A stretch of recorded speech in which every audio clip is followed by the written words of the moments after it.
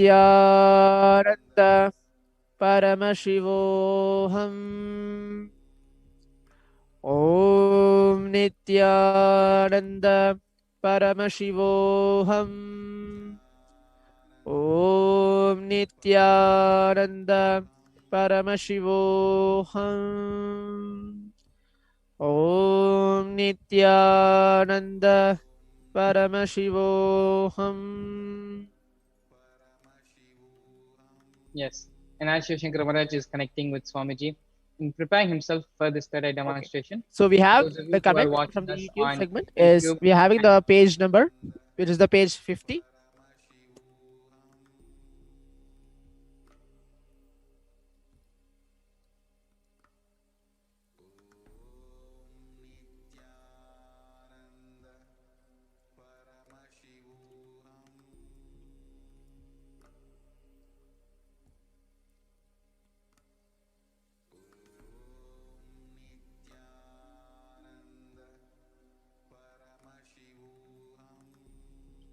So there's page 50 over here.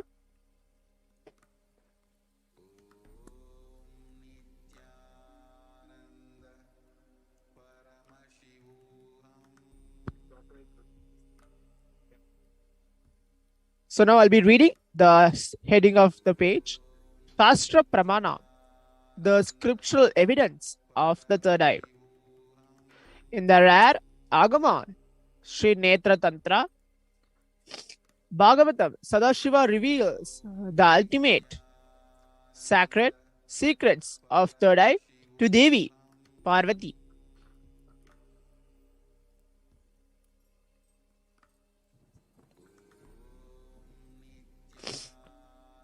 On her inquiry to the handsome Lord Shiva.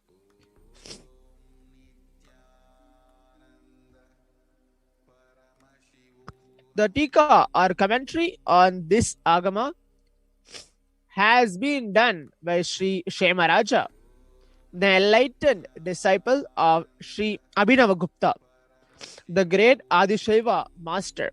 Following the direct Shastra Pramana, the scriptural evidence on the secrets of third eye, Trinetra from the Sri Netra Tantram, first Adhikara. Seated on Kailasa peak is the Lord of Devatas, Maheshwara, Hara, the altar of dalliance with his ganas and his consort, Devi, Parvati. Having seen the Lord with desire to enrich the living beings, Devi grasped his feet and inquired to Parameshwara in a very devoted way.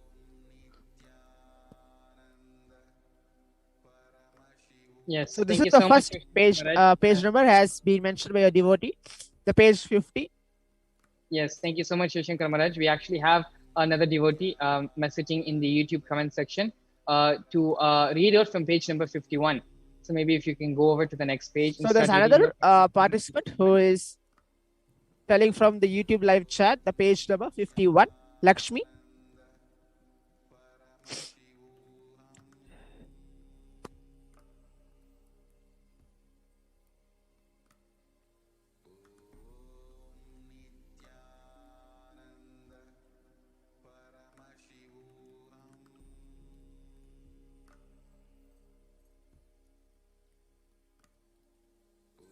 Netra Rahasyam, the secret of third eye. This is the heading. Sri Bhagavan. Watch it. There's a verse from Paramashiva himself. Adhika utuhala vishta prachashtata chunu priye yanne netrantare vahnir yadva nanutamuttamam. The verse 21. Tat sarvam kadayishyami yoga yukta shrunu priye yat swarupam nijam shuddham vyapakam sarvato mukam sarvabhutantaratmastam sarvapranistu jivanam yogagamyam durasudam dushprapam kritanam bibihi. The verse 23. Sri Bhagavan said, "You ask these questions with great eagerness and intense yearning. Listen, dear, I will speak all about that. Fire, Vahni, and the incomparable ultimate nectar, Amrita, which is within my eye, in between the eyes, Netra Tantra." Yes.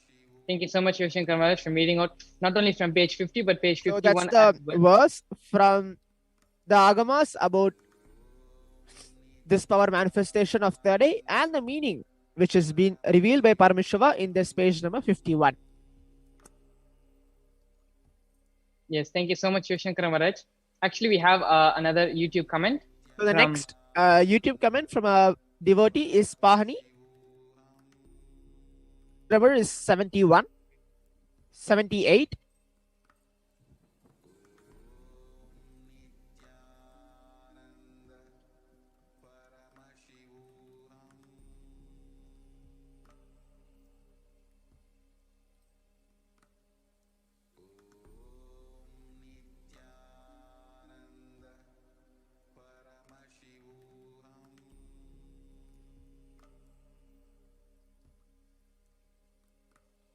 So as you can see, the page number 78, which is being projected. So there's a picture of Swamiji in this page where Swamiji is sitting in the Padmasana posture, sitting straight. He is wearing Rudraksha. The behind is the Arunachala mountain. He is wearing a orange cloth on his head and should be his enlightenment experience in the tender age of 10. That photo which is been there in the left.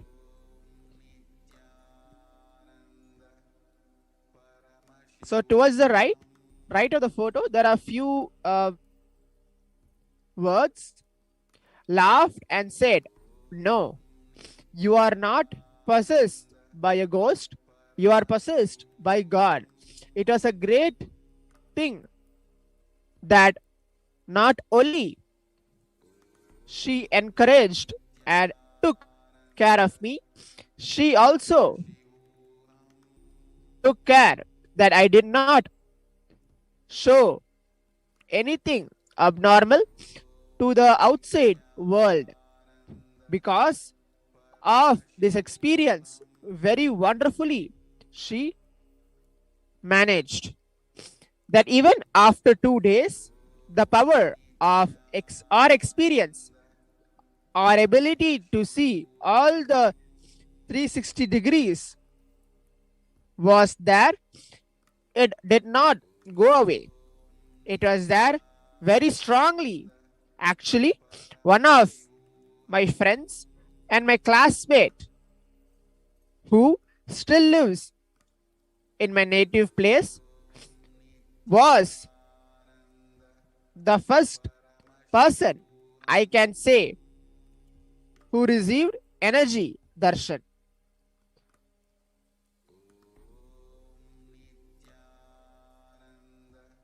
So as you can see, the 3 page number which are being mentioned from the YouTube live comment.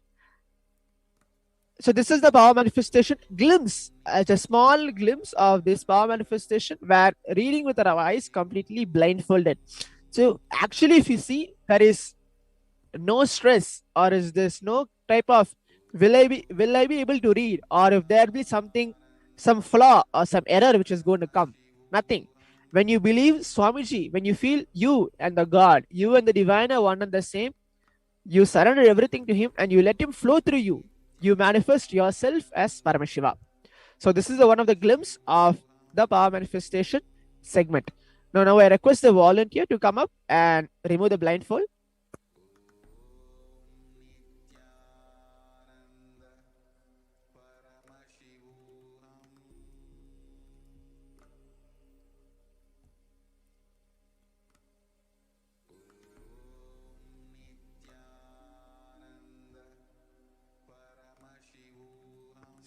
So with this, by having this glimpse of power manifestation segment, you all will be manifesting the same power towards the end of today's Devi Parashakti's Akashic reading session, where we'll be training you and guiding you to this power manifestation and leading you to manifest this power of third eye.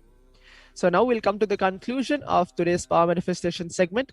Stay tuned after a short break for next updates and introduction towards Devi Parashakti's Akashic reading. Thank you, Nithyananda.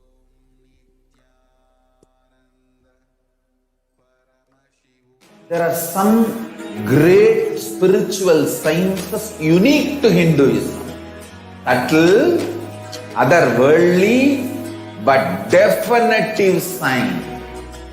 Manifest the cosmic beings in Archavatara, deities in Nijavatara, living incarnations is possible.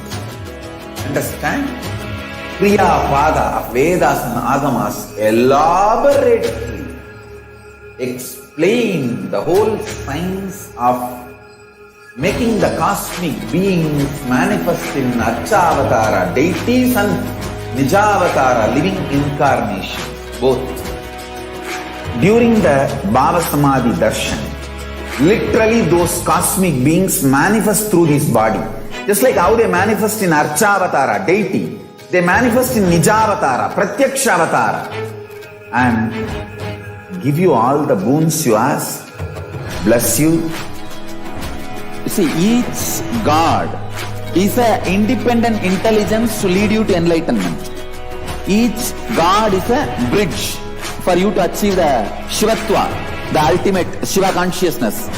Krishna is the bridge for you to achieve the Krishna consciousness. But Shiva consciousness, Krishna consciousness, all consciousness is one and the same. Ultimate consciousness only. So that energy itself completely expresses. Just like Radhika, when I see my own sweetness in the mirror, I become eager to taste it. I find that the only way to relish this sweetness is through the constitution of Sri Radhika. Bhava Samadhi Darshan is a window to the infinite expanse of consciousness, allowing us to glimpse the formless in a way that we can understand. It cleanses the karmas of lifetimes.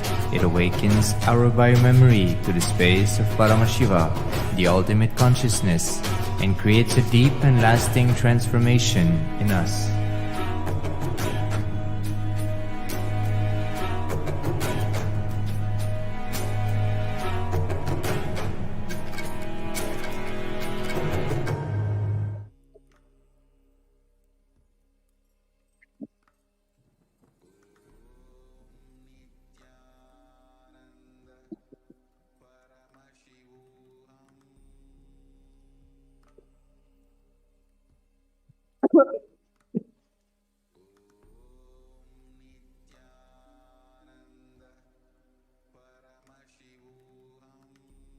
Yes, Nithyananda, welcome all of you back to today's program of the Devi Parashakti Bhava Samadhi Darshan.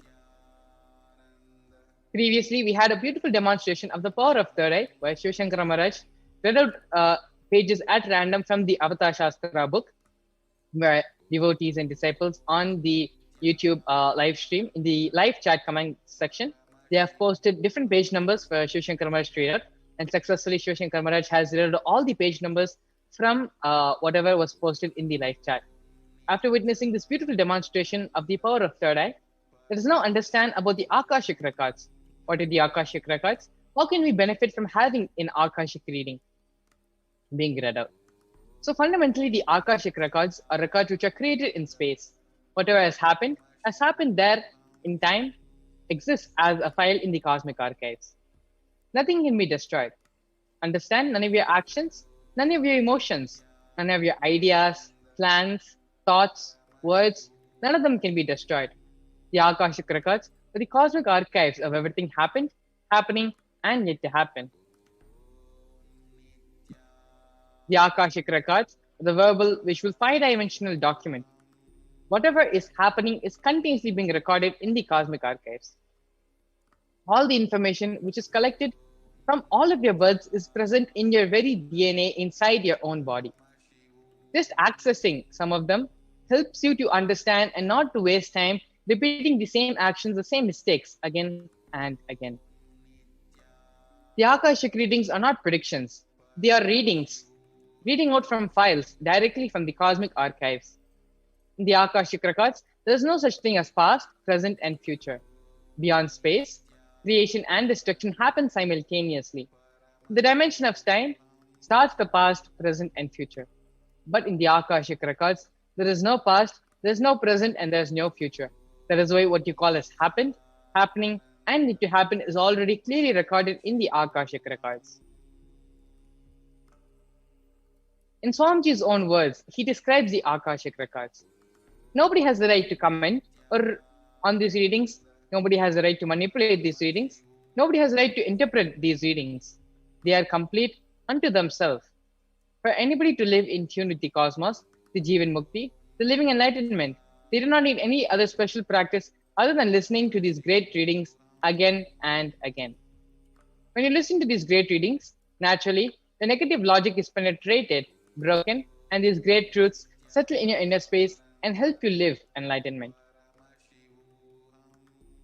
As the avatar of Paramashiva, the Supreme Pontiff of Hinduism, has graced humanity with the blessings and darshan in the form of Devi Parashakti, revealing answers to questions to the yearning of seekers as solutions, breakthroughs, and liberating humanity from pain and from suffering. Any answer given by Devi Parashakti is not just an answer, but a karmic breakthrough for the receiver. Here we have the Shastra Pramana, the scriptural reference to manifest the power of Akashic reading. This is taken from the Vijnana Bhairava Tantra, 61st Dharana, 84th Sutra. Akasham vimalam pashyan kritva drishtam nirantara stabdhatma tat kshanad devi bhairavam vapurapnuyat. Bhagavan Paramashiva says, looking at the spotless, infinite etheric space, Akasha, beyond the sky and the clouds, one should fix one's gaze from the third eye without blinking continuously and make the body and inner space steady and motionless. In that very moment, O Devi, one attains the nature and powers of the infinite space, Bhairava. Here we have the Sakshi Pramana, where devotees and disciples from all across the globe are sharing their experience and the results of the extraordinary manifestation which has happened in their life after the blessings and the initiation from the Supreme Pontiff of Hinduism. You can see here various screenshots, snippets, snapshots from various social media posts where devotees are sharing their experience of how they have manifested the power of remote vision in their life. And here you have the Atma Pramana, which is the reference of the power of Akashic reading from the Puranas and Itihasas. From the Hindu Purana Mahabharata, that narrates the story of the great sage Maitreya, who reveals the secrets to Vidura, the story of his birth in human form, and the reasons for all of his sufferings. Sage Maitreya accessed the Akashic records and told Vidura that he was in fact not an ordinary man, but was the incarnation of Yamaraja, the Lord of Death. He was to play the part of a so-called Shudra for 100 years by being cursed by Mandukya Muni. Here you have the Atma Pramana, which is the personal account of the Supreme Pontiff of Hinduism, where he has time-tested and authenticated the science in his own life. In Swamiji's own words, reading the Akashic records is just opening the screen and it will appear. Originally, the Akashic records appear in Sanskrit and then gets translated into English, being the process of the seer seeing the scene and cognizing. That is why most of the English words which are used, the same words are getting repeated in the Akashic records, because the seer, being the process of seeing, is translating the scene. Because the seer is the person who is speaking to you regularly in English, he uses the same words to cognize and translate the scene, being the process of seeing itself. What are some of the benefits of having the Akashic records being read out to you? The Supreme Pontiff of Hinduism beautifully says, all the information you collected from all of your births exists in your DNA. You can access some of them just to understand and not to repeat the same mistakes again and again, not to waste the time performing the same actions again and again.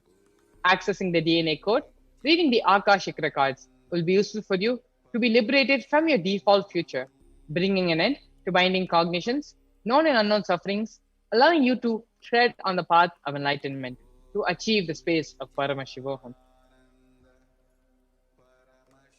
Only an avatar can alter the Akashic readings.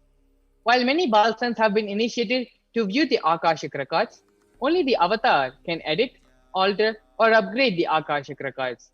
During the darshan and during the diksha, Supreme Pontiff of Hinduism blesses and upgrades the Akashic records as per the prayer of the devotee. So what can you expect in an Akashic reading? You can expect the most accurate and unbiased answer to any questions about your life, your destiny, and purpose in everyday parts of your life. You can be spiritually healed from physical and emotional problems with just a look or a word. You can understand the reasons behind your life's happening, as well as receive blessings to fulfill your right desires and have the clarity to redesign your future. Now that we have understood the Akashic records, what are the Akashic records and how can we be benefited by it? Let us now understand about Devi Parashakti. Who is Devi Parashakti and how can we experience her grace completely? Here we have the Dhyana Shloka of Devi Parashakti, which describes her form, her grace, and how she blesses her devotees. The shloka goes, Shiva Shaktya Yukto Yadi Bhavati Shaktya Prabhavitum Na Che Devam Devo Nakashala Spanditumapi Atastvamadhyam Harihara Virinjadi Bhirapi Pranantum Stotum Va Katamakrita Punya Prabhavati. Lord Shiva only becomes able to do creation in this world along with Shakti. Without her, even an inch he cannot move. And so how can one who does not do good deeds or who does not sing your praise be adequate to worship you, O Goddess mine, who is worshipped by the Trinity? Bhavanitvam dase mai vitara drishtim shakarunam etistotum vanchan hadayati bhavanitvam itiya tadaiva tvam tasmai disasi nitya sayujya padavi mukunda brahmendra sputamakuta nirajiti padamam. If anyone has a wish in his mind to pray, you Bhavani, my mother, please shower on me a part of your merciful love. Even before he says you Bhavani, you my goddess, would give to him the water falling from the crowns of Vishnu, Rudra and Brahma at your feet and grant him the eternal life in your world. Devi is the ultimate, the pure feminine consciousness, and all the great things can start only with the mother. Bhuvaneshwari is a cosmic mother, and from her cosmic womb, from which billions and billions of universes go in and come out, the source where the Big Bang and black holes go on. Parashakti is the source of all of us. We all came from Parashakti, stay in Parashakti, and go back to Parashakti. Listen very carefully. We are literally waves in the ocean of Parashakti. Parashakti is the source, source Shakti, source energy, source power from which all of us came, which all of us even now reside in, which all of us are going to merge back into. It is like a wave starting from the ocean, staying in the ocean, rising in the ocean, and falling back into the ocean. We all start from Parashakti, stay in Parashakti, raise in Parashakti, drop and merge back into Parashakti. Parashakti is the main deity of the sacred feminine, as well as the divine consort of Bhagavan Paramashiva, who is the Lord of the Supreme Consciousness. Parashakti is the embodiment of Tyaga. The divine feminine consciousness is unique to Hinduism. The unique contribution of the spiritual consciousness from the Vedic tradition is the sacred feminine worship. Even if everything from what the Vedic tradition gave to the world is lost, if just the feminine tradition, if just what the worship is retained, then everything can be brought back to life. Because it is the feminine, the mother worship tradition, which is the seed of Hinduism. Hinduism has at least 10,000 subsects or sampradayas. And if all of them are lost for some reason, and only this one sampradaya of Devi worship remains, the whole thing can be revived back. Because it is this sampradaya of mother worship, of Devi worship, which is the blueprint, the hologram of the Vedic tradition. Very beautifully, in Avatar, a great Mahapurusha, Sri Ramakrishna Paramahamsa narrates a beautiful story. Shiva is Brahman, but Devi, Parashakti, has the key to reach Brahman. Only if she opens, anyone can reach. It is like the husband is the owner of a house, but only the mother has the key to open the house. And the key is usually kept on the hip of the mother. Either you have to fall at the feet and receive the key from the mother, otherwise, the small sons of the mother, only they can reach and receive the key, take the key from the mother. Nobody else can. So either surrender to the mother or surrender to the people who are close to the mother, who can reach and give you the key. The divine cosmic beings are real, and they manifest from Kailasa, which is the enlightened time-space zone, through deities and through incarnations. In Madurai, Paramashiva, as Bhagavan Somasundareshwara, in Devi Parashakti as Devi Meenakshi, came down from Kailasa to establish the greatest enlightenment ecosystem. In Madurai, Bhagavan Somasundareshwara graced the people with various miracles, and he stays in a certain frequency where he can immediately assume the human body, relate with us, answer us, respond to us, and raise our consciousness. The whole Shiva Leelarnava in Madurai, beautifully Paramashiva reveals in every time when he assumes the form that he manifests certain powers and graces certain devotees to exemplify the expressions of certain sacred secrets that humanity can benefit from. Now, the Supreme Pontiff of Hinduism, being the 1008th living incarnation of Paramashiva, is performing the Shiva Leelarnava not just in Madurai, but across the entire globe, being available to the entire humanity, where thousands and thousands of devotees and disciples have already experienced Swamiji's presence, Swamiji's consciousness in their lives. As a part of today's segment, we'll be getting into sharings where devotees will be sharing how Swamiji has manifested in their lives and how they have experienced and have seen the miracles of Swamiji firsthand. Stay tuned as we get ready to the further and further segments of today's program of the Devi Parashakti Bhavasamaya Darshan. Thank you, Nithyanandam. There are some great spiritual sciences unique to Hinduism.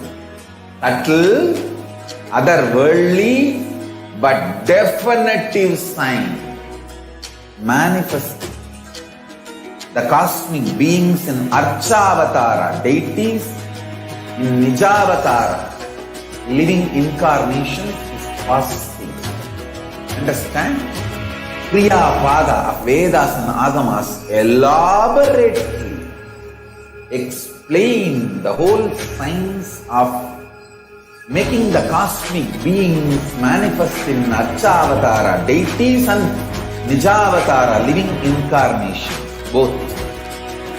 During the Bhava Samadhi Darshan, literally those cosmic beings manifest through this body. Just like how they manifest in Archavatara, deity, they manifest in Nijavatara, Pratyakshavatara, and give you all the boons you ask, bless you. You see, each God is an independent intelligence to lead you to enlightenment. Each God is a bridge for you to achieve the Shivatva, the ultimate Shiva consciousness. Krishna is the bridge for you to achieve the Krishna consciousness. But Shiva consciousness, Krishna consciousness, all consciousness is one and the same. Ultimate consciousness only. So that energy itself completely expresses. Just like Radhika, when I see my own sweetness in the mirror, I become eager to taste it. I find that the only way to relish this sweetness is through the constitution of Sri Radhika. Bhava Samadhi Darshan is a window to the infinite expanse of consciousness, allowing us to glimpse the formless in a way that we can understand. It cleanses the karmas of lifetimes. It awakens our biomemory to the space of Paramashiva, the ultimate consciousness, and creates a deep and lasting transformation in us.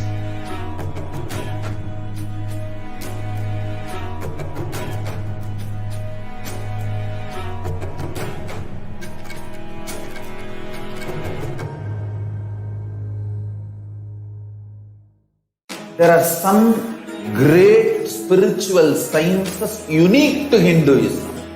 Subtle, otherworldly but definitive sign manifesting. The cosmic beings in Archavatara, deities in Nijavatara, living incarnations is possible. Understand?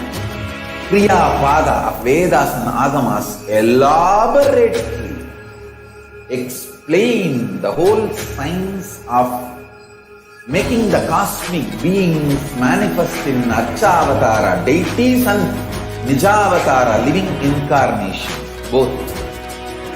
During the Bhava Samadhi Darshan, literally those cosmic beings manifest through his body. Just like how they manifest in Archavatara, deity, they manifest in Nijavatara, Pratyakshavatara, and give you all the boons you ask, bless you. You see, each God is an independent intelligence to lead you to enlightenment. Each God is a bridge for you to achieve the Shivatva, the ultimate Shiva consciousness. Krishna is the bridge for you to achieve the Krishna consciousness. But Shiva consciousness, Krishna consciousness, all consciousness is one and the same. Ultimate consciousness only. So that energy itself completely expresses. Just like Radhika, when I see my own sweetness in the mirror, I become eager to taste it. I find that the only way to relish this sweetness is through the constitution of Sri Radhika. Bhava Samadhi Darshan is a window to the infinite expanse of consciousness, allowing us to glimpse the formless in a way that we can understand. It cleanses the karmas of lifetimes. It awakens our biomemory to the space of Paramashiva, the ultimate consciousness, and creates a deep and lasting transformation in us.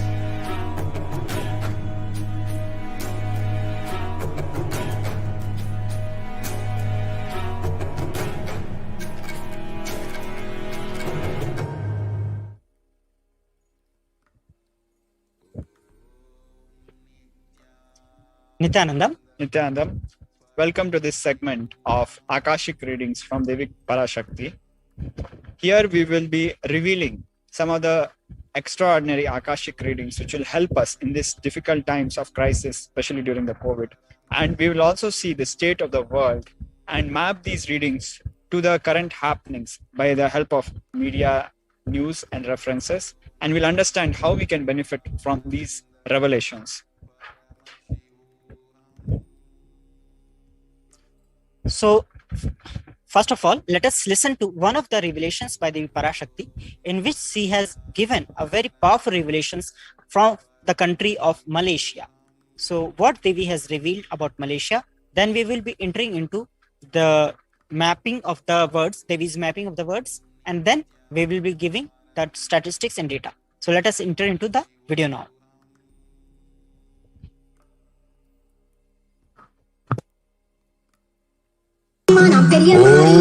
ஓம் ஷாலினி அசோகன் தப்பித்து ஓடு ஆதி கையிலைக்கு நீ முடிவெடுத்தால் அதை செய்திடும் நேர்மையும் சக்தியும் உனக்குண்டு.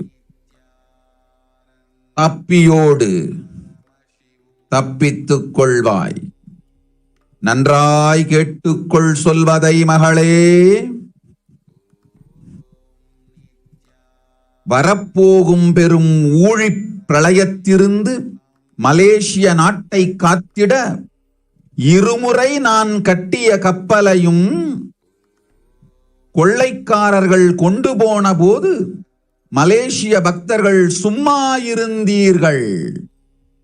நான் கட்டிய கப்பல் எனக்கல்ல உங்களை காக்க என்பதை புரியாது திருடர்கள் இருமுறை அதை கொள்ளை கொண்டு போன போதும் அது என் சொத்து என்று நினைந்து உங்கள் சொத்து என்று மதிக்காமல் சும்மா இருந்ததனால் இப்பொழுது வரும் துக்கத்தை தனியாய் வருத்தத்தோடு அனுபவிக்கின்றீர்கள். நன்றாய் கேட்டுக் கொள்ளுங்கள். மனைதோறும் மரண ஓலம் கேட்கும் கொடுமையை மலேசியா காணப்போகிறது.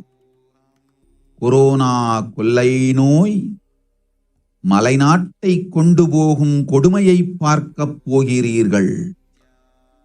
உயிர் காக்க வேண்டும் என்று நினைப்பவர்கள், உயிரை காத்துக்கொள்ள நினைப்பவர்கள் ஓடுங்கள் ஆதி கையிலைக்கு. நான் செய்திருந்த ஞான கப்பல் மலேசியாவில் மலர்ந்திருக்குமானால் இன்று ஆதி கையிலையைப் போல் அங்கும் உங்களையெல்லாம் காத்திருப்பேன். கட்டிய கப்பலை திருடி கொள்ளை கொண்டு போன போது கவலையில்லாமல் இருந்தீர்கள். இப்பொழுது பார்ப்பீர்கள் மனை தோறும் மரண ஓலம் கேட்பதை. யார் தடுக்க முடியும்? அவரவர் கர்மம் அவரவர்க்கானது. ஓம் ஓம் ஓம்.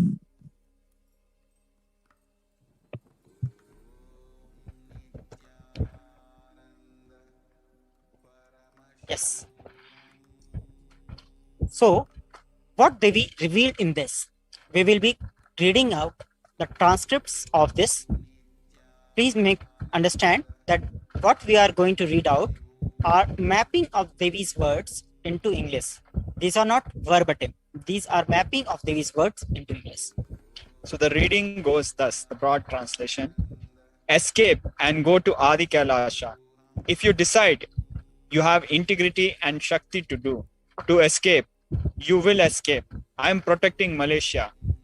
2 times I built the ship. Here Devi by ship is referring to the Kailasa ecosystems, which are like Manu's boat or Noah's ark, which are meant to carry humanity and help them sail through these times of crisis during this deluge. So further the reading goes, when looters took and went, people of Malaysia kept quiet. Devi is referring to the time when the people in Malaysia kept quiet when the looters attacked the Malaysia Kailasa ecosystem and destroyed it. When thieves looted 2 times, you didn't realize it as your property, thinking it was my property.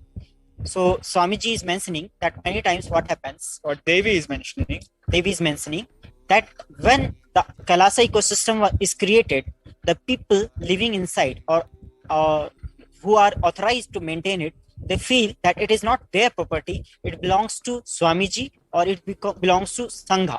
So that disconnect where they do not have the ownership of that ecosystem, it leads to complacency, which may be the reason for them not taking up the responsibility for protecting that ecosystem.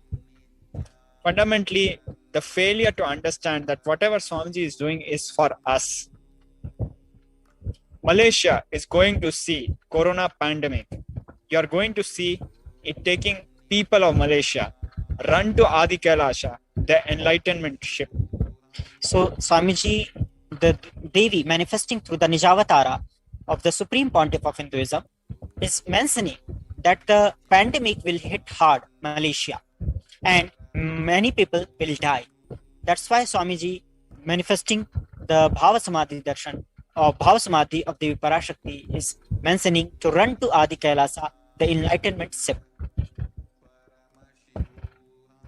If it would have blossomed, referring to the enlightenment ecosystem in Malaysia, if it would have blossomed in Malaysia, I would have protected all of you there like Adi Kailasa.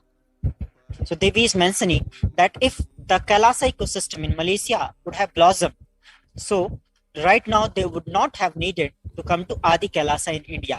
They would have been safe in Malaysia itself. But as it is destroyed there, they have to go to Adi Kailasa to protect themselves during this pandemic. In every house, you will hear the cry of death. What to do? This is their karma. So this is a very strong statement from Devi. Devi is saying that from every house, you will hear the cry of death. It's a very strong statement, at the same time, a very compassionate revelation. Because when you know what is going to happen and you know the impact it is going to bring in your life, you can be prepared for it. And even see, all these revelations, all these, if you are praying and you are following what Devi is saying, you can make the changes, because Devi is very compassionate. She is not just revealing. She is not reading out only the cosmic archives. She can even change it. So what Devi is saying, if we follow that, it's likely that you can be saved. So Devi is saying that go to Adi Kailasa. So Devi is mentioning that the only way for the people of Malaysia right now to save themselves is Adi Kailasa. It is pertinent to add that all the people in Malaysia or anywhere of the world, if you want to save yourself and you want to come to Adi Kailasa, please sign up as tinyurl.com/Kailasa Care. Kailasa Care is the way, only way for Malaysia to save itself from COVID pandemic. So requesting all the viewers, if you are watching it and if you are from Malaysia, if you want to save yourself and your family, please sign up at tinyurl.com/Kailasa Care.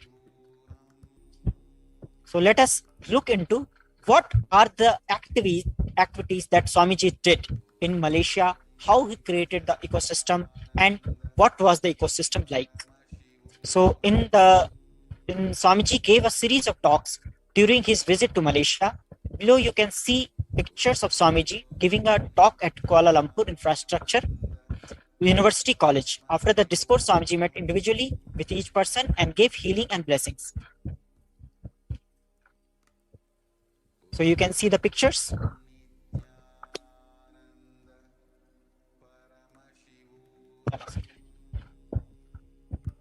So you can see the pictures of Swamiji attending to the people from Malaysia, the big hall, and how Swamiji was very young. It was in 2006.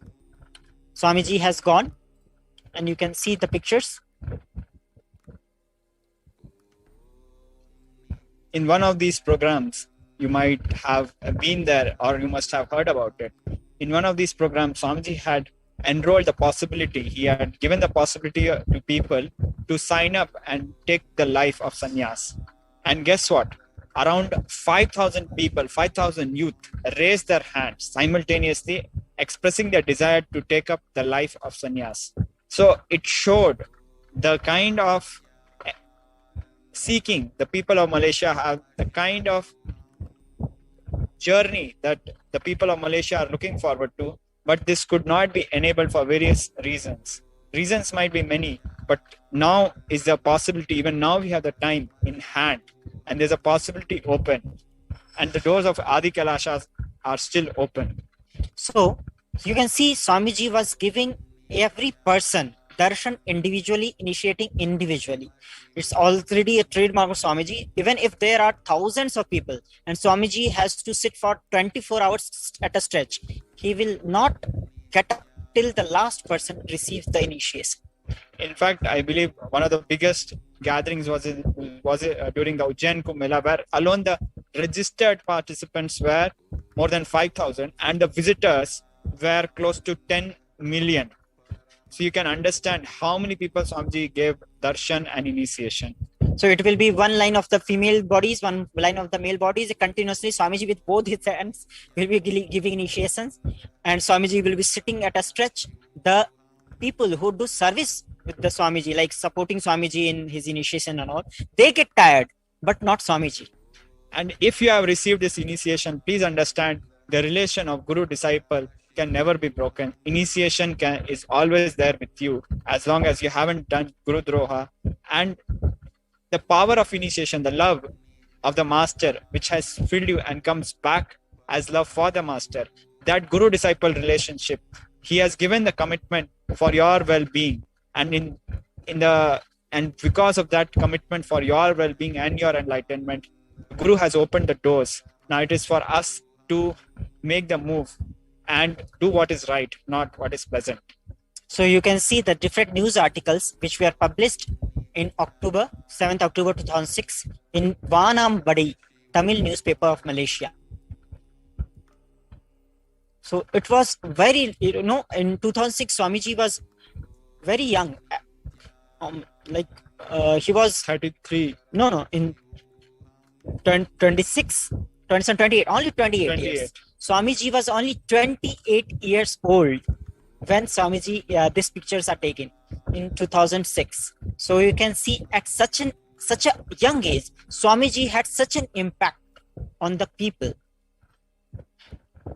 And Swamiji was able to create what others, for a 28-year-old normal boy who is struggling even to get a job, a small job. And here Swamiji is creating empires. In 33 countries, in a matter of 5 years from inauguration of the mission of Swamiji, the global mission, the public phase of the global mission, in mere 5 years, spreading to 33 countries. And why? It was just to reach to you, each and every one of you, who are connected cosmically to the Guru, cosmically connected to Devi, cosmically connected to the Supreme Pontiff of Hinduism. So when Swami Devi is mentioning that she was creating the Adi Kailas, this ecosystem, this is what Swamiji was doing multiple trips to Malaysia to establish the Kailasa there. From 2004, 2005, 2006, 2007, 2008, it went on. It went on until it was made impossible by the lawfare, by various vexatious litigations and trying to seize Swamiji's passport by the authorities. Until these problems came up, Swamiji made sure to reach out to Malaysia and made himself available to the people of Malaysia to establish Kailasa there. In this article, you can see it is dated 4th November 2006. So Swamiji was continuously in news in the Malaysia whenever Swamiji used to visit Malaysia, and his impact was too much and the people were liking him. But some vested interest, some, there are always some bad apple, some people who do not want the Kailasa ecosystem to grow, the humanity to have a breakthrough. They wanted to target Swamiji. They wanted to destroy the Kailasa ecosystem, and they destroyed the Kailasa ecosystem twice in Malaysia. That is what Devi is mentioning in her Akashic reading, that twice it was looted. So once it was looted, Swamiji has recreated it, again it was looted. And the people who were interested to maintain it, to safeguard it, they failed to perform their duty. Because of that, the Kailasa ecosystem in Malaysia has failed. And because of its failure, the people of Malaysia are going to suffer. That's what Devi is revealing in her Akashic reading. But she has given a golden chance to anyone who wants to save themselves and want to save their near and dear ones, your family, friends. Please register at tinyurl.com/Kailasa care. This is the only way for you to save yourself. Save your life now. Register at tinyurl.com/Kailasa care. So we see the reports from Malaysia, where Malaysia records 126 COVID deaths. So this is a news from June 2nd, 2021. We have many such reports coming from all over Malaysia. We had in the past few days gone through the reports of India, where we had seen that estimates showed as high as 50% of the entire country being already infected by COVID. Such an alarming rate. We don't know what holds for Malaysia, but already we are witnessing the impact of COVID in Malaysia. You can see the record 126 COVID deaths in Malaysia is already happening. It's dated 2nd June 2021, just after Devi's revelations. So you can see that revelation was given. Devi has given this revelation on 1st June, and this news article is from 2nd June. Total COVID-19 fatality in Malaysia breaks 3,000 mark. New deaths at over 100 for second day running. So please understand, we cannot simply compare India and Malaysia in terms of the mere population, because Malaysia could be understood as one of the states in terms of the population, one of the states of India, so to say. So the numbers will not be in that kind of a proportion, but we have to understand for the population density and for the number of people in Malaysia, these numbers are huge. You can see it has the fatality breaks 3,000 mark, new deaths as over 100 for second day running. So you can see the state of affairs in Malaysia right now is very gloomy, and it's becoming worse day by day. And this news article is a very recent article, which is just from today. Just 43 minutes ago. So different, you can see the COVID-19 deaths reach in new the picture. height. Actually, I was seeing that person, how much she is sad because so many dead bodies have to be buried. and given their last rites. So this is a very sad state of affairs in Malaysia, all because the people who were entrusted to protect and safeguard the Kailasa ecosystem failed to do so. This is the karma. Devi has said that every house you will hear the cry of death. So this is a very, very strong statement. This is a very great revelation. And all of you, please save yourself. Please sign up at tinyurl.com/Kailasa Care. You can see the scrolls and you can sign up for being a part, coming to Adi Kailasa in India. In India, we had seen the first wave of corona, then we had seen the second wave of corona, and now we know of the possibility, the terrifying possibility of a third wave. And also, please understand that though the corona component of the entire pandemic might have been a manifestation of nature, we can have a dispute about that. But when it comes to the black fungus or the yellow fungus or the white fungus, it is no doubt that it is very much man-made, because the medicines which are administered for curing corona, they become the reason why people are getting affected by the black fungus, and it is highly fatal with a 50% mortality rate. So just imagine when these kind of unfortunate things happen in other countries, we don't know how humanity will be able to face this situation. And as Devi has specifically said, that Krimi Bhojanam, the hell where insects eat people, that kind of hell is already opened in India, and it'll open at a much larger scale during the third wave. And from India, it will spread to other places. The hell will open in other countries also, especially referring to the Indian subcontinent, which includes all these countries around India also. India and Southeast Asia. So you can see in this graph, the total number of cases, this is how it represents.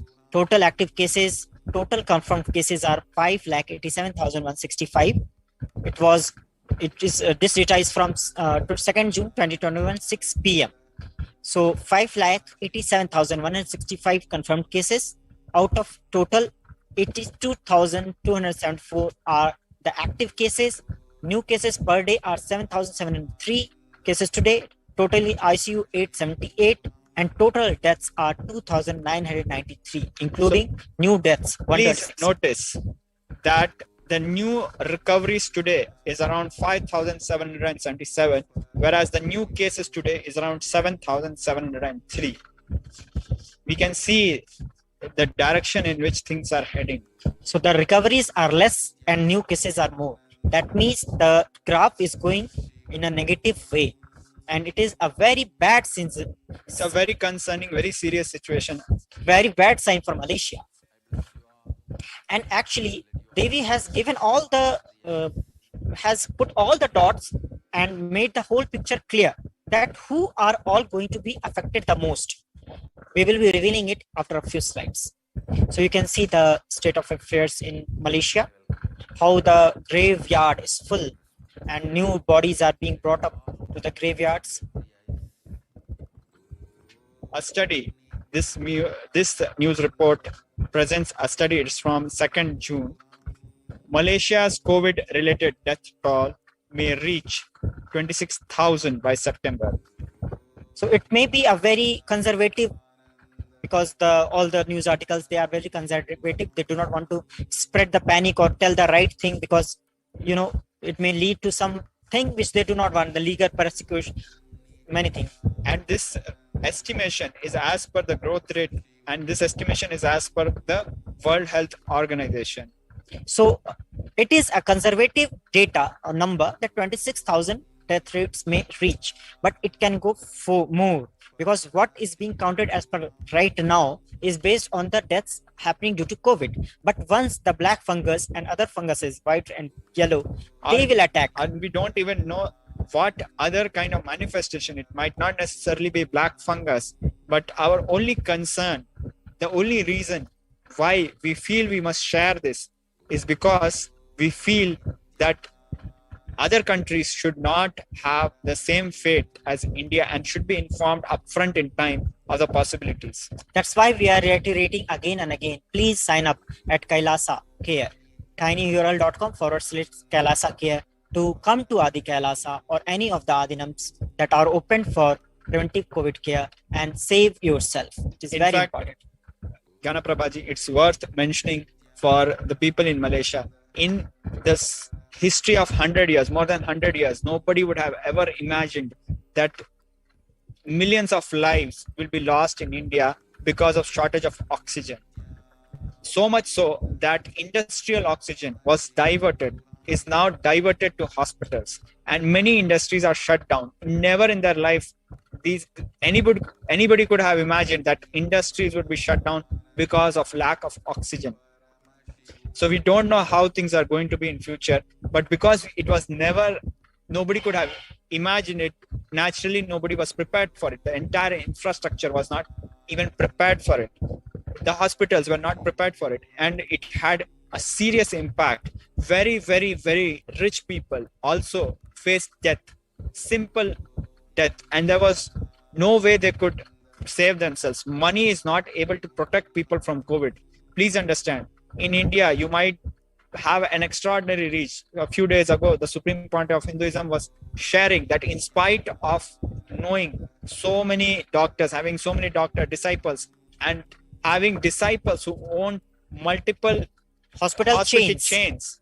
In fact, many of us who have been following Swamiji for more than a decade must be knowing that Swamiji had a personal healing center in Apollo Hospital, and the founders of Apollo Hospitals were followers of Swamiji. So in spite of such a huge following, so much difficulty we had to face to have our sister, our Guru Bahans, our disciple sisters to get admitted to the hospitals. And Swamiji, who really feels of them as his daughters, who empowers them as his daughters, was sharing very, very openly that he was not, in spite of having such an influence, he was not able to even get a bed for his own daughters in the hospital when they were infected with COVID. And for what? For doing Anadan, for giving free food to people. So this is because we were not prepared. The entire country was not prepared for COVID, because nobody could even imagined that things would go bad in such ways. Yes, that's why when Devi reveals that Malaysia is going to face what she has mentioned, it's time not to just panic. It's time to prepare yourselves, and it's time to save yourself. Save yourself by coming to Kailasa. Save yourself by quarantining yourself, by coming to preventive quarantine in any of the Adinams opened by Swamiji for the people who want to save themselves during this pandemic. For that, now, please sign up at tinyurl.com/Kailasa Care.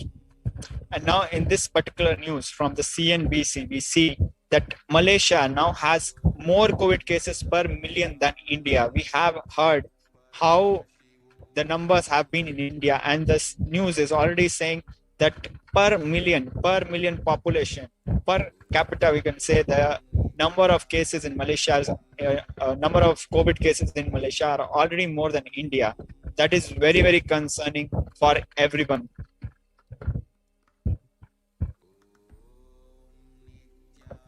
You can see the different news articles mentioning the same. If we go back to the previous news article, I would like to highlight that India has been experiencing a devastating second wave since April and has the world's second largest COVID caseloads. And now we are having Malaysia, which is surpassing, and it has been battling a surge of coronavirus cases since the last few months. So now we have Malaysia, which has more number of cases per million than the world's second most affected country. And Devi has already mentioned it. What is the reason? Because the people who failed to save the Kailasa ecosystem, which was created by Swamiji there. So twice, it is not only once, it was destroyed twice. Because of that karma, this is happening. This corona pandemic is killing the people because the Kailasa ecosystem was destroyed there. So even now, please come to Kailasa. Please sign up at Kailasa Care. Please sign up at tinyurl.com/Kailasa Care. You can see the scrolls and you can sign up right now. So moving ahead, we will be seeing more articles about how this is our comparison with Malaysia and India. These are two different, because in the population in India is huge, but once it comes to the per million death rates or the cases of corona, Malaysia is beating India. In fact, to put the numbers in perspective, the population of India is around 1.3 billion, whereas of Malaysia is around 23 million. So it's almost 5 times. It's not 5 times. It is 23 million and 1.3 billion. More than a factor of, I'll say 440 or 400. Yeah. So the thing is, what we should understand, like some cities like Bombay, their population, the kind of the population, a single city like Bombay, Mumbai or Delhi, they have almost like 1 crore people, which is like 10 million, one city alone. And here we have the entire country with a population of 23 million, which is like add 2 cities of India together, Mumbai and Delhi, you get population equivalent to Malaysia. So the numbers might not be comparable in that terms, but let's just look at what is happening. We had a huge second wave, you can see in the graph, a few days ago in India, and now we see that India is recovering, but Malaysia is climbing up towards a similar wave, which is what is being predicted by Devi Parashakti. So you can see this is 205 cases per 1 million population, and India's has reduced to 150 cases per million. So this all graphs, they are showing that the spike in the cases of COVID-19 in Malaysia. Also, now we want to discuss the state of affairs of Indians in Malaysia, how the Indians are suffering in Malaysia. It is very important to note that a significant size of Indians are part of the Malaysian population, Malaysian demography, but they are not experiencing the same level of justice, same level of equality with the other people in Malaysia. So we will be going through a few slides, a few information. It is not a blanket statement about all the cases. It is just, we just want to highlight some of the things that are happening. We are in no way accusing any country. We are just trying to present the picture, how it is happening. So you see in the article in front of you, it shows that more than 50% of present death victims are Malaysian Indians. And this is something concerning, and we would like to discuss such matters. The article reads, the thing is, this is not the first time a Malaysian Indian has died under police custody. There are at least 29.4 million Malaysian citizens. Of this population, only 6.9% are of Indian heritage, according to Malaysia's Department of Statistics. Between 2010 to 2017, there were at least 1,600 deaths in Malaysian prisons. And yet, according to non-government organizations, more commonly known as Suaram, nearly 50% of police custodial deaths are recorded to be Indian victims. Let me correct myself, 55%. So here is a mismatch. We have Indians, people of Indian origin in Malaysia as less than 7%, but they contribute to 50% of custodial deaths. That is a very concerning matter. And it is not a matter of whether they have a criminal history or they are innocent. The matter is, there is something called human rights. Someone cannot be killed in custody. That is the international human rights that is what is the international law. So just because if somebody has been accused of some crime, he cannot be killed. If someone has been convicted of a crime, there is a certain sentence he is given. There's a certain And punishment. procedure of law, like if you are convicted by the lower court, you go to the higher courts. Then if the higher court also convicts you, finds you guilty, you go to the Supreme Court. And particularly what needs to be emphasized is that as per law, a particular punishment or a sentence is given, which might be to be in the prison, to serve a prison sentence of 3 years, 4 years, 5 years. It depends.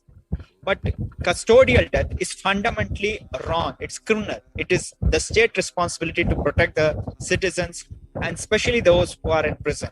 Having a huge chunk of people who are dying in prisons being as from Indian origin, it's a very concerning matter. In fact, I would like to mention the significance of these things. We might have heard of Julian Assange and people of internationally people who are sought for various crimes the various countries have alleged on them. Julian Assange was refused extradition to USA. USA's appeal to the UK court to extradite, to call Assange from UK to USA to put him under trial, was rejected by the UK court because of the concern of safety and well-being of Julian Assange. So there you have it, that these matters are not a small thing, and the rights of even the prisoners need to be protected. But you can see that 55% of the custodial deaths are of Indians in Malaysia, whereas they constitute only 7%, less than 7%. So great this is. Mismatch, disproportionality. So you can see in this news article, you can see the people were tortured when they were in the prison, in the Jelebu prison. They were tortured and some even contemplating suicide to end their misery. Yeah, they alleged, the people who were in the custody, they alleged that they were beaten with plastic pipes, sticks, chairs, and other objects, as well as had their private parts pepper sprayed. This is one of the worst tortures that are done to hardcore criminals. But these people were taken care on some security offenses. So all these tortures were done to Indians. Whether it is done to anybody, this is fundamentally illegal. It is inhuman. It is cruel. It is barbaric. It makes the people who are supposed to protect law and order very much same as the people who do the crimes. And it should be condemned because it is a degradation of the person going through such an experience. And it's also a degradation of the person actually performing these cruel, inhuman, barbaric acts.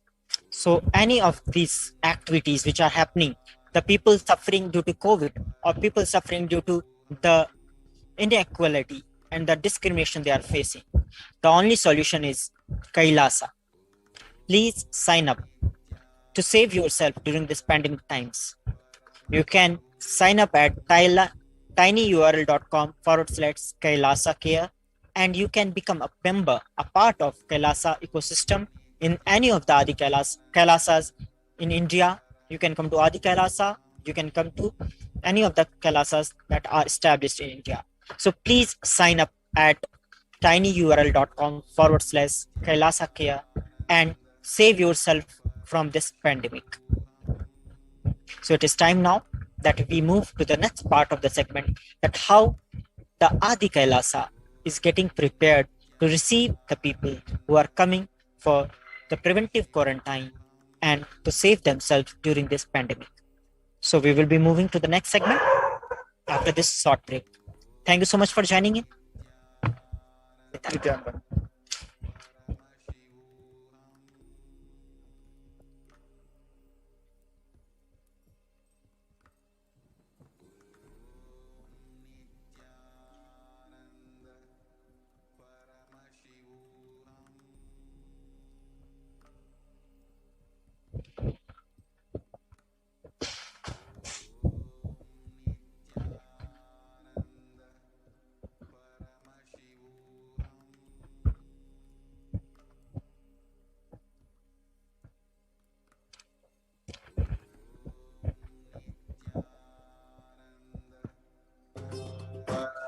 Paramashivoham Nithyananda Paramashivoham Om Nithyananda Paramashivoham.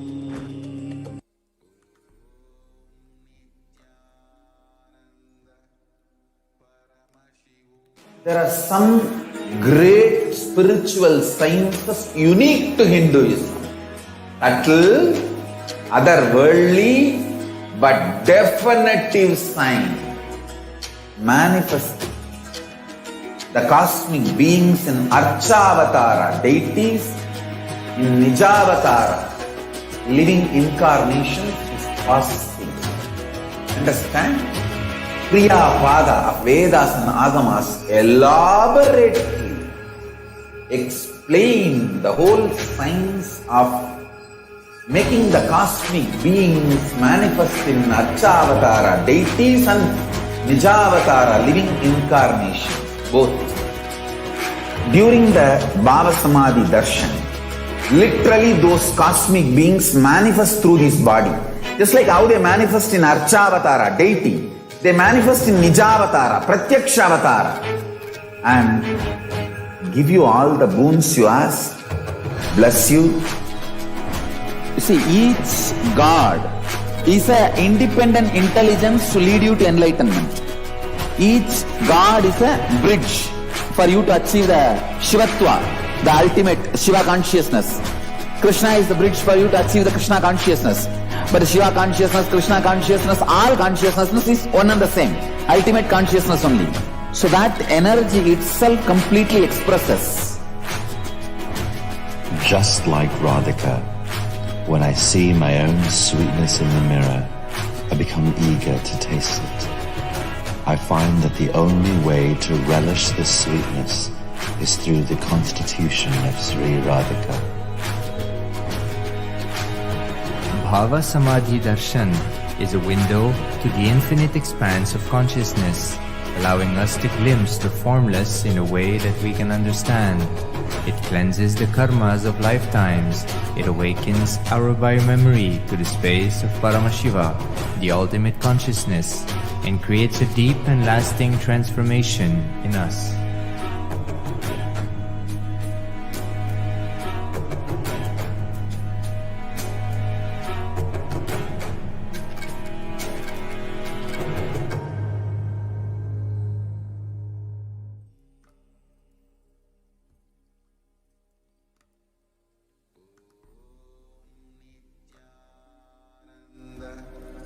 Paramashivoham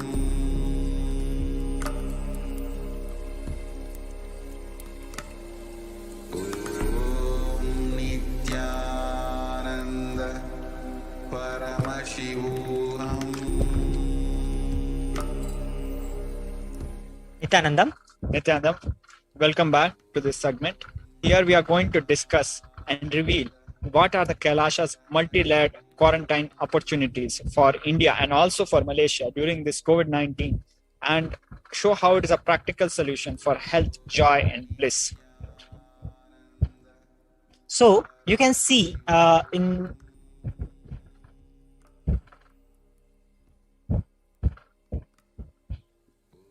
yes. So first we will discuss the details of the status of the world today. So we have seen that coronavirus has affected the whole world. Total deaths of 3 million, total confirmed cases of almost 140 million, new deaths which are happening every day, around 12,744, and latest daily figure of 837,000. So this is the present status of the world, which is very gloomy. Number of deaths are increasing, and you can see the number of deaths are maximum in USA, followed by India. India has 2,57,440, 87. and the that is the number of cases, and out of that 2,87,122 confirmed deaths. So this is the proportion in which the people of India are dying due to COVID, which is very alarming, and it is increasing. And please understand, the numbers as per various estimates are highly underplayed. It might be very non-intuitive to know or to hear that number of cases in the US are so much more than India, whereas we know the population of India is much higher. So, and the health hygiene conditions, the density of population, the distance between the people, how they live, and compared to how people lived in a very jam-packed way in and the India. medical resources available for testing and all, if you match all this, then you can easily guess that who will be on the top. But we cannot just tell, because what is the number is the number, but you can just guess who will be on the top based on all these conditions. So the state in India, the state of COVID-19 cases in India is very pathetic, that you can say. So the concern is not here of being right or wrong. It's not about data. It's not about who is right, who is on the top.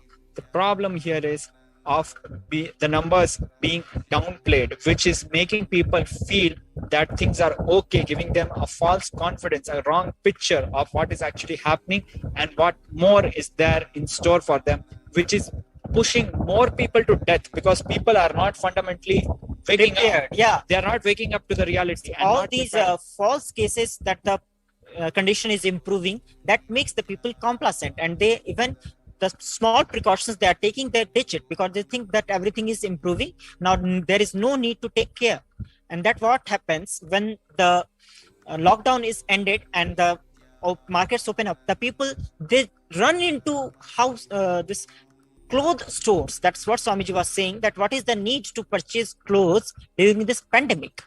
What is the need to have a huge crowd, tightly packed, that kind of a crowd gathering to happen in a shop of utensils? So these are not essential items, but the people of India do not realize this. This is the reason why the number of cases and the death rate is increasing in India. You can see all the graphs are pointing to that. These graphs may be looking very technical or very high-fetched, but what it means is very clearly that it is not going down. The COVID cases may look that they are reducing, but the moment the lockdown ends and again the people will be out on pub in the streets. And it also shows that India's record is consistent, which is not a thing to be happy about, unfortunately. India's record of failing to protect its people for one or the other reason, or we should say that the karma is falling on the people of India very consistently. In India, we are having around 8,83,000 or 283,000 deaths, 4,500 new deaths in last 24 hours, and around 25 million confirmed cases, which is like, I should say, it is almost equal to the population of entire Malaysia. Yes. So you can say that almost everyone, if you consider the population who are confirmed cases, COVID cases in India, they are equal to the population of Malaysia. So this is, however, believed to be very downplayed. Actual numbers are estimated to be much higher, almost 14 times higher, with a total of almost literally 50% of the country infected. The New York Times has mentioned in one of its articles that almost 50%, that is 70 million Indians will be infected by COVID 700 million. 700 million Indians would have been infected with COVID-19 by now. That is a worst case. 1.23 lakh, which is about 123,000 deaths in 71 days. Gujarat government claims only 4,218 died of COVID-19. So here we see how the numbers are being muddled, how the numbers are being fudged, how the facts are being muddled, and a wrong picture is being portrayed. You can see the state of Gujarat. It is not the largest state of India.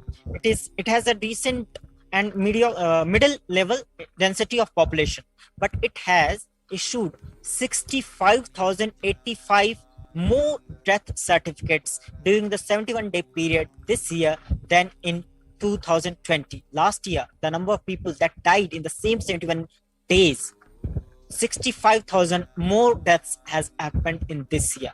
And it cannot be said that these deaths are not linked to COVID, because it's a jump of more than double. That speaks a lot of what is happening right now. You can see the various graphs. It shows how the things are happening. More COVID vaccination and medical support are needed in India. Whereas if you see the kind of vaccine supports which the people in India are able to avail is much lower than rest of the world. Probably one of the lowest in the graphs which we are seeing. It's almost about 10% of the population have received the COVID vaccination. It is highest for Israel, then followed by United Kingdom, US, United States, Canada, Germany, Italy, and India is lagging far behind with only around 10% of the population receiving the COVID vaccination and medical support. Where is the world heading? Where are we safe in today's world? This is the question which we all need to ask ourselves. Where is the world heading? And where are we safe in today's world?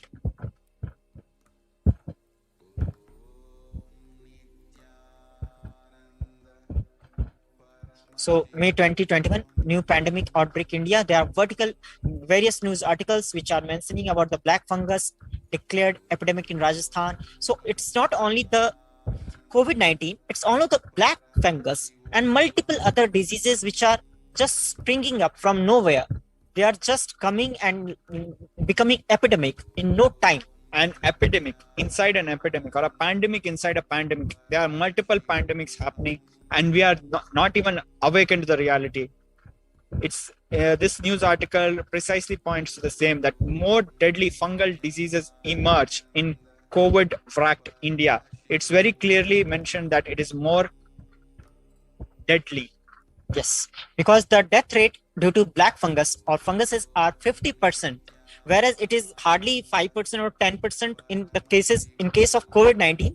It has never crossed that. But in case of the black fungus, it is 50% of the people infected die. So it is like a death warranty issued to anyone who gets infected with the black fungus. These fungal diseases which happen post-COVID Only to the people treatment. who are infected with COVID get hit by this black fungus. A black market of oxygen concentrators is spraying on affluent Indians hit by COVID-19. Let that sink in. Black market.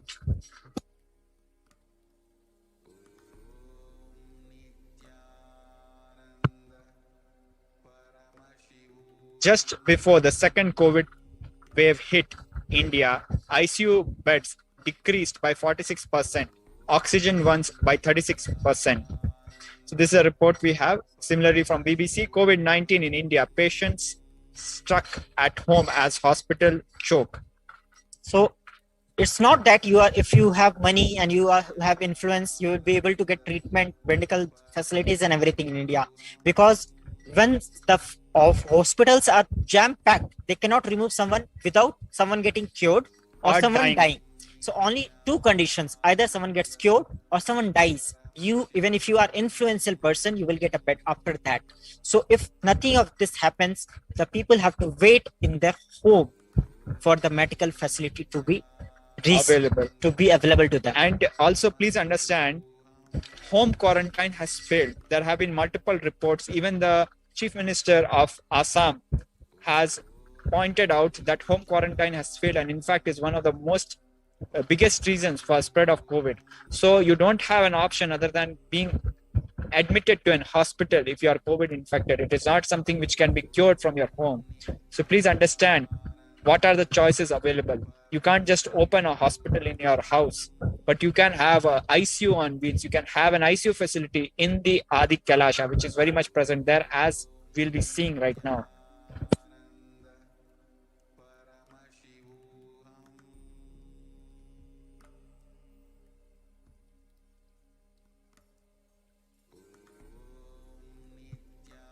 The Supreme Pontiff of Hinduism has revealed 6 months ago that multi-layer quarantine is needed to protect people. Swamiji has said, if you are in India and you want to protect your immediate family or extended family, and we believe that Malaysia is our extended family, anyone who will listen to you, get them immediately to our campuses. So, taking this opportunity, I want to reiterate this. Please sign up at tinyurl.com/Kailasa Care. If you want to save yourself from pandemic and the post-pandemic effects, please quarantine yourself. Please come to Adi Kailasa or any of the Adinams that have been opened for Kailasa Care. Please sign up and you can come to any of the Kailasas and save your life to getting lost in this pandemic time. So here we see a list of 12 Adinams, 12 COVID care centers opened across India with Adi Kailasa on top, and several of them in Tamil Nadu, such as in Salem, Tiruvannamalai, Rajapalayam, Pudavai, Patnam, Sirgapadi, Sripuram in Hyderabad, Madurai again in Tamil Nadu, Avitipalayam Erode in Tamil Nadu, Hosur in Tamil Nadu, Baroda Adinam in Gujarat. But the list might seem huge or it might seem small. It depends on what we know about the kind of impact Swamiji had, especially before 2010. In 2010 alone, more than 54 centers were burned and forcibly shut down by anti-Hindu forces in 2010 in Tamil Nadu alone. That speaks volume of the kind of impact we had. And also, please understand, if 54 were there, just in Tamil Nadu alone, when these ecosystems would have expanded to the other places in India and also worldwide, we can very well understand the kind of impact it would have had on humanity and how it would have been able to protect the world today. And also, I would like to mention that the kind of capacity with a handful number of people that Swamiji has demonstrated in Kumbh Mela, for example, in Ujjain Kumbh Mela alone, Swamiji had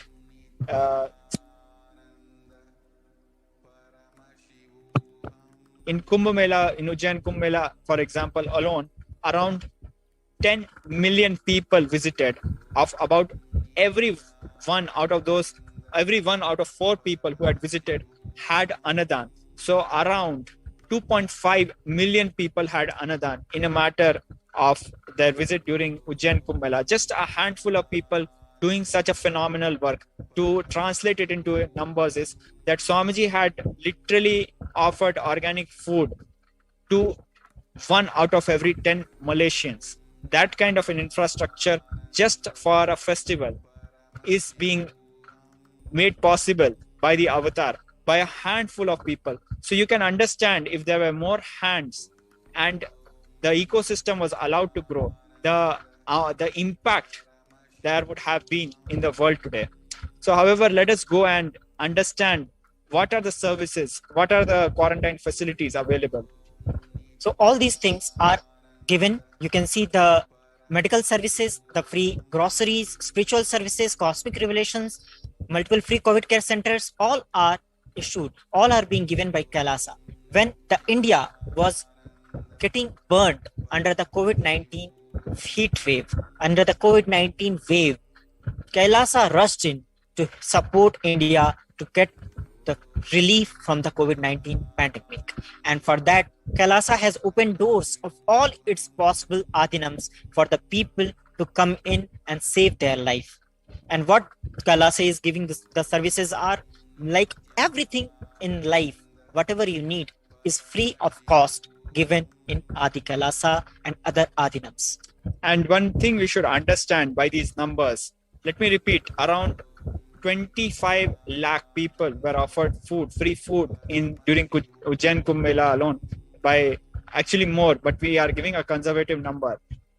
Now, please understand, it is almost like 10% of the population of Malaysia. So please understand, if the people of Malaysia stand up and get trained in the ecosystems created by Swamiji, when the time is right, the same services can be enabled in Malaysia. And just imagine the kind of impact we will be having over so many places in Malaysia. Devi has revealed that Dharma Rakshati Rakshitaha. If you protect Dharma, Dharma protects you. If we have these ecosystems would have been protected, these ecosystems would have been protecting the people who protected it. So it is the virtuous circle that happens when you protect Dharma. If the Adi Kailasa, the Kailasa ecosystem in Malaysia was intact, was protected, then it would have protected the people who now in this pandemic times. But as it is not there, they have to come to India to protect themselves. Please understand why we are reiterating the numbers. It's because to make you understand that a handful of people can protect an entire country. You can protect Malaysia. It is possible and it has been demonstrated. And we can see what are the facilities that you will get when you come to any of the ashrams in India. You will get free medical care that includes allopathy, Ayurvedic and Siddha medicines. Fire safety equipments are there, no fire hazard, free accommodation to accommodate thousands of people, and emergency ambulances, ICU on wheels, personal protective medical equipment like this oxygen cylinders are there, oxygen concentrators are there, and you will get groceries and organic farming, everything you will get there. And please understand, we are talking about the Adi Kailasa infrastructure alone. When we look at it at a larger scale, all the 12 Adinams combined, we have a much bigger infrastructure. We have this news which we were talking about a few minutes ago, where the Chief Minister of of Assam has categorically stated that home quarantine is one of the prime reasons for the large number of deaths in Assam. Why it happens? Because the mostly people in India do not have much bigger infrastructure when it comes to their home. So in one room there will maybe 4 or 5 people living, and if one person goes out for some work, for food or for job, anything, and gets infected with COVID-19, and when he comes back, the whole home, everyone in the home gets infected. So home quarantine, India is not going to be successful. That's you why need multi-level quarantine, and it is not something which alone Swamiji is telling. It is in fact the government itself is saying that. And now realizing it, only after Swamiji mentioned it, that home quarantine is not successful in India, the governments all over India now have started to realize it. Like the example of this Assam Chief Minister or the Maharashtra government. In this news article, you can see that Maharashtra government also decided that the home quarantine in the 18 districts where the positive rate for COVID-19 people was more, home quarantine was not successful, and they moved the people from the home quarantine to some state organized COVID care center. So all these government agencies now, governments also are now waking up to this truth that home quarantine is not going to save the people during this pandemic. So please look at this picture. If you see, you can understand the reason why the COVID pandemic cannot be contained by home quarantine. You can see the vulnerable way the people live in India. And it is very unfortunate that people have to live in very small homes and in a very compact space, especially in the cities. Also, you can see that about 41% of the houses have just a single room, which is shared by about 4 to 5 people. So this is the state. In this condition, how you can expect someone to be in home quarantine and be safe? It is like keeping people in a prison, a small cell. So what is the opposite of this? What do we need? We need open spaces. We need a large space of quarantine and multi-layered quarantine, which is only possible today in Adi Kailasa, nowhere else in India. So that's why Swamiji is reiterating, Swamiji is actually requesting with folded hands that please keep yourself safe. Please have yourself safe under multi-layered quarantine. And that's why Swamiji has opened his doors of all the Adinams for the people to come in and stay there and keep their life safe. So please take this opportunity. Please sign up at tinyurl.com/Kailasa Care. Please understand that the guidelines which Swamiji had given for protecting people from COVID, these are the same. Even the Ministry of Health of the government is giving the same guidelines, and as per the census data, it is impossible to meet these guidelines. You can see it highlighted in this news article. So now it's the time to understand how Kailasa is supporting. What are the benefits what are the things that you need to look up to Kailasa to avail all these facilities. For example, now there is a large open space in BD campus for multi-layer quarantine. As you can see, it is such a beautiful open space where you can do all your physical activities. You can see both the sunrise and the sunset. It is such a vast open field, vast open landscape, very beautiful at the same time. Right now, all the gyms, all the public places, all the games, sports activities are banned in everywhere in the country. But you can do these activities inside any of the adinams of the Kailasa. Why? Because there is so much of open space. You can play, you can jog, you can run around, you can do yoga, you can do all the physical activities and keep yourself healthy, active, and enjoy your time here. In fact, you can even live 10 years without even knowing there's a pandemic, because it's a city where you're living. Adi Kailasa especially is literally a city. And you can enjoy the beautiful morning sun and the evening sun. It's so pristine beauty you can see in the pictures. And I tell you, pictures do not do justice. When you will see it, you will find it that pictures do not do justice to the beauty which you will see in the morning and the evening, when sunrise and sunset in BD campus. So the multi-layer quarantine, it has multi-layers. First layer will be the person who will be interacting with the outer world. Second layer will be in the people who will be in the quarantine. After having the tested that they are COVID negative, they will be kept in the second layer, where they will live for 15 years without meeting 15 days without meeting anyone from the inside, like the core Adinivasis or the people from the outside who are coming in. So the people who are in quarantine, they will be kept separate from both the groups, coming from outside and people who are already inside for 15 days. After being asymptomatic and a new test, they are found to be negative, then only they will be mixed with the inner circle, the third circle of people who are living separate from these two layers. So this is the whole planning of how the multi-layer quarantine will be working in Adi Kailasa and other Adinams.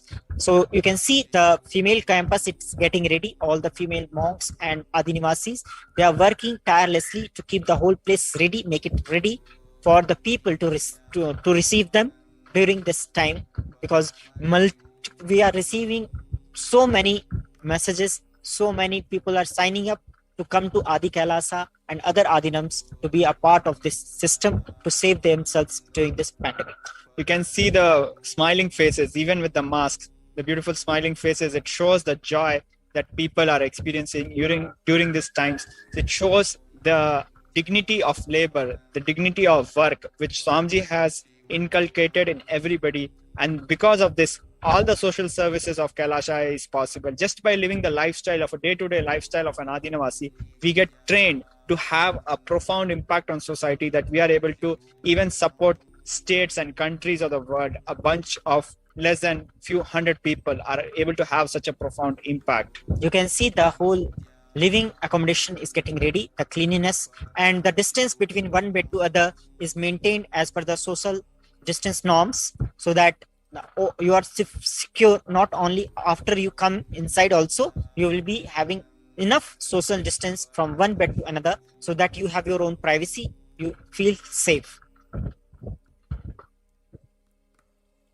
The organic farming, everything is there, and the morning routine, that routine of yoga and puja, everything you can start enjoying being in Adi Kailasa. So these are the pictures, not even from the main campus. These are in fact from the second layer quarantine, where people are there for 14 days. You can see in the pictures.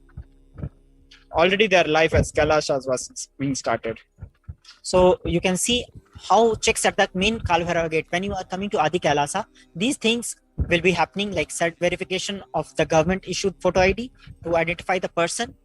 And this is for the safety of the people who are living inside, because we do not want anti-social elements or people with criminal intentions coming inside. That's why the verification of their So photo what do we identity. mean by a government photo ID? It could be an Aadhaar card or it can be a passport. Anything which proves your authentic identity. And COVID negative report shown in mobile, all medical reports, and assigning point of entry and forming respectively. All this procedure will be followed, where step by step you can see such detailed guidelines are there. All the forms everything will be scanned, and minimum physical touch will be ensured, so that there is no interaction. Even the objects or items that will be brought from outside will not be touched, or minimum required touch will be done, so that people who are coming inside, who are inside already, they are safe.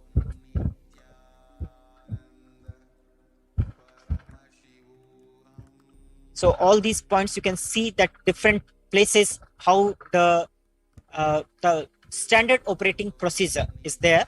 Entry specific point of contact to receive at the gate. So all these are minutely planned. These all things are micromanaged by the Supreme Pontiff of Hinduism himself, so that no blind spot is left. No blind spot is left for the people to get infected with COVID-19. So everyone is safe. The people who are on the gate, they are safe. The people who are in the quarantine are safe. And the people who are already inside, they are safe from any of this activity. So minimum contact and maximum security. So all these details you can see. Hall room checks will ask them to take bath and leave turmeric powder. So you will have to take bath in turmeric powder, salt packets at the room, hall, or outside. So all these things, very minute details you can read. HSPOC will provide Google form link for filling upon entry for medical team. And for quarantine rooms, garbage bags are to be provided to ensure no waste is segregated and kept in outside bin. HSPOC for quarantine room occupants has to define areas which can be used for walking with social distancing. So all these things are there, that even your areas where you can walk, that will be defined, so that if you are, if you want to walk, if you're used to walking in the morning or in the night, afternoon, you know what area you can walk. That right is actually curtailed outside. If during the lockdown and curfew time, people are not allowed to walk barefoot. People are not allowed to walk outside at all, actually. So in Adi Kailasa campus or any of the campuses which are open, you can enjoy your morning walk and evening walk. So because it's a dharmic place where we get to enjoy our rights with a corresponding responsibility. So that is why you see a very balance and a discussion about the responsibilities to ensure a beautiful life, a very happy quarantine. And there will be daily health updates, and medical teams will be coming, and medicines, in case any symptoms is there, medicines will be given, and all these things you can see. Just like a very concerned grandmother, I should say, very concerned, typical Adishavite grandmother who is very concerned about her children, grandchildren. Wet waste and dry waste, even the management of waste is being thought of, how it will be disposed of, that everything is given. We will have all small facilities for you taken care. Laundry will be washed and dried. You will be able to do that. Post completion of 15 days, temperature check will be there. There will be an approval required for moving out of the quarantine zone, and items will be provided, will be returned, and your temperature check after the post quarantine period, and all the necessary tests like a possible COVID test will make you eligible to go into the main quarantine region. So all the gloves are necessary when sanitizing luggage. All these things maintain at least 6 feet while interacting. All these procedures, everything is minutely written, so that there is no scope of missing it. You can see the medical preparedness in Adi Kailasa. Mask, disposable gloves, sanitizing spray, face shield, everything is available. Everyone's health is being monitored. It will be provided at the time of check-in itself. So this is the team of the doctors, in-house medical team, who are going to take care of the people in this pandemic, and they are all in-house, available all the time. So whenever you will need them, not only for the COVID cases, also if you are inside and you have carry already some disease which is not COVID, then these doctors will be there to support you. For COVID, we do not have the COVID care. You have to go to, if you are COVID positive, we may not need to come with a COVID negative certificate. But Means you are need to get suffering healed. from diabetes or any other blood pressure or any of the regular lifestyle diseases. For all these kind of diseases, these doctors will be there to support you. So environmental sanitation is there, cleanliness of the surfaces and all these toilets and the people, household detergent and etc. Everything is there. Handling quarantine people, how the people will be handled during quarantine. All these things. There are special designated people to engage with the people in quarantine, and there is a plan for taking care of people who are ill.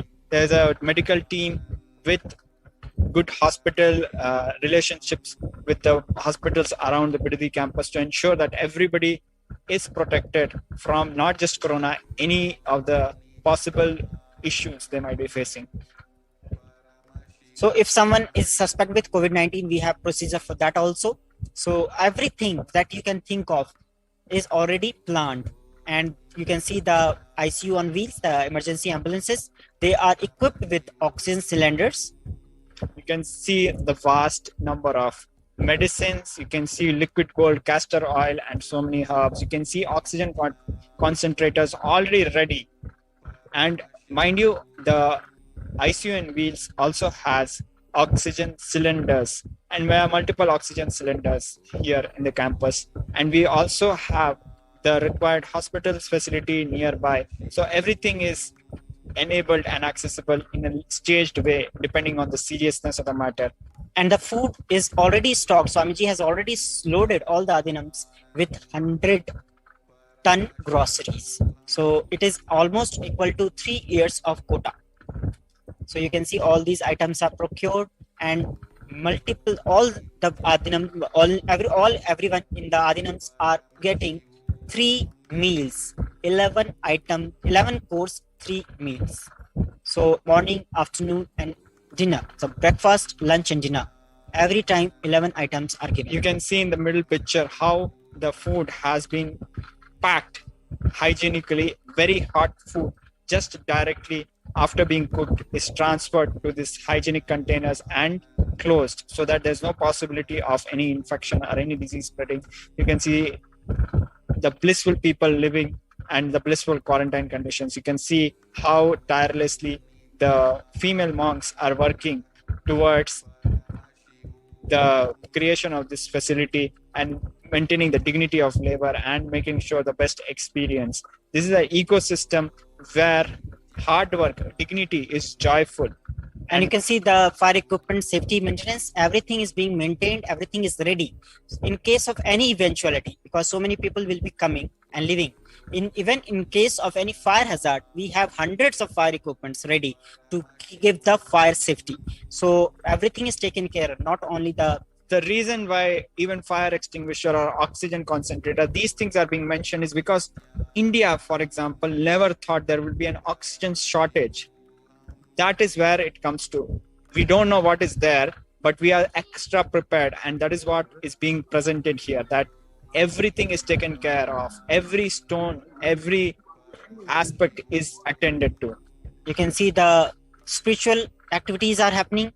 This will give you the completion, and you will feel very live with this spiritual activity, the yoga activity. You will feel very lively in Adi Kailasa, not that mundane life outside.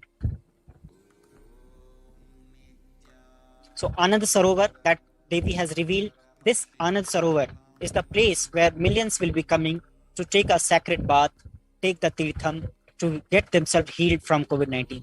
Devi has already revealed it. And this is available, this 21 feet Shiva Lingam, the Ananda Lingam is available, Navapasan Lingam is available at Avaidya Sarovar in Bidadi campus.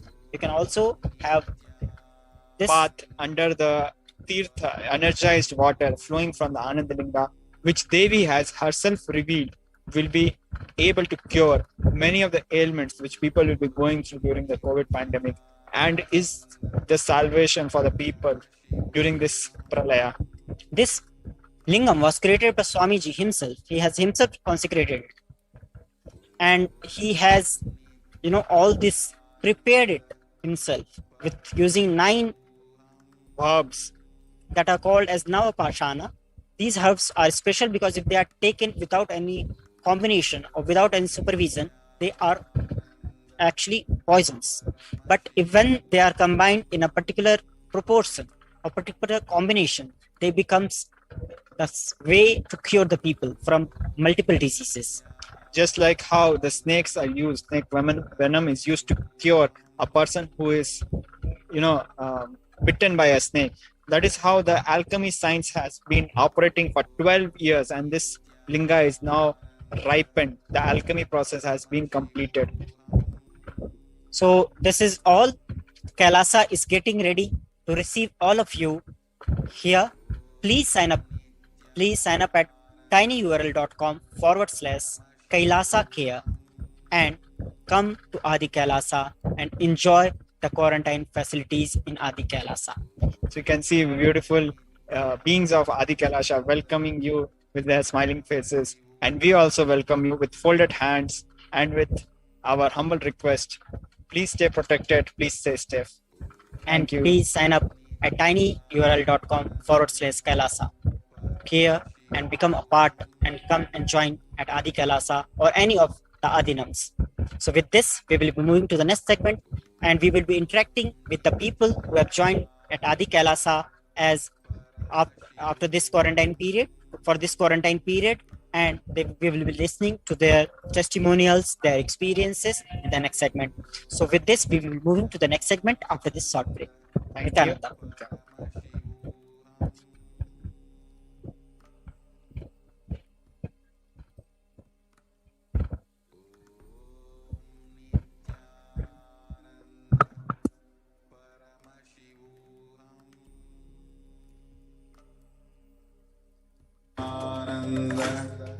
Paramashivoham Nithyananda Paramashivoham. There are some great spiritual sciences unique to Hinduism, subtle, otherworldly, but definitive sign manifesting the cosmic beings in Archavatara, deities, in Nijavatara, living incarnations is possible. Understand? Priya Pada of Vedas and Agamas elaborately explain the whole science of making the cosmic beings manifest in Archavatara, deities, and Nijavatara, living incarnation, both. During the Bhava Samadhi Darshan, literally those cosmic beings manifest through this body. Just like how they manifest in Archavatara, deity, they manifest in Nijavatara, Pratyakshavatara, and give you all the boons you ask, bless you. You see, each God is an independent intelligence to lead you to enlightenment. Each God is a bridge for you to achieve the Shivatva, the ultimate Shiva consciousness. Krishna is the bridge for you to achieve the Krishna consciousness. But the Shiva consciousness, Krishna consciousness, all consciousness is one and the same. Ultimate consciousness only. So that energy itself completely expresses. Just like Radhika, when I see my own sweetness in the mirror, I become eager to taste it. I find that the only way to relish this sweetness is through the constitution of Sri Radhika. Bhava Samadhi Darshan is a window to the infinite expanse of consciousness, allowing us to glimpse the formless in a way that we can understand. It cleanses the karmas of lifetimes. It awakens our biomemory to the space of Paramashiva, the ultimate consciousness, and creates a deep and lasting transformation in us.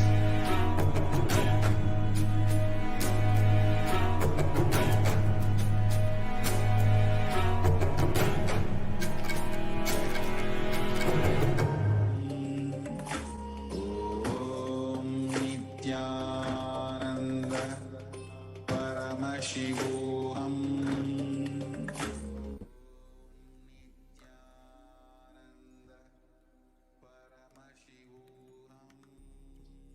Nithyanandam.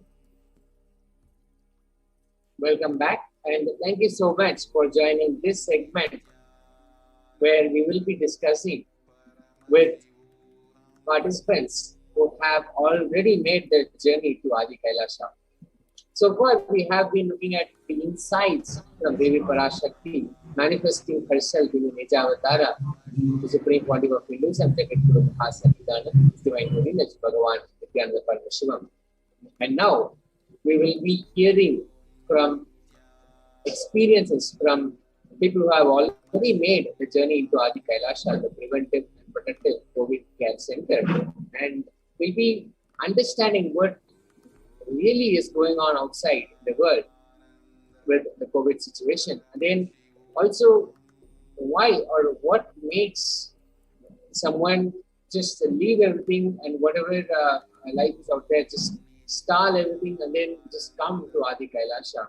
But then we'll also understand how what things have been prepared for them, and how whatever we have seen in the last segment, all the accommodation, the food, and so many other things that are being prepared and already done, in fact, or actually of practically they're experiencing it and they're going through it. So let's hear from some of the participants who are already there. Joining us now are Harish and Sri Harish and Sri Nithyanandam. Thank you so much for joining us today and sharing with us. And we also have with us Sri Nithyananda Paramashivam. Thank you so much for joining us. So both Harish and Sri Nithyananda, I just wanted to quickly ask you to give a short introduction to yourself, where you are from and what you do, please. Nithyanandam, my name is Sri Nithya Pravananda. See, I come from Chennai. I live in Chennai. And see, when I live in Chennai, I see everything that people say that there is this in this street, there are this many death, and that street, that many death. And there were a lot of partitions. If at all I go outside for essentials, they keep a board or they make a barricade that you should not enter this place and all that. So there was nobody was telling something for life. They say there are deaths and deaths and deaths, and we are surrounded by the same place. So I thought this is not a safe place to be, and so at the same time Swamiji called to Bidadi to be safe and to live without a fear or anxiety. So it's the best decision to be. It's the best place to be now. That's yes, what I thought. Definitely. And I actually we were going to ask you about that only exactly. What is the actual situation out there, the COVID situation? How is it in Chennai? What is the ground reality over there?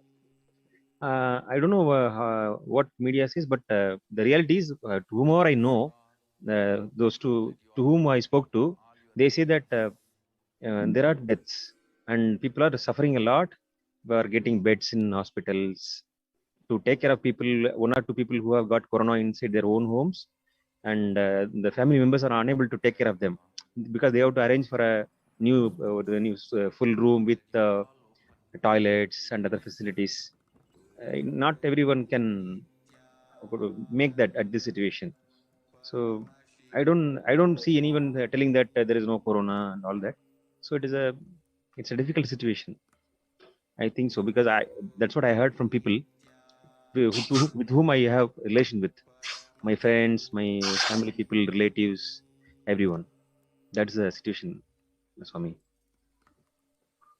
And I know there have been inconsistent media reports. Different media channels have said different things.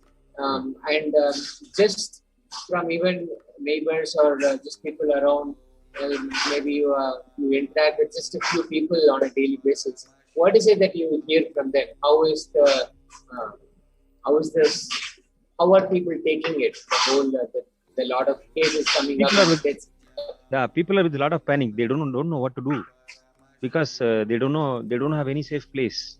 They don't believe in quarantine, because even people who have quarantined, they can't say, they are able to say. I'm telling telling about by the discussions I had with my friends, the people I know. They say that there is no other go other than believing the government and the hospitals, because they are not getting beds or proper oxygen supported systems in hospitals, even though they are able to pay money. That's the situation, as I heard from my circle.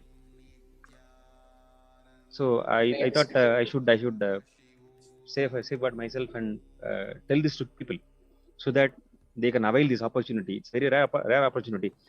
Even like if we hear that someone is dead due to corona, from whom with whom that we do not know, then it will not affect us. But if we hear that someone is dead whom we know personally, then we think, yes, it is true, and we have to save ourselves. That's what I thought. Yeah, as we're seeing, we're looking at some of the pictures, some of the data that we have received from media. The media has been showing us, as you see here, the number of people, how the new cases and the active cases keeps on increasing, and vaccination has been ramped up, but maybe not nearly enough, and maybe not enough to really stop the calamity, the pandemic that is going on. And I just wanted to also ask Sri Harish, how is it as per what you have seen in Chennai, the ground reality, and what you have heard from your friends, your neighbors, and just people on a regular basis that you meet? Like, what have they told us? What have they experienced, and what have you seen for this outbreak? Yes, the people in the Chennai. So Tamil Nadu's most population is there in the Chennai. So it's like more and more crowds when the lockdown is released completely. We see people are interacting, more and more crowds. So daily the increase count COVID cases increasing rate is highly increased completely. Within a few days, it's highly increased. So people are getting suffered, not yet able to get the proper medication and the hospital facilities, not able to quarantine themselves. Some people are afraid of saying that I have some symptoms like this. People are not ready to attend to the medicinal purposefully for this COVID. They are not ready to attend to themselves, how facing more and more deaths daily in the Chennai. So people whom we interact with, as we call, they will say the relationship, there are more and more deaths daily.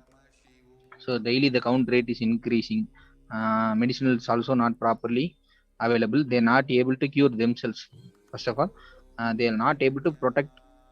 Protection is more important in this COVID period. They are not able to quarantine and themselves in their homes. In Chennai and all, it's a large population is there. So people are interacting very casually themselves. So the count rate is, the cases rate is highly increased. So not able to protect themselves, and the hospital facilities also not properly available. Not it's not enough. The medical facilities not enough to face all these COVID situations. So the pandemic issues is highly very effective in Chennai. The cases are and the deaths are highly increasing in this second wave. So that's the way we see in Chennai. Okay. Yeah, so Harish, Yes, ma'am. sorry Swami to interrupt you. So Yes, go Harish ahead. and Prabhananda, so actually it's what I wanted to know actually, that you mentioned that when you are seeing people dying in front of you, there are certain cases where you get to see, earlier in the COVID it was more likely you get to hear about somebody died far away.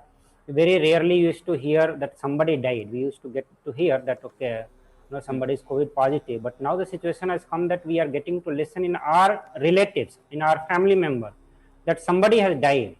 Now it's such a mental pressure people would be going on, the trauma that people would be going on, and still many people outside are not ready to believe that the situation is so far. And that's how it's very important that you shared very important point.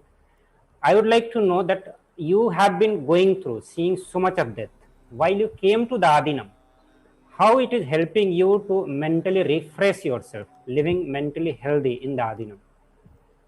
Maharaj, the lifestyle here is totally different uh, from Chennai or wherever we live, because here we have 3-layer quarantine. We are being served with the Ayurvedic Ayurvedic drink, which is for preventing the corona, that virus disease, and we are given authentic sattvic food, and we are given all the preventive care which which an hospital, even an hospital at today's condition, can't give. A proper medical hospital can't give. So this is a new thing. Nobody is giving. I think I know other. I don't know whether any hospital in India or in Chennai gives this. I have not heard this much. What to say? These 3 sheets of protection is given. Maybe this is the best one. I think I haven't sorry. I think no hospital is giving this. Yes. This is a it's a very practical thing. Even by hearing that, we know that it's a practical and it will work. Yes, it will work. This protocol will work. And hearing that this person is dead, and see what I'm unable to do anything, because if I have medicine, I can give some money and help them. I can do it. But I have heard that from the one hospital in Chennai, which is a government hospital, people are standing for 3 days for getting one injection. Some injection is not available to fetch the stock, the requirement. Just for one injection, not even the bed. Just for one injection. Yeah, one injection. They are standing for 3 days because they are maybe their relative or their own family member is suffering with that, and what is their feeling? They'll see, if I get this, I'll save my child. If I get this, I'll save my family member.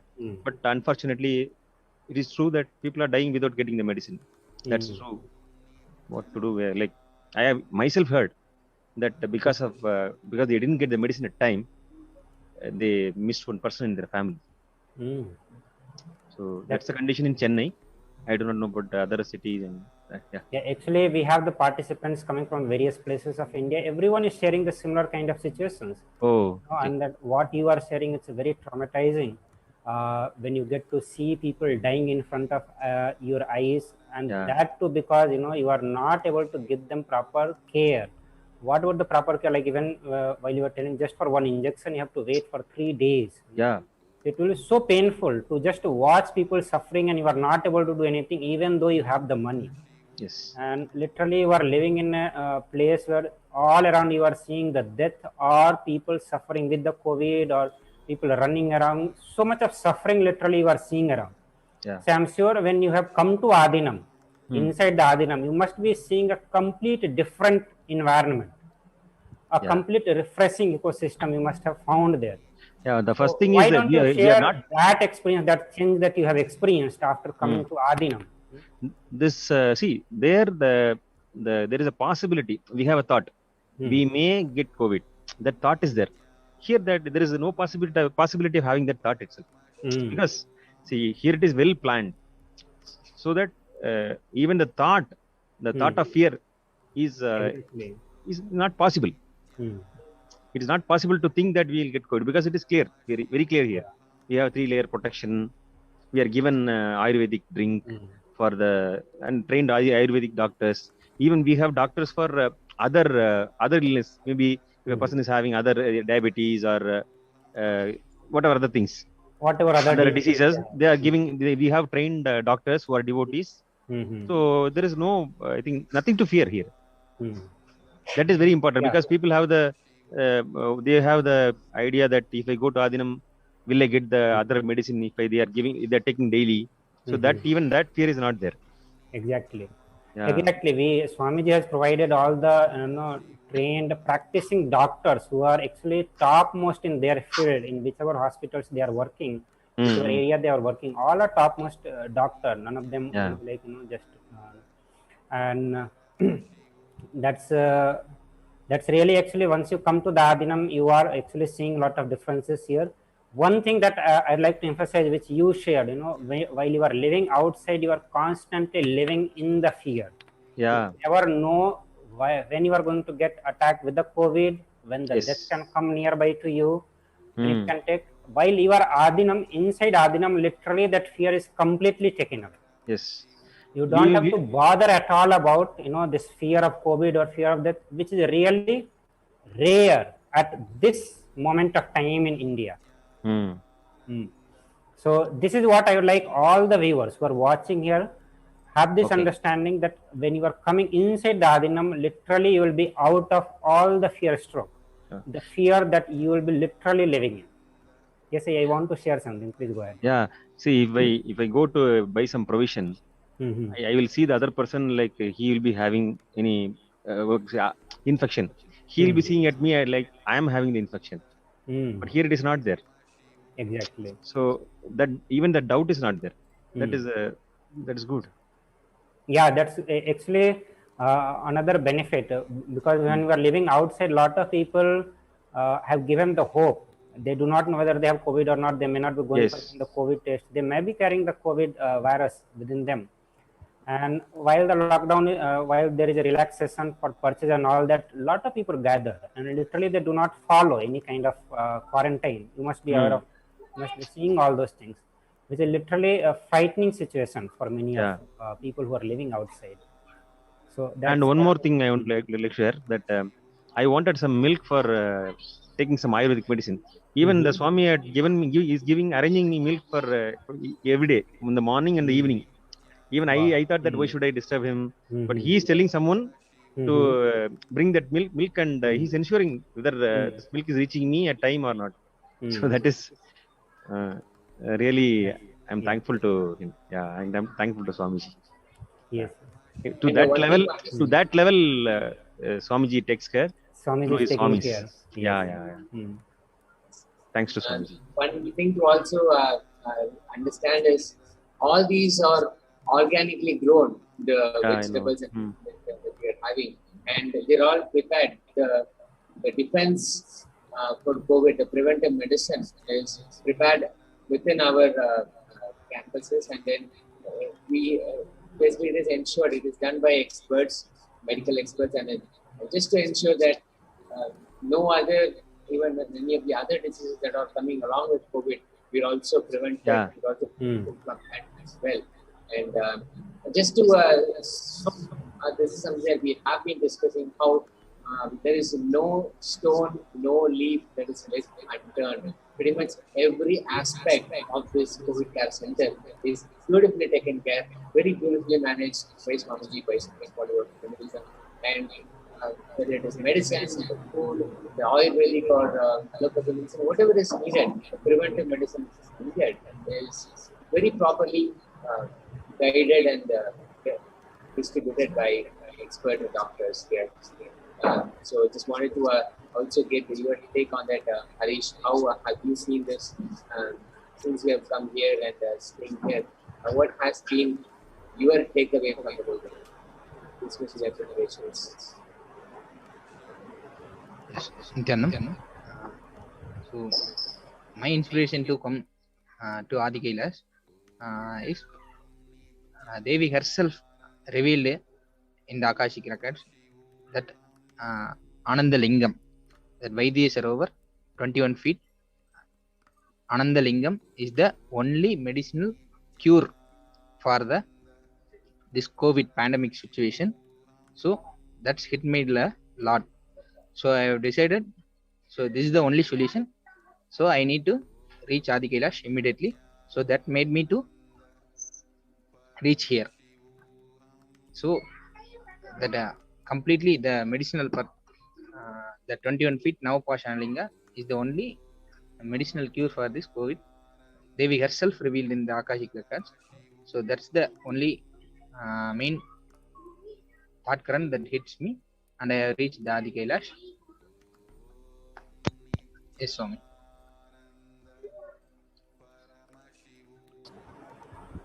Yes, Harish. So that is also one of the very important point that people need to understand, that outside whoever is having still the hope that there is some solution. It is very important for all of us to understand there is no solution other than what Devi has prescribed, and that is the solution what Devi has prescribed, and very easily affordable. Especially for all the devotees and disciples of Swamiji, we know the all of us, many of us would have actually experienced the healing effect of the Vaidya Sarovar, or when the water falls from that Shivalinga. All of us have experienced. So that is very easy, and that is also enough reason for all of us, to leave the home and come back and live in the Adi Kailasa. And second thing, like say, when the outer world is struggling so much just to the survival need, in the Adinam, Swamiji is providing so much of care, and at the same time providing a beautiful ecosystem for all of us to even flourish into enlightenment. I'm sure, like I'm seeing many of you doing morning routines and all those things. So you can share in that way also, like while you are in Adinam, how you are having a conscious breakthrough, a conscious progress compared to when you are living outside. You are only living in this worry and fear that how you are going to protect yourself. From there to experiencing a complete shift in your inner space, a life where you are having a conscious breakthrough. So please do share about that also, so that the viewers understand the various level benefits that they will have once they come to the Adi Kailash. Yes, sir. So the lifestyle completely we live outside is completely different from here. So it's completely a conscious breakthrough process. From morning we start with the daily routines. We start with the day with yoga, Nithyananda yoga. So it's completely helpful for our first day. We start with the physical routine, and that Nithyananda yoga at morning 4:30. And then we will complete with the next we will go for Nitya Puja and Shiva Puja. So it will help us consciously to evolve with the higher beings.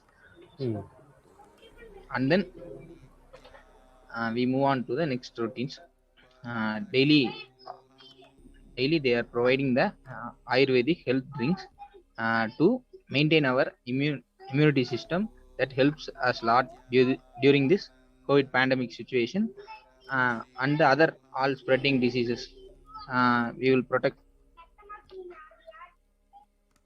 diseases spreading in India, all over India. So that helps us a lot, immunity level and the defenses to ourselves also. Daily they are taking care of our health, how our health is daily maintained.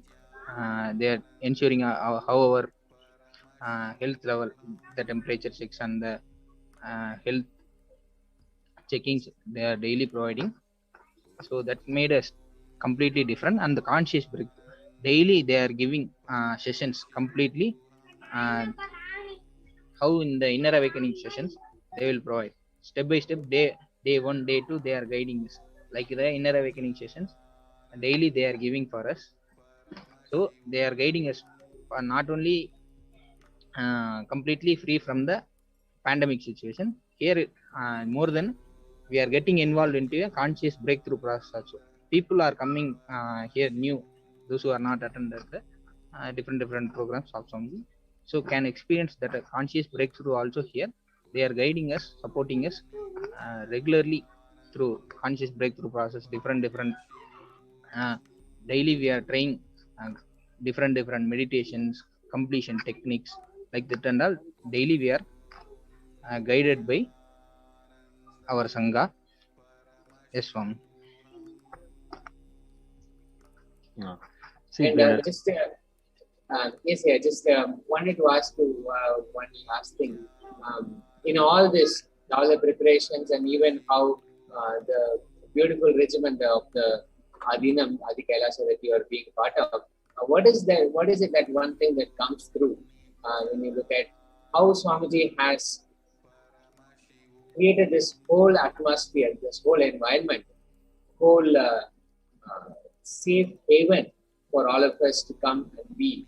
And if you think of what India as a whole country, you can look at many different factors which were responsible for it, but ultimately took Swamiji out of the nation. But here, Swamiji, in all his abundant compassion, is creating this safe place for all of us to come and first of all be alive and be protected from this COVID pandemic. What are your thoughts on that? Here, see, what Swamiji has designed, it is very easy to, personally easy to practice it. Especially if I'm in Chennai, practicing yoga means, see, it is my decision. Here, everyone is doing the yoga, everyone is doing puja. I have everything. I have the yoga mat to do yoga, puja set to do puja. Because everyone is doing, I am simply doing it. And the whole ecosystem is very conducive to do all things. Let it be the drinking the Ayurvedic drink, doing yoga, puja, everything, attending the class. It's an effortless thing, I think. It is like Swamiji holding all of us in his hand, and is making us very comfortable to live here. That's what I think. Yeah. So thank you so much, both of you, for taking the time and joining us and sharing your experiences. And, welcome once again to Adi Kailasa COVID Center. And we'll definitely hope we hear from you again on this segment of with especially where we are talking about the preparations of the COVID Center. And thank you so much. Thank you. Yeah. Thank you for coming and sharing. Thank you, Nithyananda. With that, we'll move into the next segment where we'll understand how or what Bhava Samadhi Darshan is and how exactly we can relate directly with the Devi Parashakti and even make an offering to Devi Parashakti. So we'll get into that immediately after this. There are some great spiritual sciences unique to Hinduism. Subtle, otherworldly, but definitive sign. Manifesting the cosmic beings in Archavatara, deities in Nijavatara, living incarnations is possible. Understand?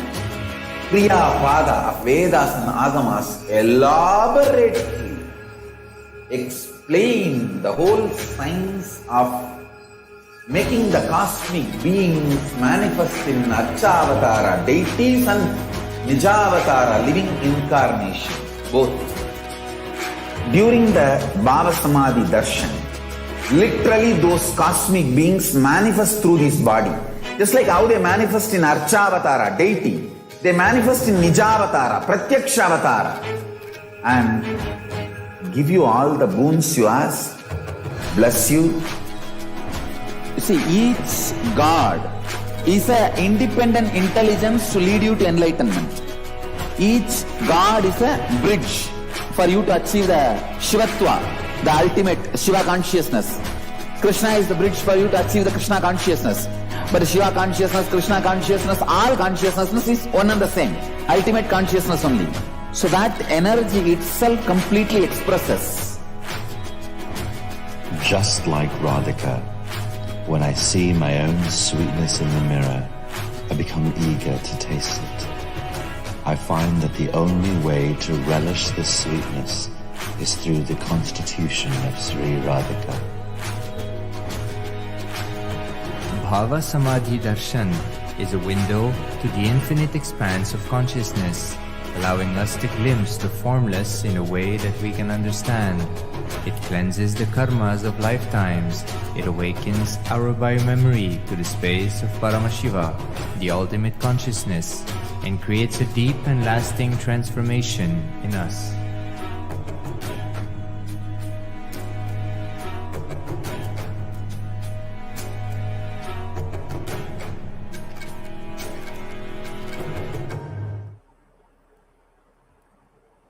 Nithyanam, everyone.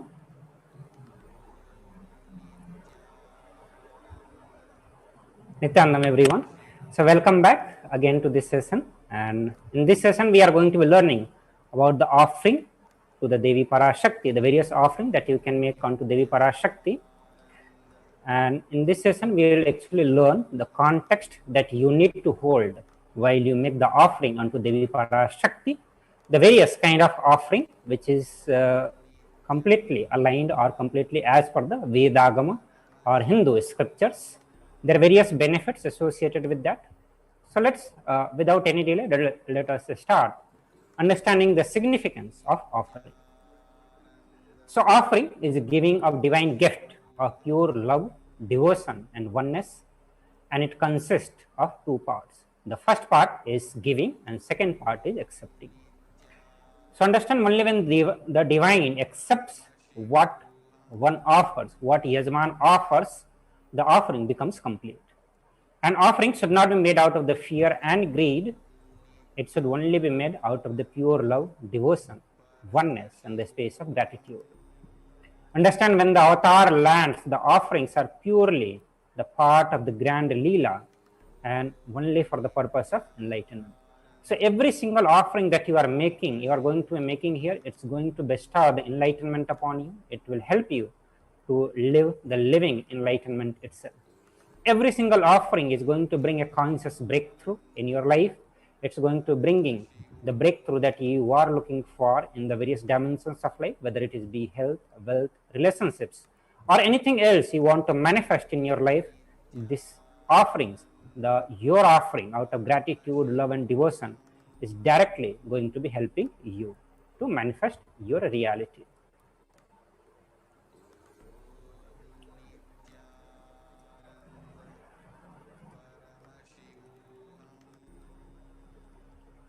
So let us we'll look at the Dhyana Sloka, which is from Mula Agama. The Dhyana Sloka of Devi Parashakti, which says, Dhyana Sloka actually means it describes the form of Devi Parashakti. When Devi Parashakti takes the form, how she will look alike, how you need to hold her into your heart while you meditate on Devi Parashakti, to manifest the various dimensions of Devi Parashakti, manifest the love, oneness towards Devi Parashakti.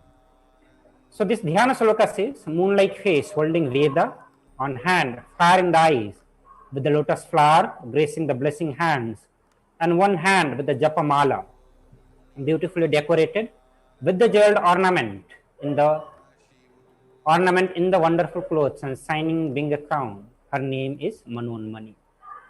So now here the Moolagama calls Devi Parashakti as Manonmani. The next sloka says, I meditate on Devi with the three eyes glowing like a moon and hold Veda, lotus and gracing with the blessing and gracing hand. She is wearing beautiful ornament. She is worshipped by Brahma and other many gods and showers auspicious boons for all the actions every day. So now we will understand the significance of the divine element gold.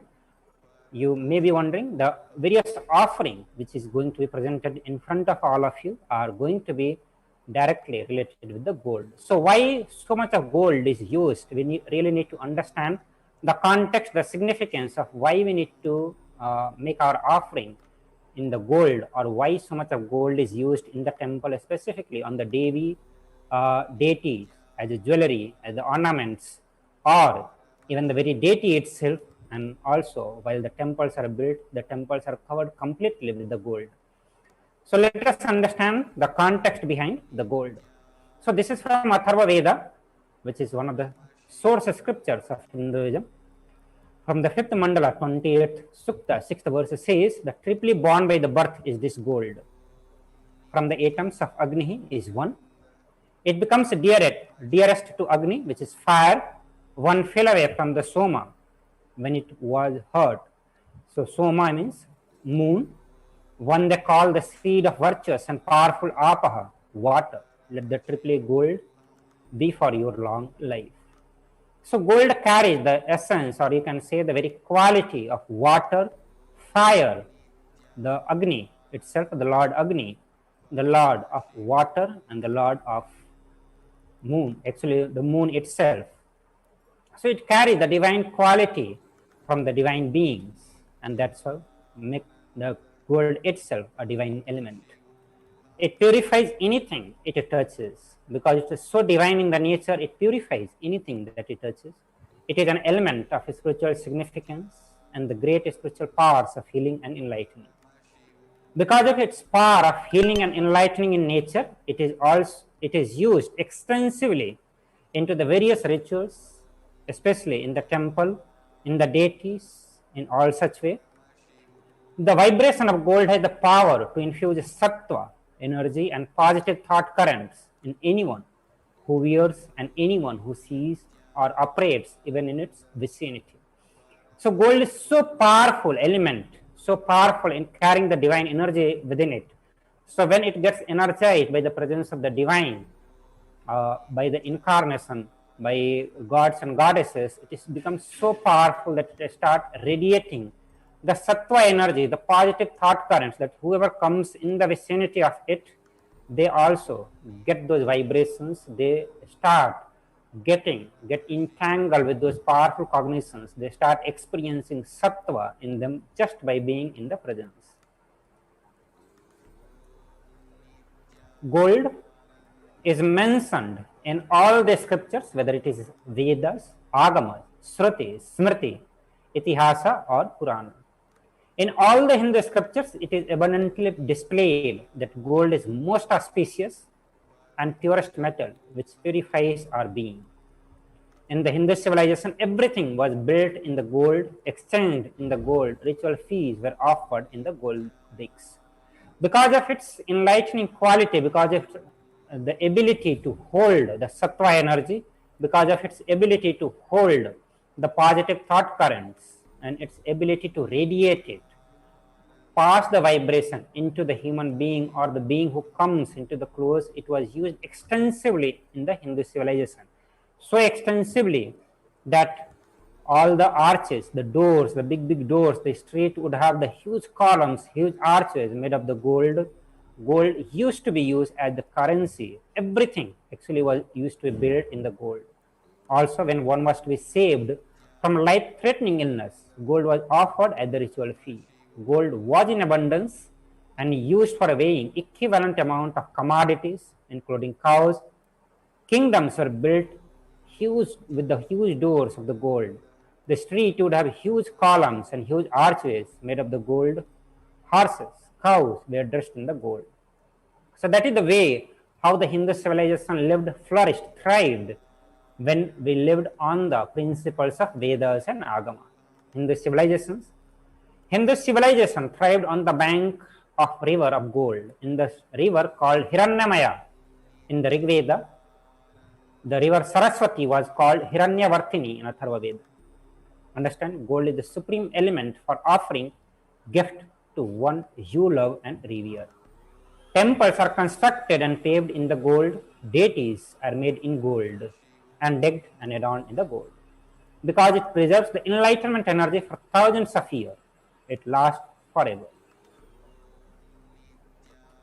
So now let us enter into the various offerings that are available to all of you as per the Hindu scriptures. It's any one of you can make unto Devi Parashakti and receive her blessing, receive the enlightenment from the Devi Parashakti. And the first is Ihundi. So the Shastra says that Devi is fond of true devotion and is realized through true devotion. She can be won over through true devotion. She removes all the fear. So whenever you make the offering unto Devi Parashakti, whenever you offer your devotion, your oneness, that is the way you can realize That is not just a way to experience, but that is also the way to manifest the true devotion in you. That is the way to manifest the Devi Parashakti in your life. And understand, the Shastra says the Devi is true fond, Devi is fond of true devotion. She can only be realized through devotion. She can be won over through the devotion.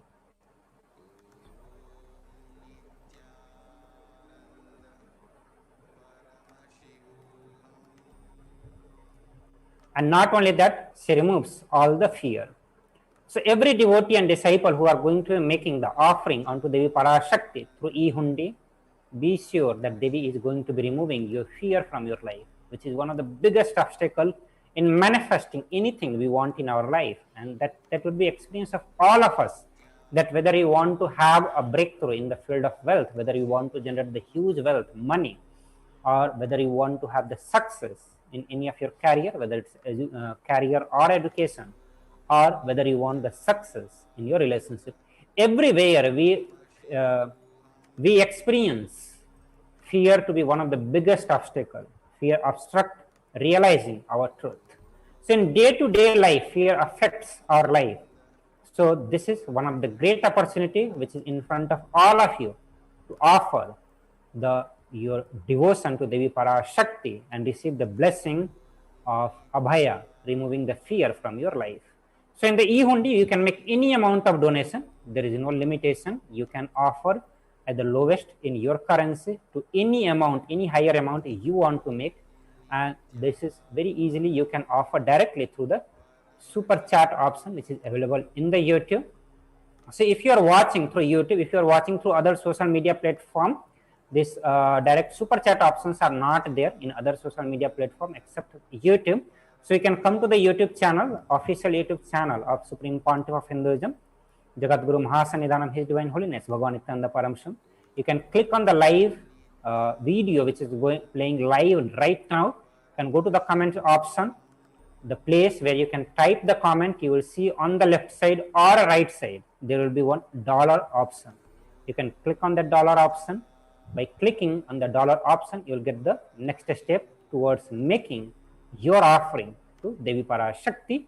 And this is very easy method. You can make the offering either through the UPI payment, you can make through the internet banking, you can make through any kind of wire transaction, any kind of transaction options that you have in front of you. You can make the offering of e-hundi. So without taking any time, you can go ahead and make right now while you are watching also, you can just click on the super chat option and you can make the contribution. You can make your offering onto Devi Parashakti. So the Shastra says if there is any fear in the mind of devotees, Devi is sure to remove the fear. It is stated that Devi likes to be worshipped in autumn. So we'll understand what the autumn means here. Okay.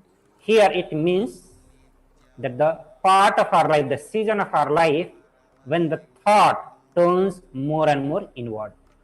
So it would be experience of all of us that our thought is so much outwardly. Literally, we will constantly be thinking about what we want to have in the outer world, what we want to have in the future, what happened in the past. It's so much about the outer world. It's completely centered on things literally other than you. So outwardly means not being centered on you, literally the real you, but rather it is centered on something else. So when your thought starts turning more and more inward, more and more on the self, more and more on the jiva, the role of the divine can be known and understood more clearly. The need for Devi worship becomes more stronger. Devi Parashakti is also known as Sambhavi, means the consort of Shambhu, Lord Shiva. So Shambhu is the name of Lord Shiva. Then Sharada, Aradhya, means worshipped by Sharada, Devi Saraswati. She is Aradhya of Devi Saraswati. Sarvani, the wife of Lord Shiva. Linga Purana mentions about it. It says that Lord Shiva in his earth form is known as Sharva. Then Sharma Dhaine, Devi who bestows happiness on the devotee. So these are the various names of Devi Parashakti. Understand? When you relate with the Devi Parashakti, these dimensions of Devi Parashakti starts manifesting in you. when you start offering, connecting to Devi in the oneness, the various dimensions of Devi Parashakti manifest in you, you experience the knowledge in you, you experience the happiness, you experience the fearlessness in your life. So you can offer your gratitude, devotion to Devi Parashakti by offering your kanika, and your name shall be chanted out during puja to Devi. And you can make this offering through the website also. You can actually go to the tiny.cc/Devi-offerings. So you can visit that link also, and through that also you can make your offering onto Devi Parashakti, or you can also do through the super chat option in YouTube. The next offering onto Devi Parashakti, which is available for all of us, is Sankalpa chanting. Sankalpa is the conscious resolution, where conscious resolutions are chanted.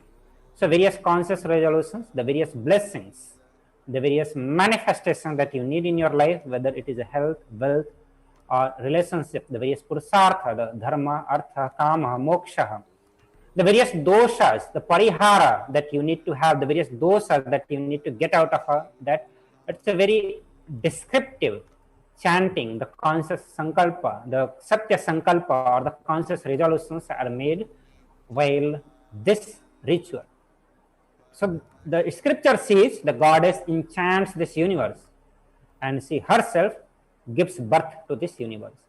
The goddess being prayed without interest in anything gives that knowledge that leads to salvation and gives wealth in materialistic sense.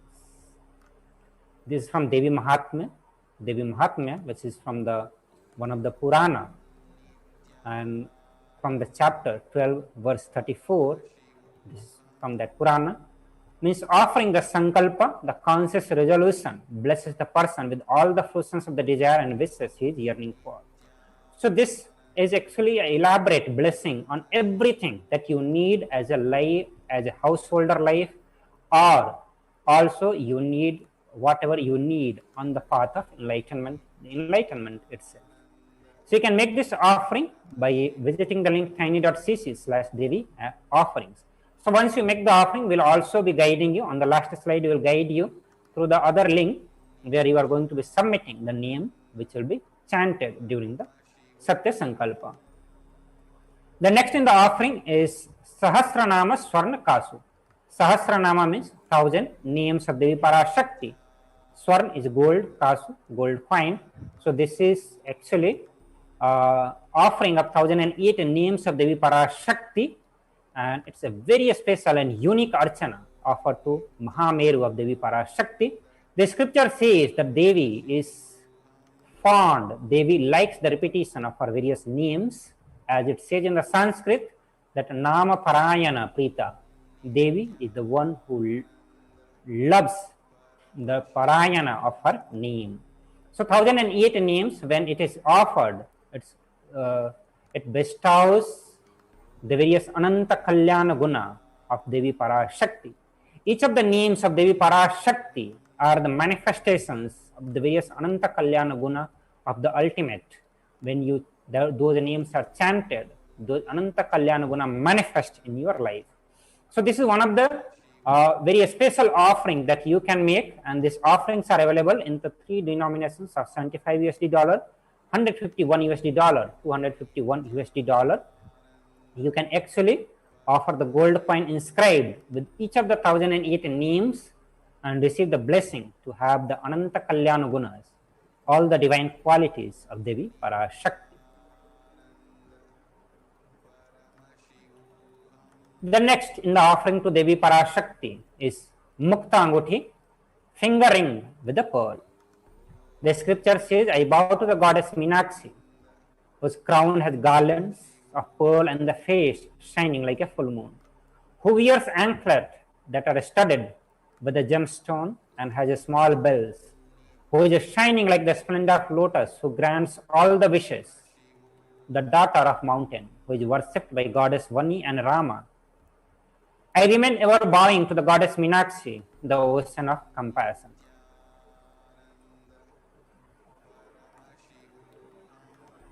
So you can offer the pearl finger and receive the blessing to be showered by her compassion and pure love in all your business endeavors.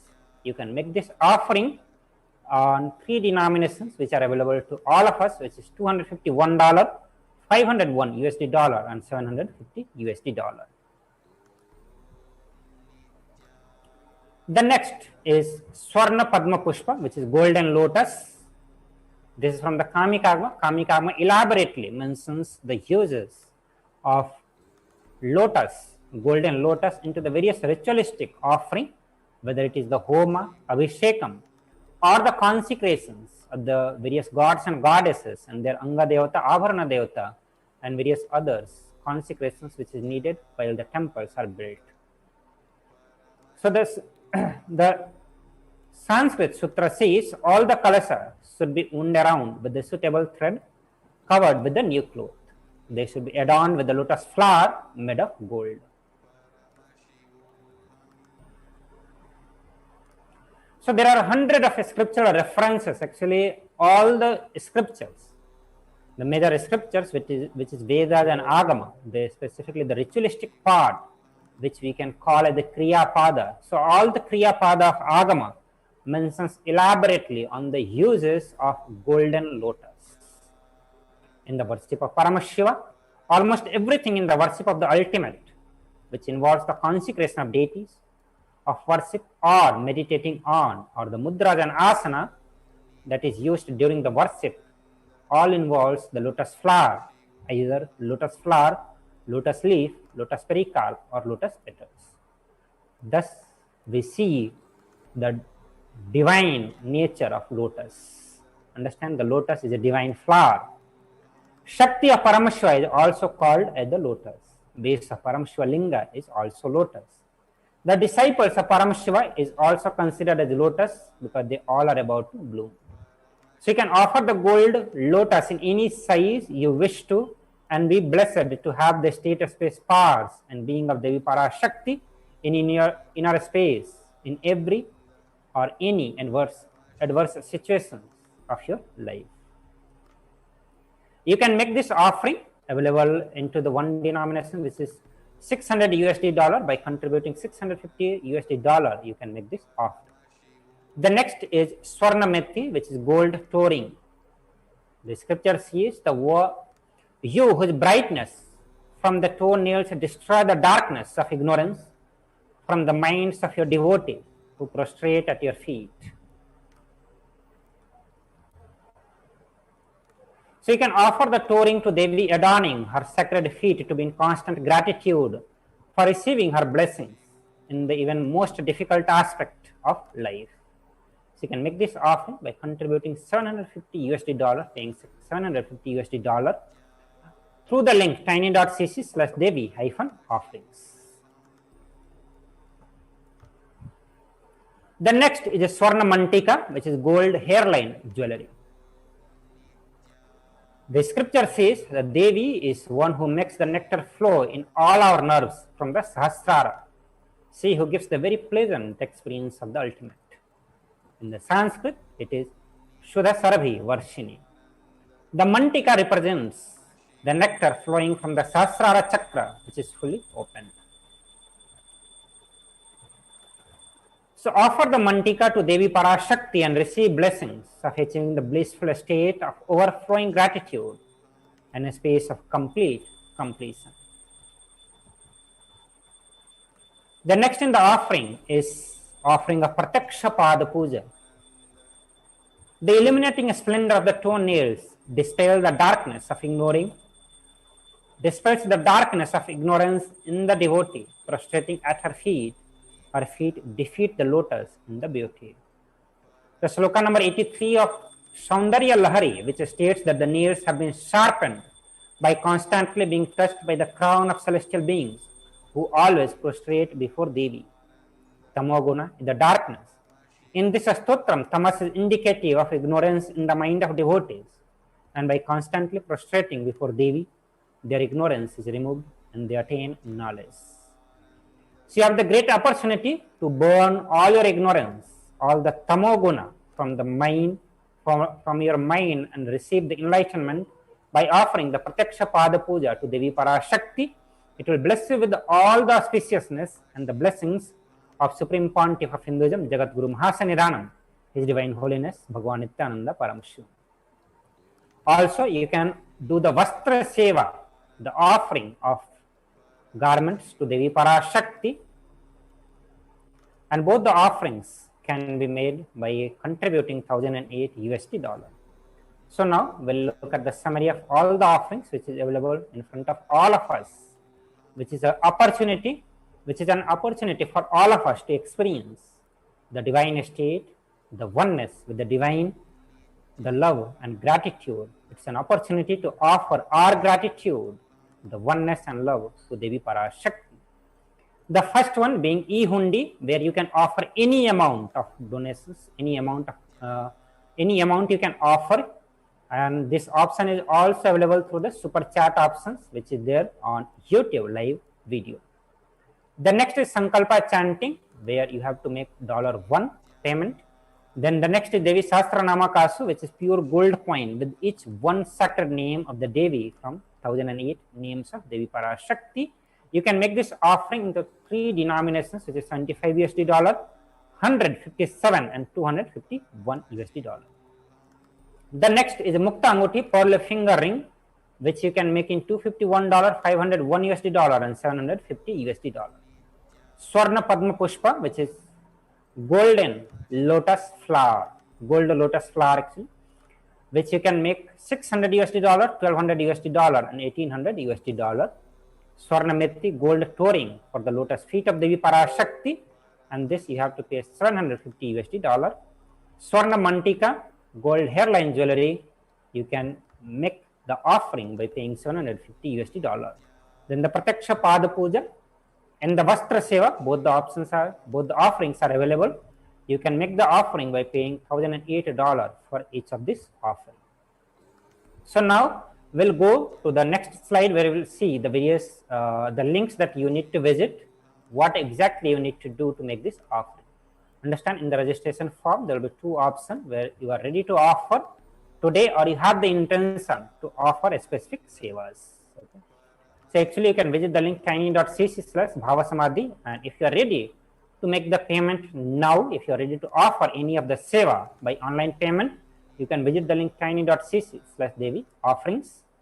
Once you make the payment, you can submit the details for puja where your name will be chanted. So you need to visit the link, another link, which is tiny.cc/sankalpa2021. So you can visit those links also, and you can make this offering. So let us dedicate few minutes to make our offering unto Devi Parashakti by going to this link and making the various contribution, making the various offering unto Devi Parashakti, and then we will move to the next session. So with this, we will conclude this session. Thank you everyone for being here. We'll just give you a few moments for all of you to make your offering unto Devi Parashakti.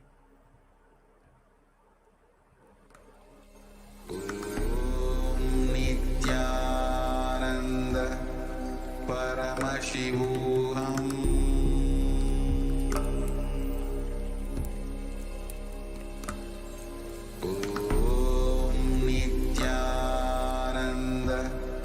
Paramashivoham.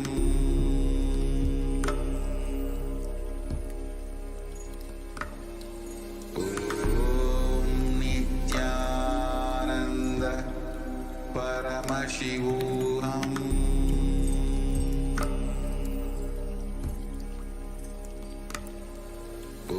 Om Nithyananda Paramashivoham.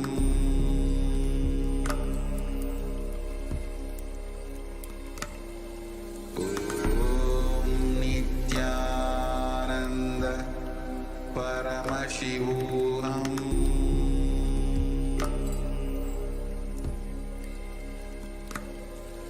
Om Nithyananda Paramashivoham.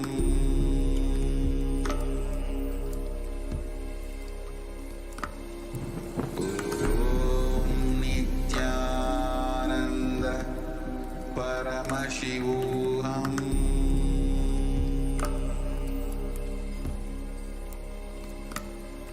Oh. Paramashivoham.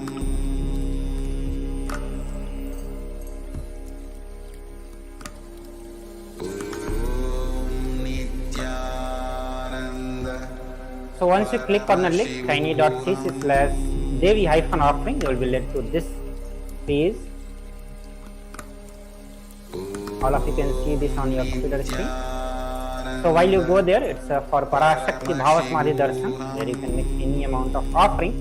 So you can choose this option, choose an option. So when you click on this, the various offerings which we just now went through in this session, all those offerings will be available here.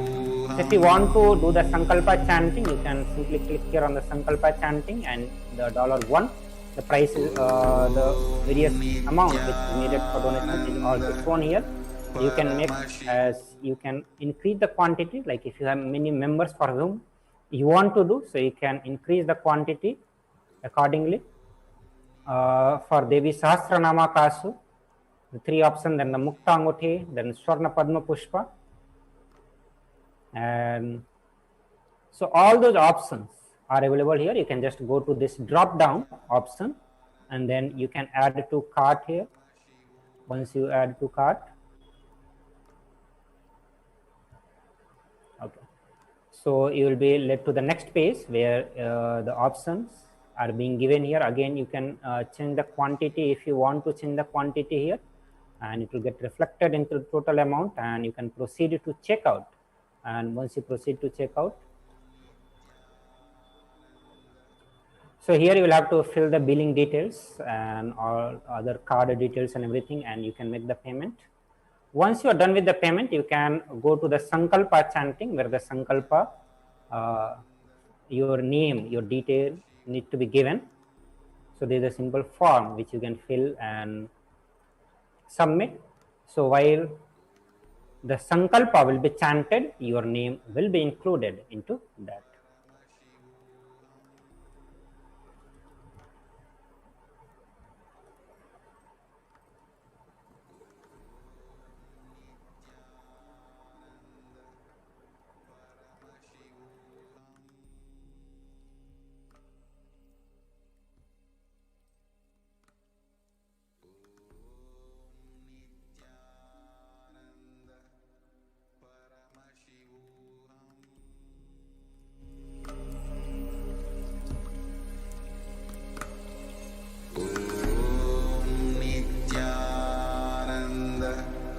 Paramashivoham.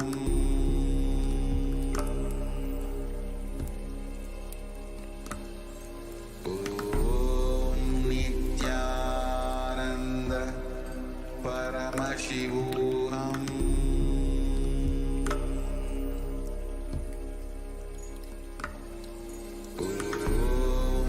There are some great spiritual sciences unique to Hinduism.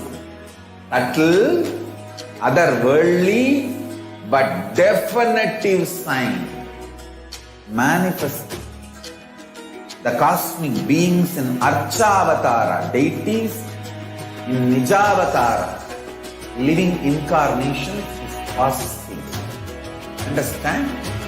Priya Pada of Vedas and Agamas elaborately explain the whole science of making the cosmic beings manifest in Archavatara, deities, and Nijavatara, living incarnation, both. During the Bhava Samadhi Darshan, literally those cosmic beings manifest through this body. Just like how they manifest in Archavatara, deity, they manifest in Nijavatara, Pratyakshavatara, and give you all the boons you ask, bless you. You see, each God is an independent intelligence to lead you to enlightenment. Each God is a bridge for you to achieve the Shivatva, the ultimate Shiva consciousness. Krishna is the bridge for you to achieve the Krishna consciousness. But the Shiva consciousness, Krishna consciousness, all consciousness is one and the same. Ultimate consciousness only. So that energy itself completely expresses. Just like Radhika, when I see my own sweetness in the mirror, I become eager to taste it. I find that the only way to relish the sweetness is through the constitution of Sri Radhika. Bhava Samadhi Darshan is a window to the infinite expanse of consciousness, allowing us to glimpse the formless in a way that we can understand. It cleanses the karmas of lifetimes. It awakens our biomemory to the space of Paramashiva, the ultimate consciousness, and creates a deep and lasting transformation in us.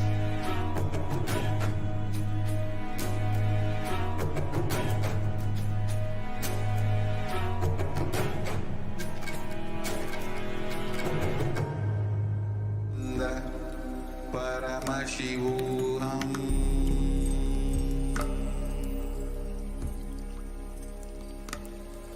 Om Nithyananda Paramashivoham.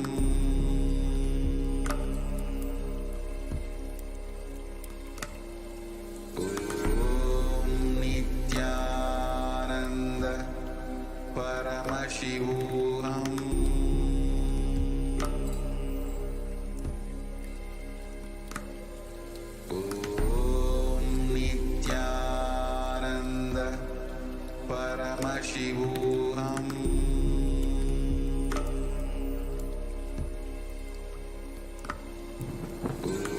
Om Nithyananda Paramashivoham. Paramashivoham.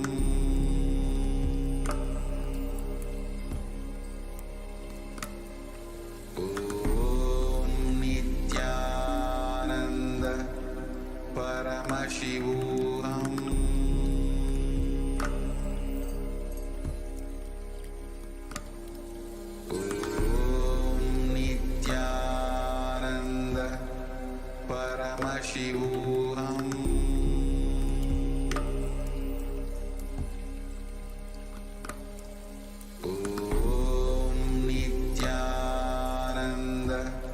Paramashivoham.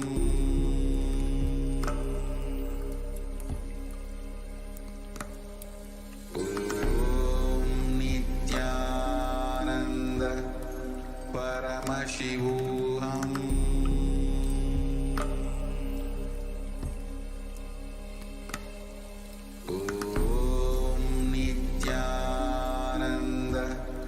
Paramashivoham.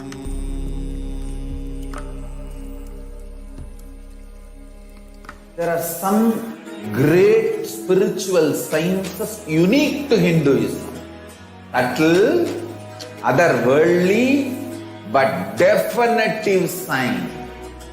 Manifesting the cosmic beings in Archavatara, deities in Nijavatara, living incarnations is possible. Understand? Kriya Pada of Vedas and Agamas elaborately explain the whole science of making the cosmic beings manifest in Archavatara, deities and Nijavatara, living incarnations, both. During the Bhava Samadhi Darshan, literally those cosmic beings manifest through this body. Just like how they manifest in Archavatara, deity, they manifest in Nijavatara, Pratyakshavatara, and give you all the boons you ask, bless you. You see, each God is an independent intelligence to lead you to enlightenment. Each God is a bridge for you to achieve the Shivatva, the ultimate Shiva consciousness. Krishna is the bridge for you to achieve the Krishna consciousness. But Shiva consciousness, Krishna consciousness, all consciousness is one and the same. Ultimate consciousness only. So that energy itself completely expresses. Just like Radhika, when I see my own sweetness in the mirror, I become eager to taste it. I find that the only way to relish the sweetness is through the constitution of Sri Radhika. Bhava Samadhi Darshan is a window to the infinite expanse of consciousness, allowing us to glimpse the formless in a way that we can understand. It cleanses the karmas of lifetimes. It awakens our biomemory to the space of Paramashiva, the ultimate consciousness, and creates a deep and lasting transformation in us.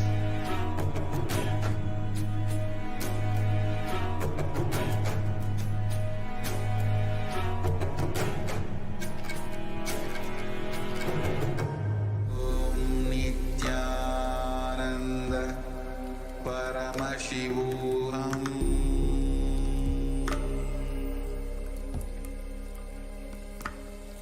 Om Nithyananda Paramashivoham.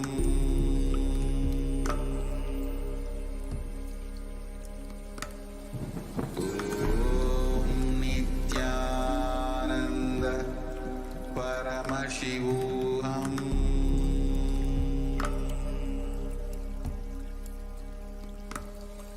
Om Nithyananda Paramashivoham.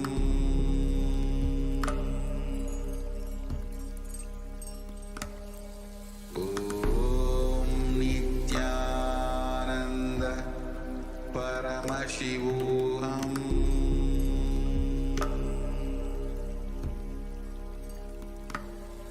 Om Nithyananda Paramashivoham.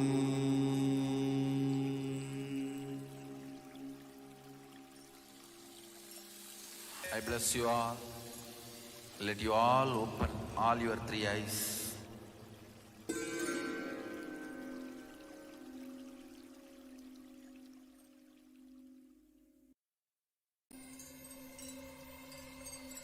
There are some great spiritual sciences unique to Hinduism.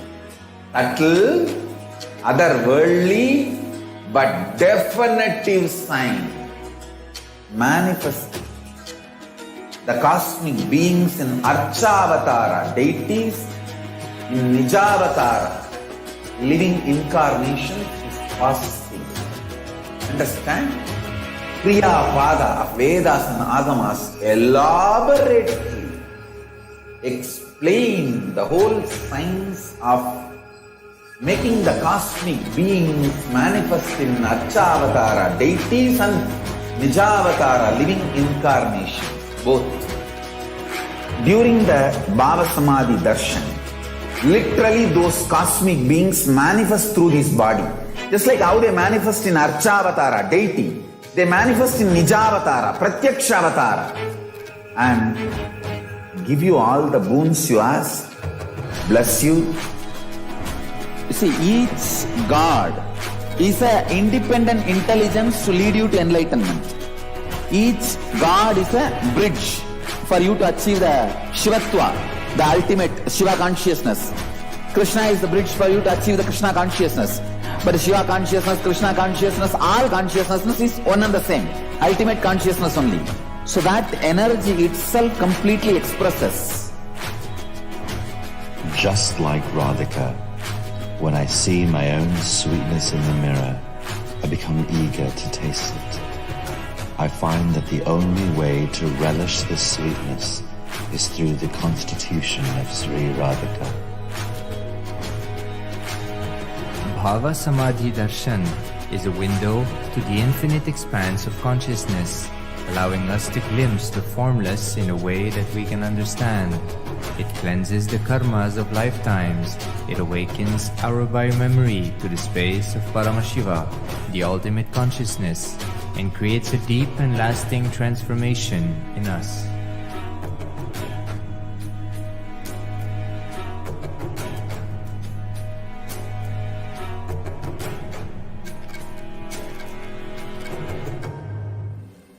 With my love and respect, let you all open all your three eyes. Om Nithyananda Paramashivoham.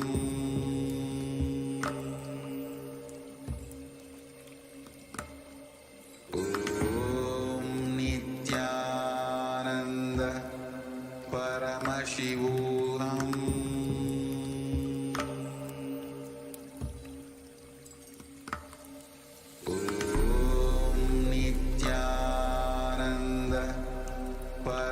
Paramashivoham.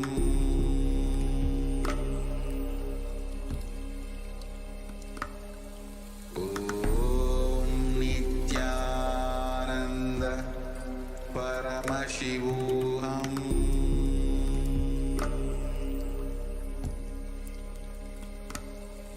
Om Nithyananda Paramashivoham.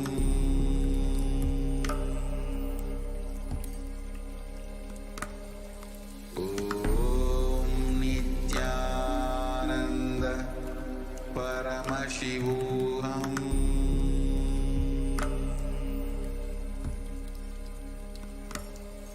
Om Nithyananda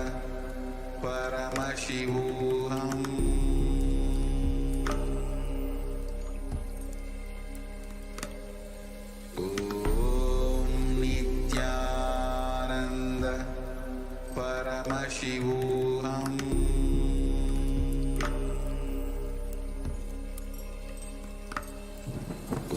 Om Nithyananda Paramashivoham.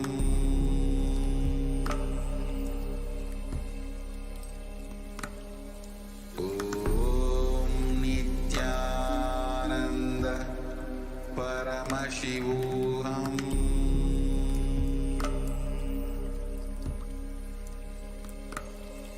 Om Nithyananda Paramashivoham.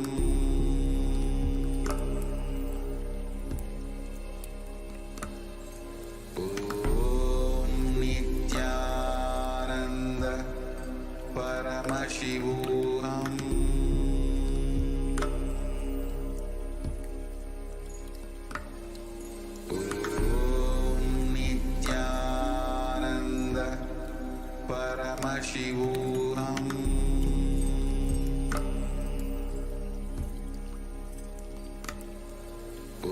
Om Nithyananda Paramashivoham.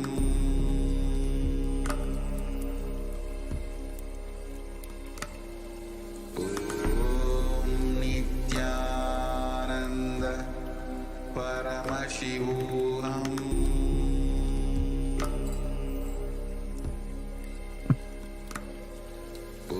Om Nithyananda Nithyanandam. Nithyanandam, thank you for joining us again.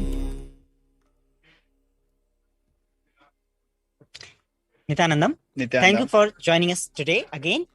And today we will be continuing about with the revelations from Devi Parashakti about the world. So we have right now with us the 2nd June Akashic reading. So let us watch this video in Tamil, and subsequently we'll be mapping this Tamil words of Devi, direct words of Devi, into English and sharing with our viewers. So let us have a look on the video where Devi has revealed some of the very sacred secrets on 2nd June 2021.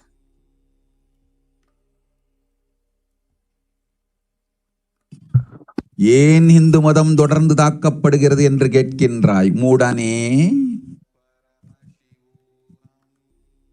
தன்மீதே தனக்கு மரியாதை இல்லாது, தன் தர்மத்தை பற்றிய அறிவும் இல்லாது, தன் தர்மத்தை தான் காப்பதன் மூலமாகவே தான் உலகில் காக்கப்படுவோம் எனும் தெளிவும் இல்லாது, தன்னையே இழந்து நிற்கும் உங்களுக்கு வேறு என்னதான் இந்த மாயை கொடுக்க முடியும்?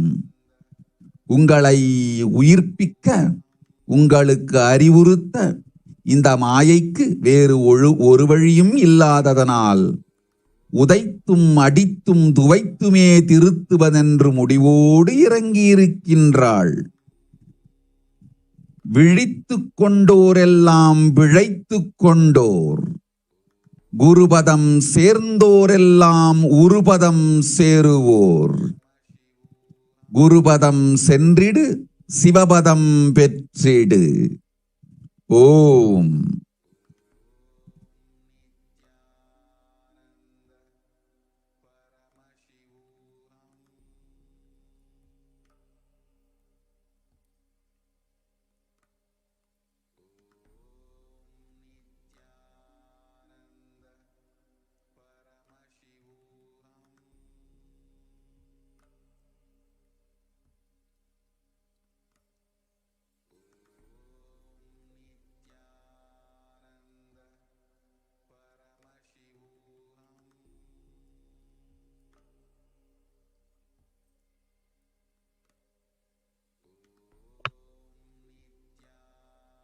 Nithyanandam.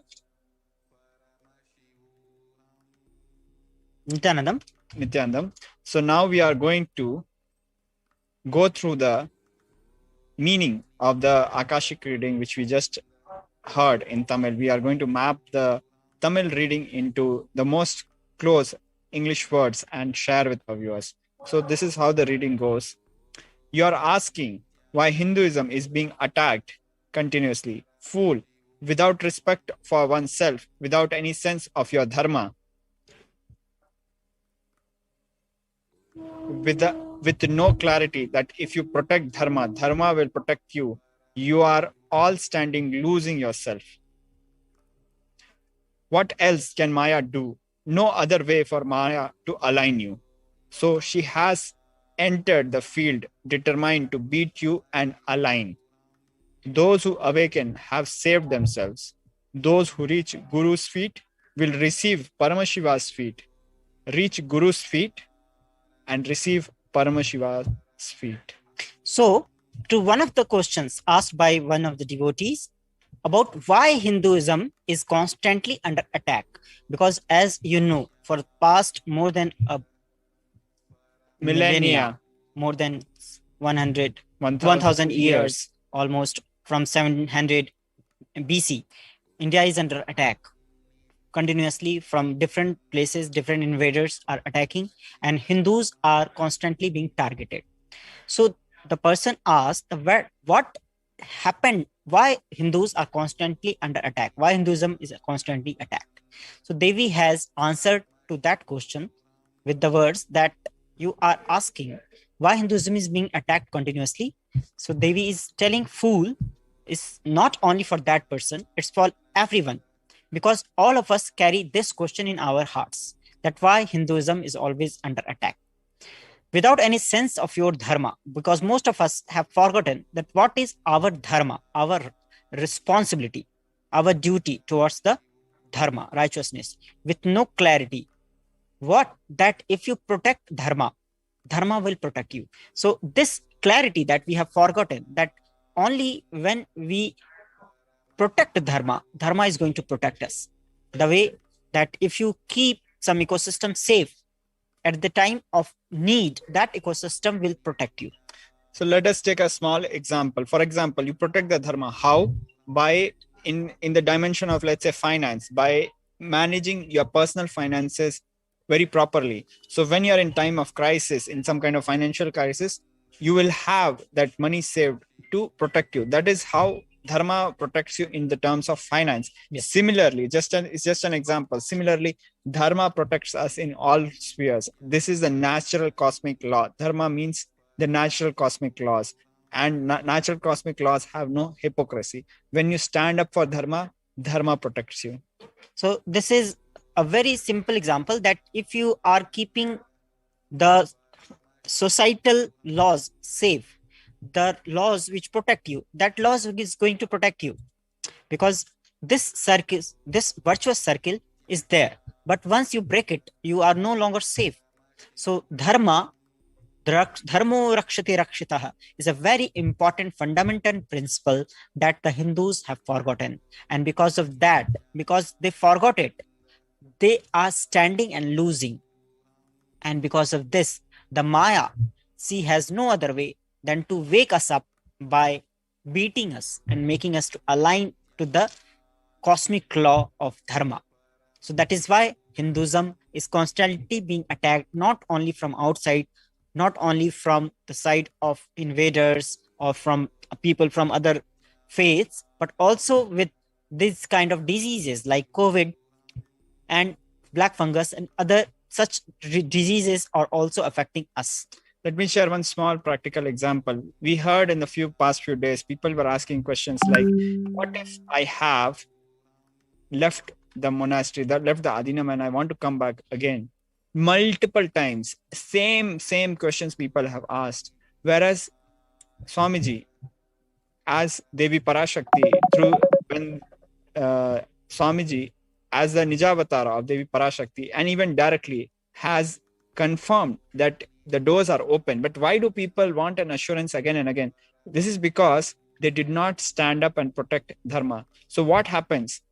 even though the doors are not closed from the other side, because of the guilt, possibly because of the guilt or because of the impossibility we go through, we feel it is closed. So sometimes we are shutting the doors on ourselves. But when we stand for dharma, doors open which we never even knew about. That is an experiential reality which, when you stand up for dharma, and I'm sure all of us have done it at some point of our life, when we stand up for dharma, we experience it. So constantly, regularly, and in every Parashakti Akashic reading, Devi is reminding all the Hindus their cosmic dharma, their duty, responsibility, that is to protect the Sanatana Hindu dharma, to keep its flag high, to maintain its infrastructure, and to keep the Hinduism for the next generation. That is why the Hindus have taken birth, and that is their responsibility. So let us little bit share on this, Gnana Prabhaji, for the benefit of our for everybody. What do we mean by protecting dharma? Some people have a very wrong understanding about protecting dharma means going and fighting and killing. Nothing like that. It is not that. That is not protecting dharma. Even doing your puja daily, your own puja worship rituals daily is protecting dharma. What benefit it gives you? It gives you instant benefit of giving you the experience of bhava samadhi in your day-to-day life. Your every morning starts with that experience, and what happens over the period when it becomes a habit, it becomes a ritual, every day you do it, you get a corresponding benefit. Same way yoga, if you follow the dharma of your body and bless it with daily yoga, naturally you will have a healthy body which will bless you in your old age especially, and even in these times of crisis, your body will bless you and you will be able to live a prolonged life. But what if you are going to dump your body with plastic food? Naturally, you didn't follow the dharma of your body. You didn't follow the cosmic laws of your body. Your body will suffer. One of the components of yoga is the yam niyam, and one of that component of that is the shauch. Why it is so important now is because we lost the idea of shauch, cleanliness. We have invited so many diseases now.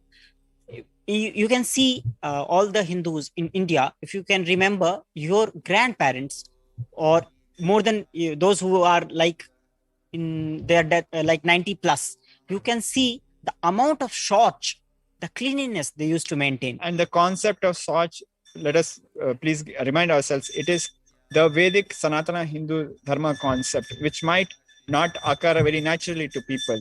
But this is a most close translation we have for the word. So what in shauch people used to do it, everything was written down, how you have to wash yourself, how you have to clean yourself, the 5 like how you have to clean your body, your soul, how your food should be there, how much, the social distancing that we are maintaining now in the COVID times, people used to maintain naturally at that time. That is why in Hinduism, we greet people with folded hands. And do not touch each other unnecessarily. So all these things are not there. Like in some part of the world, the greeting is kissing each other. But in Hinduism... Or handshake. But in Hinduism, whether you are big, small, everyone, we offer our greetings with folded hands. So that means that the physical touch is minimum with someone who are meeting you suddenly. And also the concept of that if someone died in your family, you were supposed to be in quarantine, not meeting people, not going to temples, not going to any occasion. Because even the thoughts we have, even the words we say are a part of our ahara, what we consume. Along with food, the thoughts and the words which we consume are also a part of our ahara, which is loosely translated to our food consumption.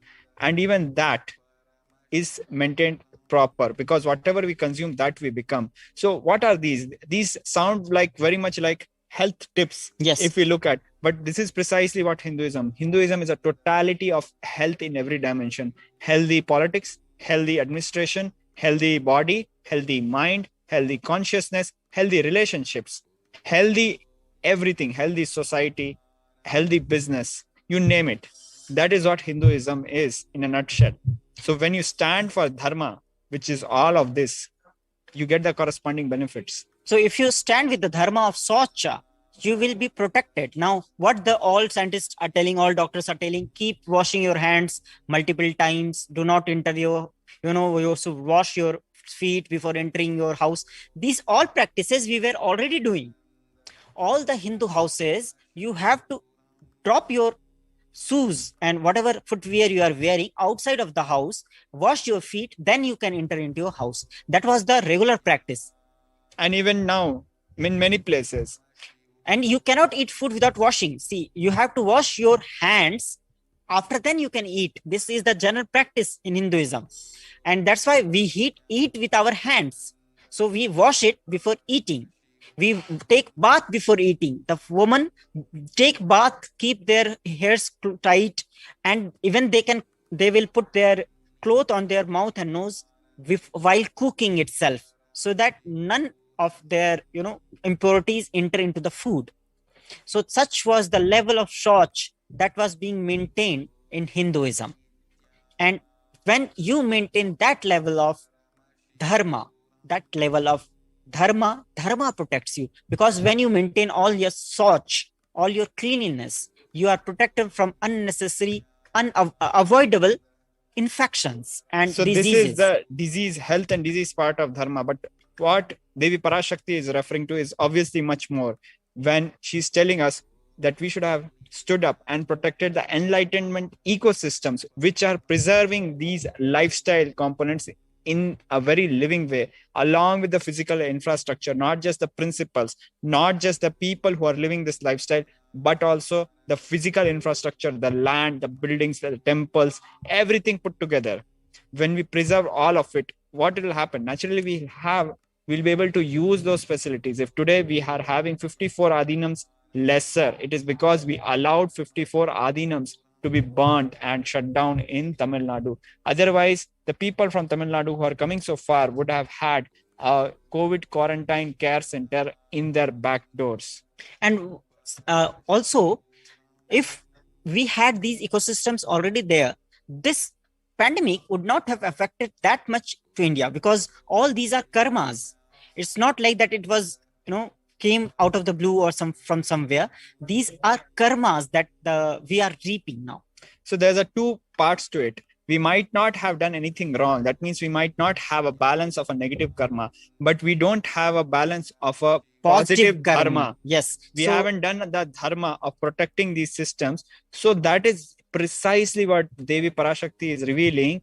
Whether you die or you don't die, Maya doesn't care. Who cares? You are in the no care zone because you didn't do the positive part. You would have been a hit list of must die if you had done if you had done the negative part. But you are in the don't care zone because you had the attitude of I don't care. So when you don't care, Maya doesn't care. Maya doesn't care whether you are alive or not. So once you start caring that, yes, I am responsible for my life, for keeping Sanatana Hindu Dharma alive, because you have received the benefits of Sanatana Hindu Dharma, it is your responsibility to keep it safe for the next generation. Because if you are not keeping it safe, you are doing the crime of destroying it.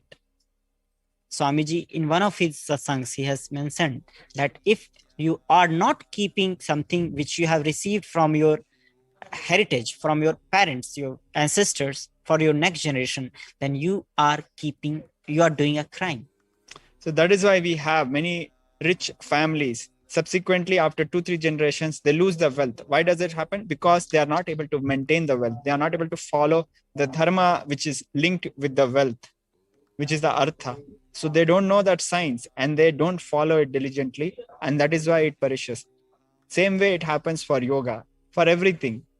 It is only through the Guru's grace that these things are able to continue generation after generation, generation after generation. Let me give you an example. We know that Madurai Adinam Linga, the personal linga, which every Guru Mahasannidhanam, the Supreme Pontiff of Madurai Adinam, had been worshipping for, I can say, around 292, including Swamiji, who is the 293. Supreme Pontiffs had been worshipping the Madurai Adinam Linga day after day. It is said that this worship continued day after day for more than 3,000 years. Please understand, 3,000 years. In today's world, we live with people who are, and families who don't last more than a year, and people separate and kids suffer. And here we are talking about a commitment of more than 3,000 years without missing a single day. That is made possible only by the Guru Bhakti, only by the grace of Guru, only by the Guru Parampara. This is essentially the Guru Parampara is what is Hinduism. And this maintaining this whole chain of daily worship is the way the dharma was kept alive. Because the dharma was kept alive, dharma kept the people who are maintaining this dharma alive. So this virtuous circle is what Devi is mentioning here, that if you are protecting dharma, dharma is going to protect you. But once we forgot about it. Let us just one more example for the benefit of health of our viewers. We know that the maximum number of deaths worldwide happened before COVID, at least happened because of heart diseases and diabetes and coronary related disorders. Now, guess what? In Hinduism, we have a solution for this, which is as simple as vegetarian diet. That sounds so simple. And we had like Hollywood stars like Arnold Schwarzenegger and other attest after going through a heart surgery, attest that they have shifted to a vegetarian diet because that is what their cardiologist recommended to them. So we know even bodybuilders and famous Hollywood stars attest that vegetarian food is good for us. But that is not that is not what we are following in practice. Do we need a heart attack to wake up to this reality? We should not. On the contrary, I can very surely tell that there are many traditions, many Hindu traditions, many Hindu families who have been practicing vegetarians for more than 5,000 years. You can trace their history. They will be able to tell their family lineage. And all of them have been consistently vegetarian. You can check and you can ask some of the communities. They will be able to nod their heads. So understand, this is what dharma is. This is Hindu dharma. When you subscribe to Hindu dharma, when you understand and you fall into this science, it protects you in a multi-generational way, in this birth and your possible future births, and of course your next generation also. So I was watching some of the comments by our viewers, and the people were commenting that Hinduism is life science. Yes, Hinduism is life science, the higher science of superior science of it's the greater life, science, greater science of life. And also Devi has mentioned that when you forgot it, what else Devi Maya can do? That means you were given all the chance to align. You are given all the chance to make, correct your mistake and walk the path of dharma. So if we can understand very simply, what Devi is revealing is not like a moral science. It is a pure science. It is life science. It is so practical, so pragmatic. It is so much simple to understand. Only when we protect dharma, dharma will protect us. It's very intuitive. So if you forget it, then the Maya, because you have the commitment to keep the Hinduism alive, safe, she is there, like how a loving mother, she beats a child not to punish or not to destroy the child, but just to make the child more efficient, better, and to understand that the thing what he is doing is not good for him or the baby. So that same way, the Maya is beating us, the Hindus, not because she is angry on us and want to destroy us. She is beating us to make us realize that it is time that we understand our responsibility and start acting on it. So that is what Devi is meaning by this, that no other way for Maya to align you. So she has entered the field determined to beat you and align. So here the beating means that this beating can be physical, this beating can be harsh words, this beating can be like just waking you up to the truth that you are here to keep the Sanatana Hindu Dharma alive. So when the mother wakes you up for your morning yoga, it can be something which you can feel extremely grateful for. You can have an expression of gratitude. You will be so thankful you have such a loving mother. Or you can throw a tantrum, and after actually going through the yoga, you might come to the understanding that this was the best thing to do. Or you might not even realize till the end of your old age, when you look back and only then you realize, yes, what my mother did was the best thing for me. Yes. The beating which you are experiencing is entirely depending on your maturity of how much you understand what is being done to you by Paramashiva is the best for you. Going further into the reading, those who have awakened have saved themselves, precisely as we have been discussing, and those who reach Guru's feet will receive Paramashiva's feet, reach Guru's feet and reach Paramashiva's feet. In Hinduism, this Guru Gita is a very important book. In that book, actually it is Paramashiva's revelations to Parashakti, in which Paramashiva is telling Parashakti about himself. So in that book, it is said that Guru Brahma, Guru Vishnu, Guru Devo Maheshwara, Guru Sakshat Parabrahma, Tasmai Sri Guruve Namaha. That the Guru Tattva is Brahma, is the creator, is Vishnu, the sustainer, the maintainer, sustainer, and Guru Vishnu, Param Shiva, that he is also Shiva, the rejuvenator. Guru Sakshat Parabrahma, and combined of all this, the one who is beyond all is Guru himself. Tasmai Sri Guruvena, I bow down to that Guru Tattva. So in Hinduism, it is said if you reach to the feet of Guru, you have reached the feet of Parabrahma or Paramashiva or Parapada or Param. Anywhere you can go. See, Hinduism has multiple sects. Like people following Sakta, they follow Sakti, and Vishnu follow Parampada. So Paramashiva's feet, if you reach to Guru's feet, you reached Paramashiva's feet. This is what Devi is saying in this, that if you have reached to Paramashiva's feet, you will reach your Guru's feet, you will reach Paramashiva's feet. And please understand, it is a very simple science. If you don't take medicine, if your body is having a disease and you don't take a medicine, you fight with the doctor, you fight with your mother, don't expect to survive. It is that a simple case. So what you need to do to protect yourself from COVID, you need to quarantine yourself. What is the best place to quarantine yourself? Adi Kailasa. It is that simple.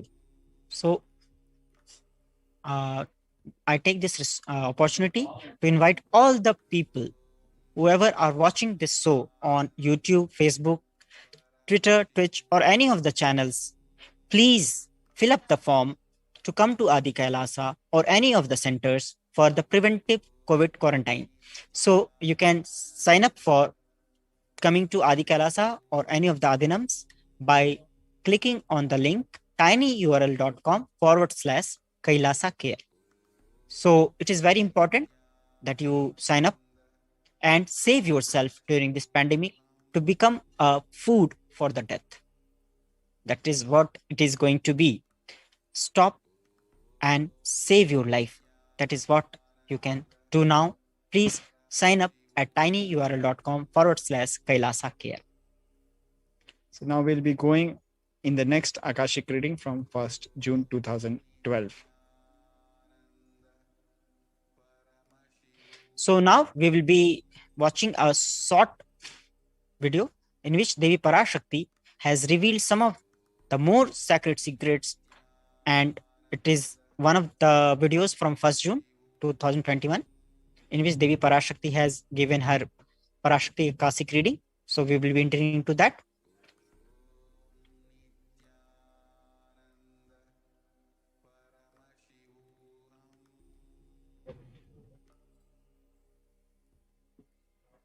சொல்வதை நன்றாய் கேள்மகளே, நித்யானந்தனோடு இருந்து இப்பிரளய பெருமூழியில் இருந்து பிரபஞ்சத்தை காக்கும்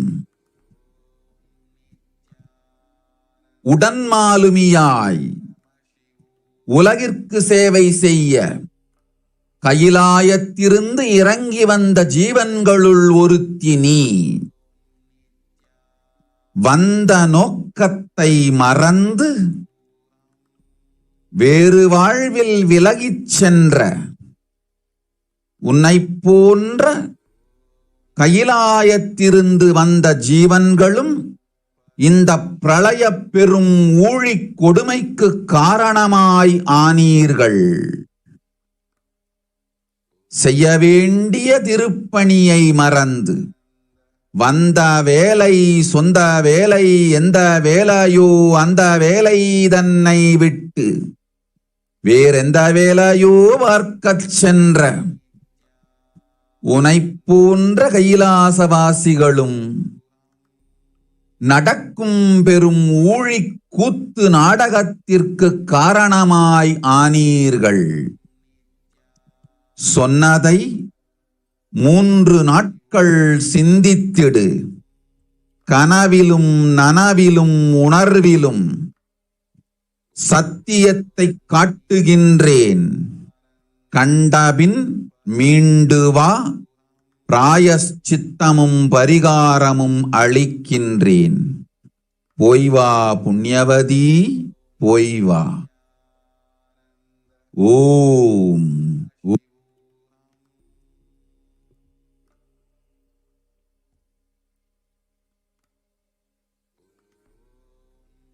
Yes. So now we'll go through the translation, or the broad translation, the mapping of the words of the Devi Parashakti's Akashic reading. The reading goes thus. Listen carefully to what is being said, daughter. This reading is for one of the female devotees. You are one of the beings who came down from Kailasa to be a co-sailor and serve the world to protect it from terrible corona. So the co-sailor is being referred because the Kailasa ecosystem is referred to as the Manu's boat or Noah's Ark, which is there to take humanity and sail across this times of crisis, this deluge, this great deluge. So the devotee is being referred to as co-sailor, and it applies not to just the one who are getting this reading, it is for all the devotees. Actually, one of the Nari readings of Swamiji, it has revealed that 7 crore peoples, which is around 70 million, came before Swamiji came on planet Earth to establish, to create the environment for the Paramashiva to land. 7 crore people came with Swamiji to help in his mission to establish the Sanatana Hindu Dharma, and 7 crore people were born after him to keep the ecosystem alive. So that is more than 200 million people. And all these people of the beings of Kailasa, they had the responsibility, they had the commitment that when they will land on planet Earth, they will not forget it, and they will work to keep and maintain the Kailasa ecosystem. And if you have received a reading, if you are watching, in fact, if you are watching this, you are one of those beings.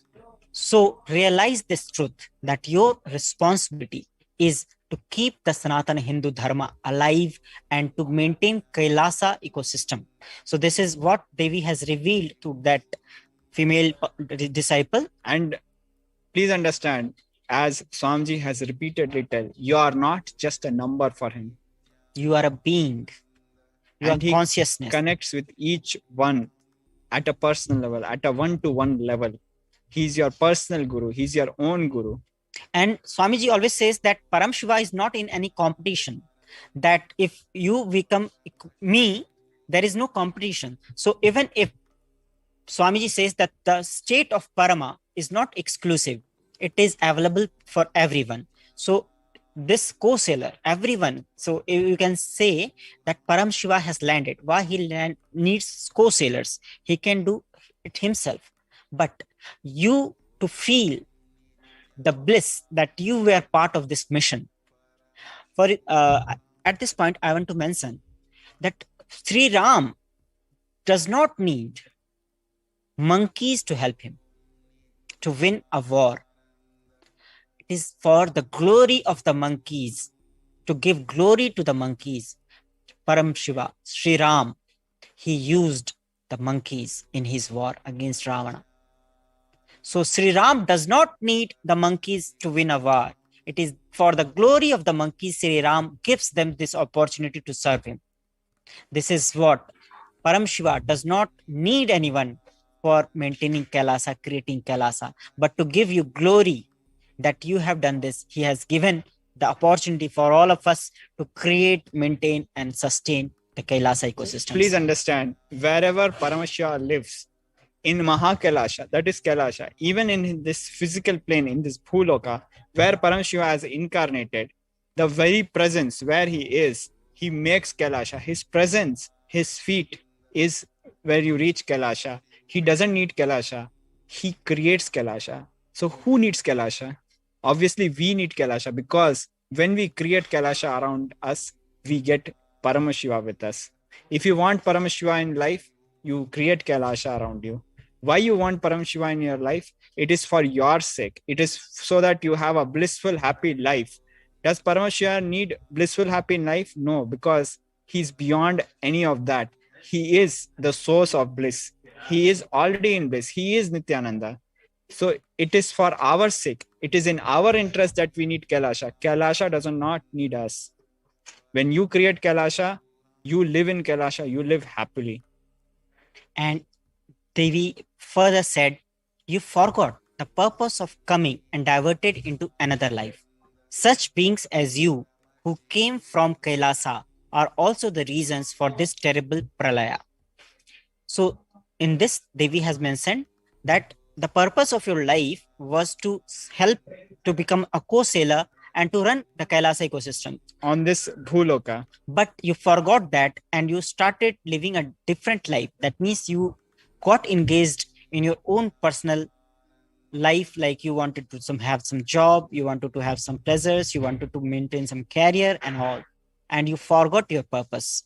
And you wanted to work for an IT company, or you wanted to work for some other company who sells some things which are not even useful today in this crisis. So because you forgot that, and the people that we are mentioned in just a few minutes ago, that the people who came before Paramashiva Swamiji, who came along with him, and those who came after him, when such people, they forgot their purpose, they created the karma because of which this terrible pralaya has happened.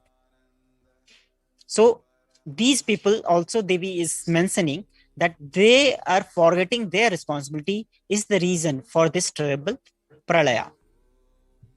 Like you and other such beings who came from Kailasha have become the reason for this great drama.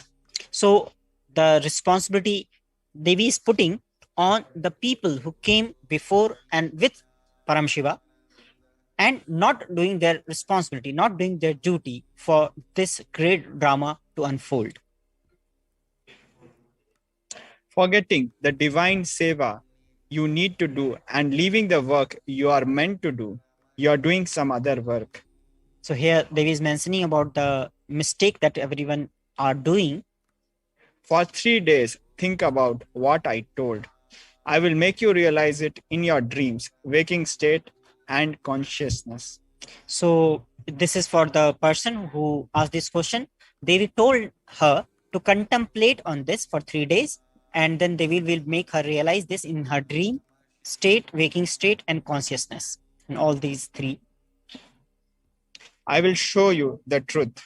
Once you see it, I will give prayashchitta, the penance, the process to come out, the completion process. I will give prayashchitta and parihara. Come, go and come, O virtuous one. So prayashchitta and parihara are these 2 words. Parihar means, prayashchitta is if you did something which was not supposed to be done, to go through the process and come out of it, like you are clean of it.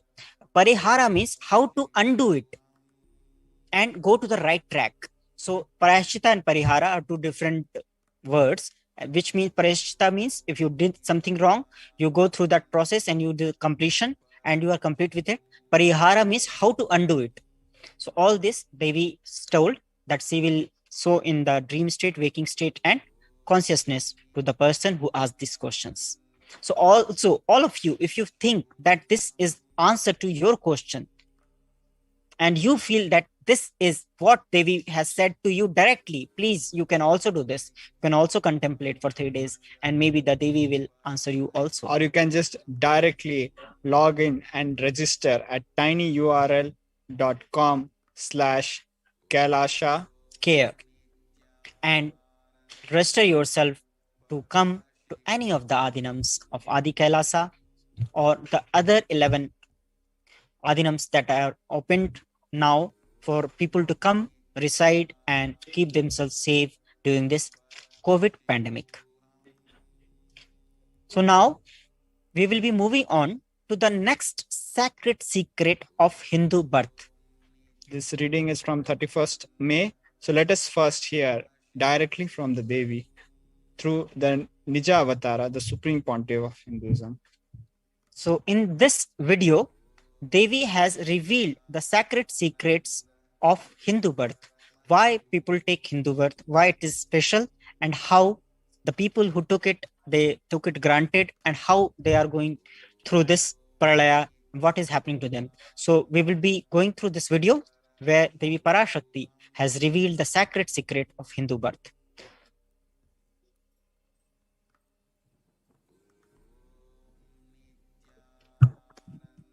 நன்றாய் கேட்டுக்கொள், உன் கேள்விக்கு உன்மூலமாய் உலகெங்கும் இருக்கும் இந்துக்கள் எல்லோர்க்கும் அளிக்கின்றேன் உத்திரம்.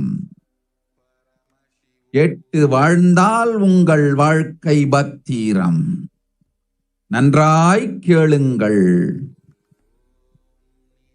பிறப்பின் ரகசியத்தை பிறப்பிலா பெருமை உடைய பரமேஸ்வரி சொல்லுகின்றேன் கேளுங்கள். அண்டஜம், யோனிஜம், ஜலஜம், பீஜம் எனும் 4 விதமான பிறவிகளில் 84,000 யோனிகளில் பிறக்கும் பிறப்புகளிலேயே பெருமை வாய்ந்ததும் உத்தமமானதும் மனித பிறவி. அந்த மனித பிறவியிலும் பலமுறை பிறந்து உழன்று அரசியல், பொருளாதாரம், சுகபோகம், தர்மம், அர்த்தம், காமம் எனும் ஆசைகள், துக்கங்கள், அச்சங்கள் அனைத்திலும் அழன்று உழன்று இனி வேண்டாம் இப்பிறவி, வேண்டுவது மோட்சமே என்று முடிவெடுத்தோர்க்கு மட்டுமே ஹிந்து மத யோனிஜம், ஹிந்து பெற்றோர்க்கு பிறந்திடும் சனாதன ஹிந்து தர்ம யோனிஜம். மனித பிறவி உத்தமம், சனாதன ஹிந்து தர்ம மனித பிறவி உத்தமோத்தமம். இந்த உத்தமோத்தம பிறவி எடுத்த எல்லோருக்கும் ஜீவன் முக்த விஞ்ஞானத்தையும் சனாதன தர்மத்தையும் காக்கின்ற கடமையும் உண்டு. அதனால் வருகின்ற நன்மையெல்லாம் அனுபவிக்கும் உரிமையும் உண்டு.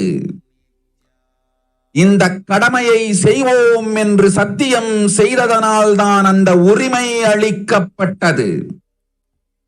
பூமிக்கு வந்தபின் மனம் மயங்கி மதிமயங்கி சனாதன தர்மம் காக்க மறந்ததனால் மாயை அவர்கள் உயிரை பறிக்கின்றாள். நன்றாய் புரிந்து கொள்ளுங்கள். உயிரை கொடுத்தாலும் தர்மத்தை காப்போம் என்று உறுதி எடுத்தவர்க்கே சனாதன ஹிந்து தர்ம யோனிஜம் அளிக்கின்றேன் யான். உடல் பெற்ற பிறகு ஊழிப் பெருவலியால்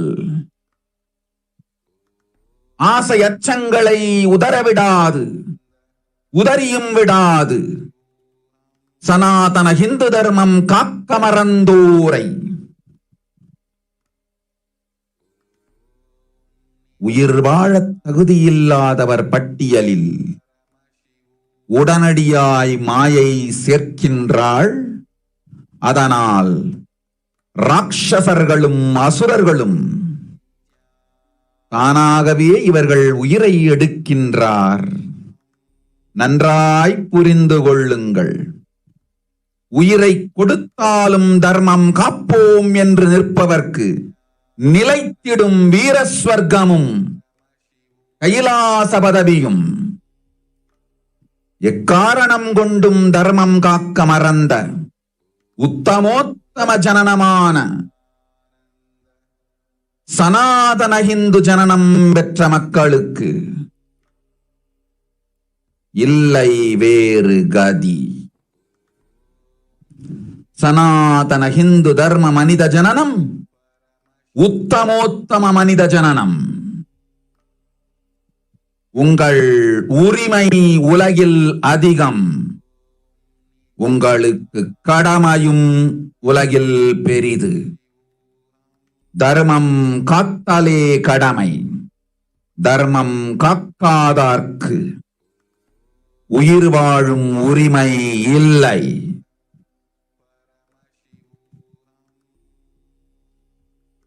நன்றாய் புரிந்து கொள்ளுங்கள்.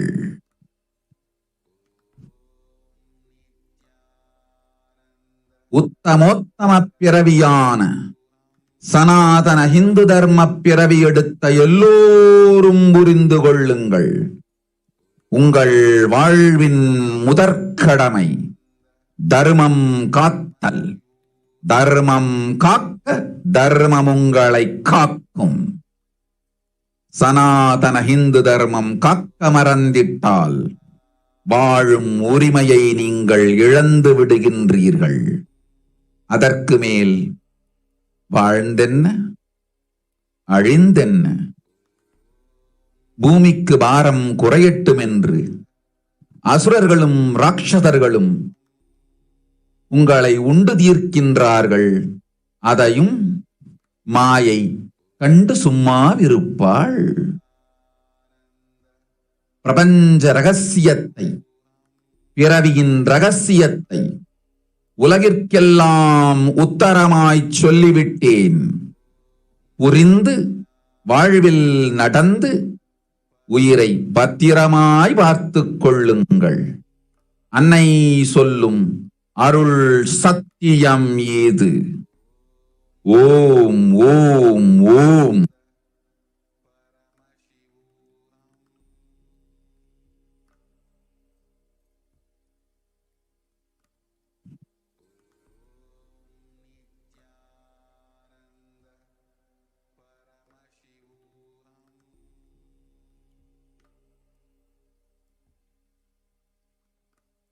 Now we'll be going through the mapping of the Tamil Akashic reading in English.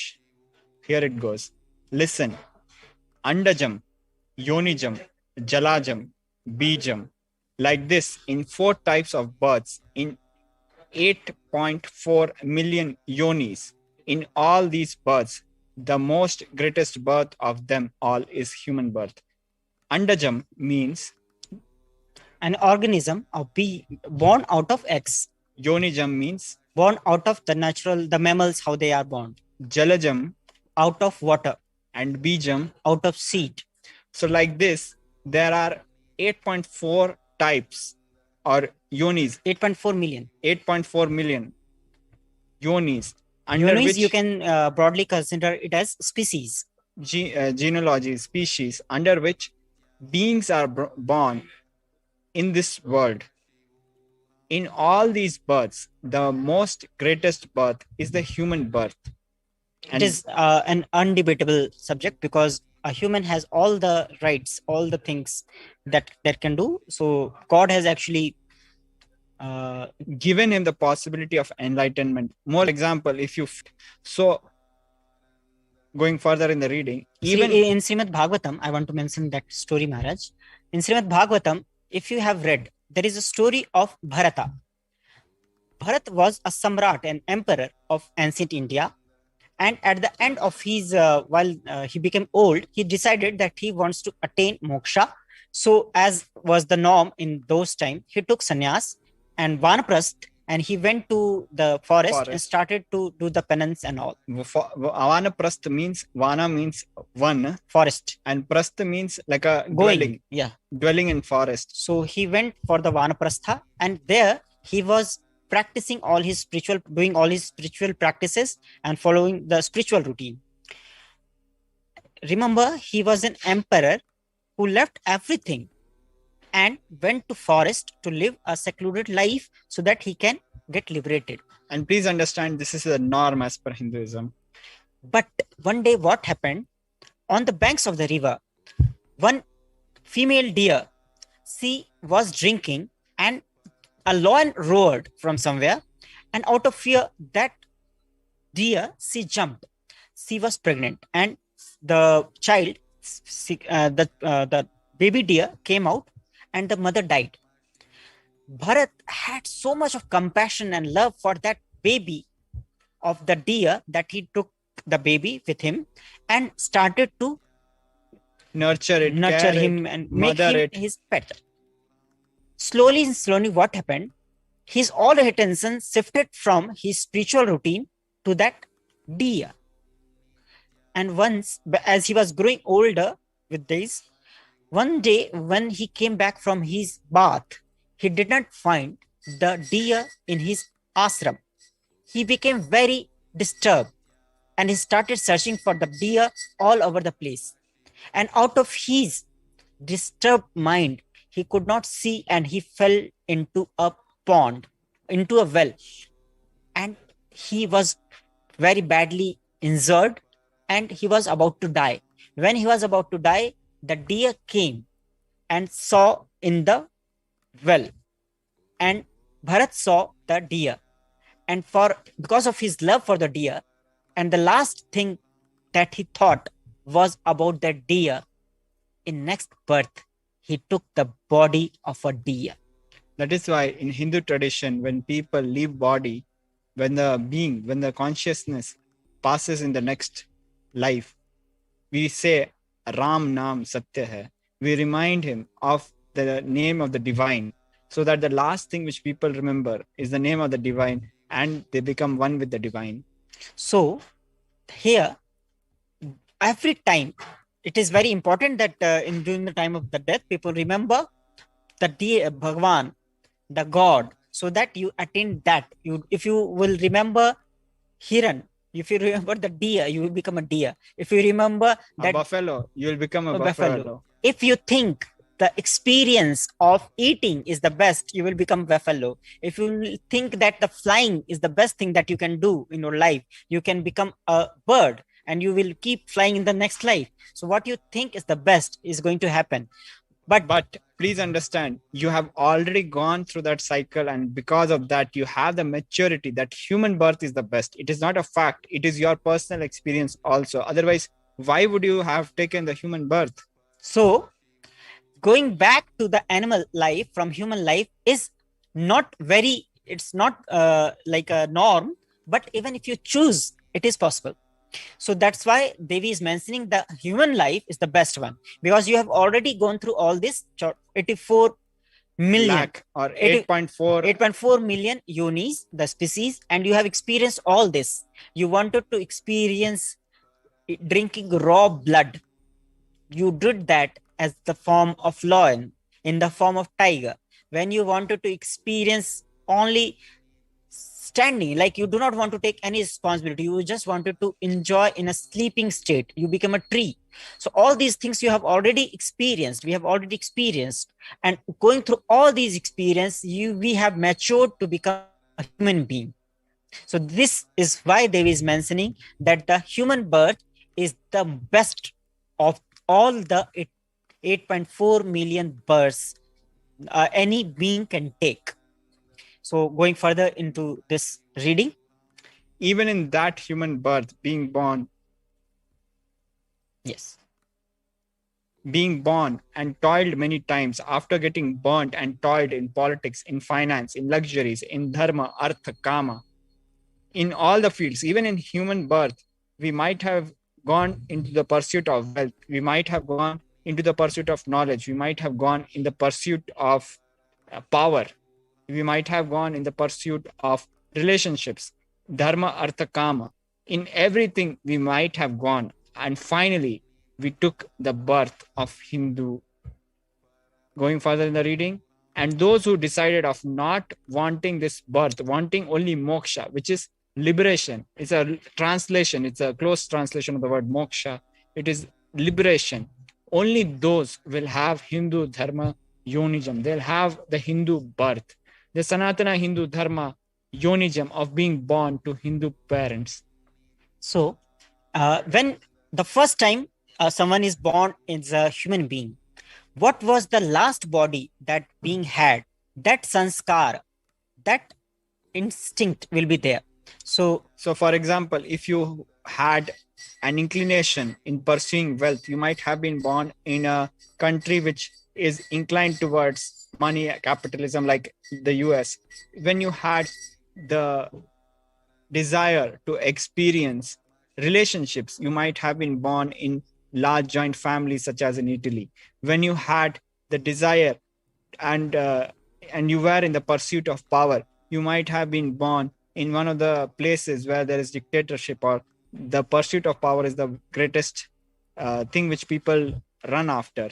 But after going through all of this, finally now, especially the people who are born Hindus, you actually chose the Hindu birth because you planned this time with the maturity you accumulated after so many births.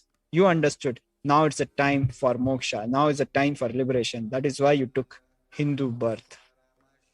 And so here Devi is saying that people who have gone through all this, so within the 8.4 million yonis, you have already gone through all the experience that you wanted to have, and then you took the human birth.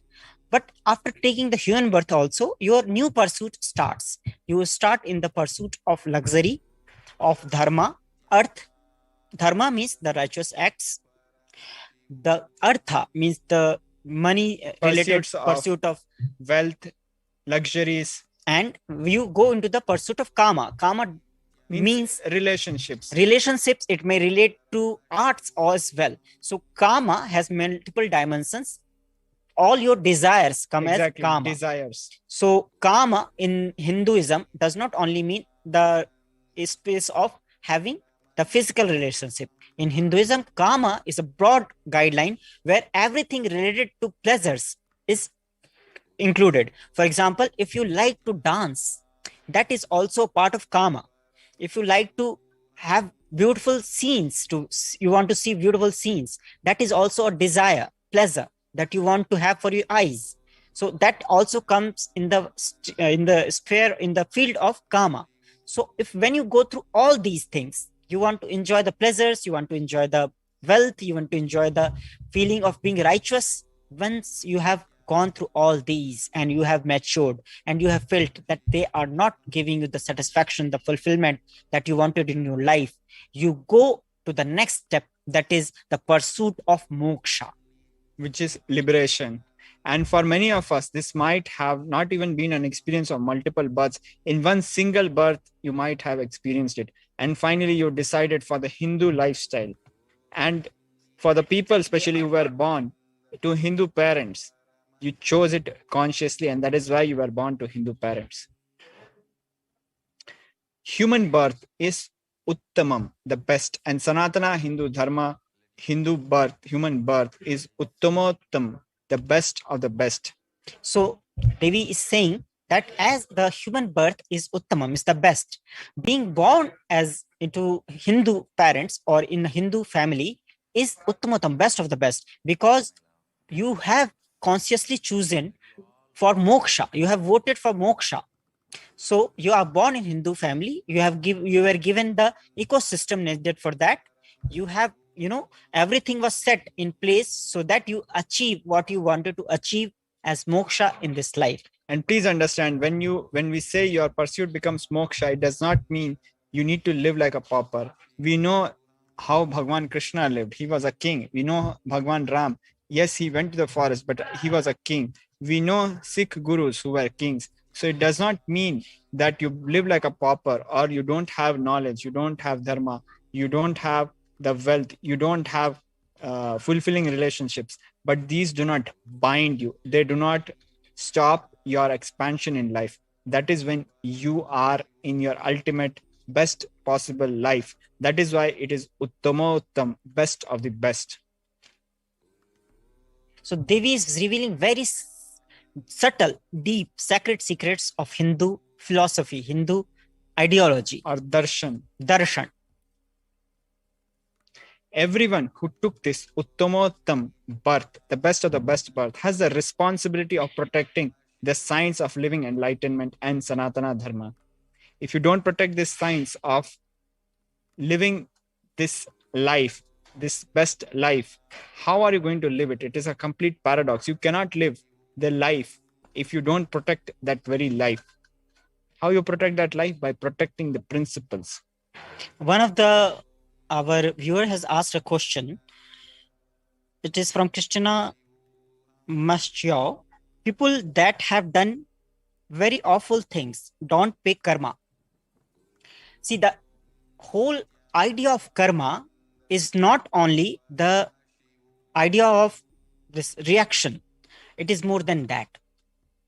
People who do awful things, the space from which they are doing, that is also one of the factors that is needed, that is calculated while the karma is decided. So the karma theory is like an automated generation. No one is monitoring. It is automatic system. You do something, it's like how if you touch the electric wire, it is going to give you shock. It is a phenomena. It is going to happen. It needs not any intervention. So to give an example, Swamiji has very beautifully said, when you do these kind of crimes, you don't go to hell. Actually, because you are already in hell, you do these crimes. Look at the people whom you feel are doing things which you feel are wrong. Just talk to them. Just if you talk and spend 5 minutes with them, they will transfer that disturbed mental space to you. You will know they are living in hell. When you talk to someone who is living a very blissful life, just spending some time with them will make you so blissful. So people are already going and experiencing hell. The people who are doing so-called bad karmas. If you enter any butcher house, you will smell the smell of death there. The stench of rotten blood and the body parts of the animals there. The people who are there, working there, they are already suffering the hell. In Garud Puran, it is mentioned that some hells have so much of stench that you cannot live. If a normal person goes inside, enters it, he will feel that he has entered the hell. But the people who are working there, they do not feel it. But that doesn't mean that they are not in hell. Actually, it happened to me, Maharaj. One time, I was moving with a spiritual organization, and I was collecting the chanda, what we call the offerings, the donation, yes, fundraising. I was doing the fundraising. So we accidentally went into a butcher house where they were cutting some animals. It was such a strong smell there that I felt that if I stand there for 1 minute, I will die. So I actually came out and I ran, and I was searching for an open space where I can take breath. But the people who were there, they were sitting and standing like nothing is happening. For them, it was a natural thing. So only one who is outside of hell can realize the people who are inside the hell are in hell. Because those who are in hell, they forget that they are in hell. And they create hell for others. So run away from the people who create hell for you. And please understand, this is about the present birth. In the next birth, the kind of birth they get is also going to be a response to their karmas. This birth also and next birth also. So moving on to the very sacred reading by Devi Parashakti. And also they have the right of experiencing its benefits. The right was given to them because of their commitment given by them to do this responsibility. So the benefits of Hindu Dharma, there are multiple benefits. First, if you are born to a Hindu family, you will be taken care of, because in Hindu family, the child is taken with very love, and you experience the love of an expanded family. You have grandparents, you have grandparents from parents from mother's side, from father's side, you have uncle from mother's side, from father's side, you have cousins from mother's side, from father's side, you have it is like you are under a banyan tree when you are born into a Hindu family, and you feel fulfilled. You do not feel orphaned. And that is why we see in the US, the advertisement billboards, they portray a family, a happy family, because that is what advertisers know is what people are desiring. But this is a daily happening, a daily, it is something which every Hindu child in India has it, at least till our generation. So the benefits of being born as a Hindu is a stable Hindu family. Then you also experience the lifestyle of light food. You eat, mostly the Hindus eat tasty but healthy food. Even in some families, some traditions who take non-veg, but even the non-veg they take is very limited and is not out of too much of cruelty. Once a week is like that kind of a lifestyle. We are not justifying any of it, but the kind of a controlled life, a kind of a sattvic, pure, blissful life, that kind of ecosystem you get when you become Hindu, when you take the responsibility of Hinduism. So you are getting all the benefits of a Hindu. You get a body which is organic.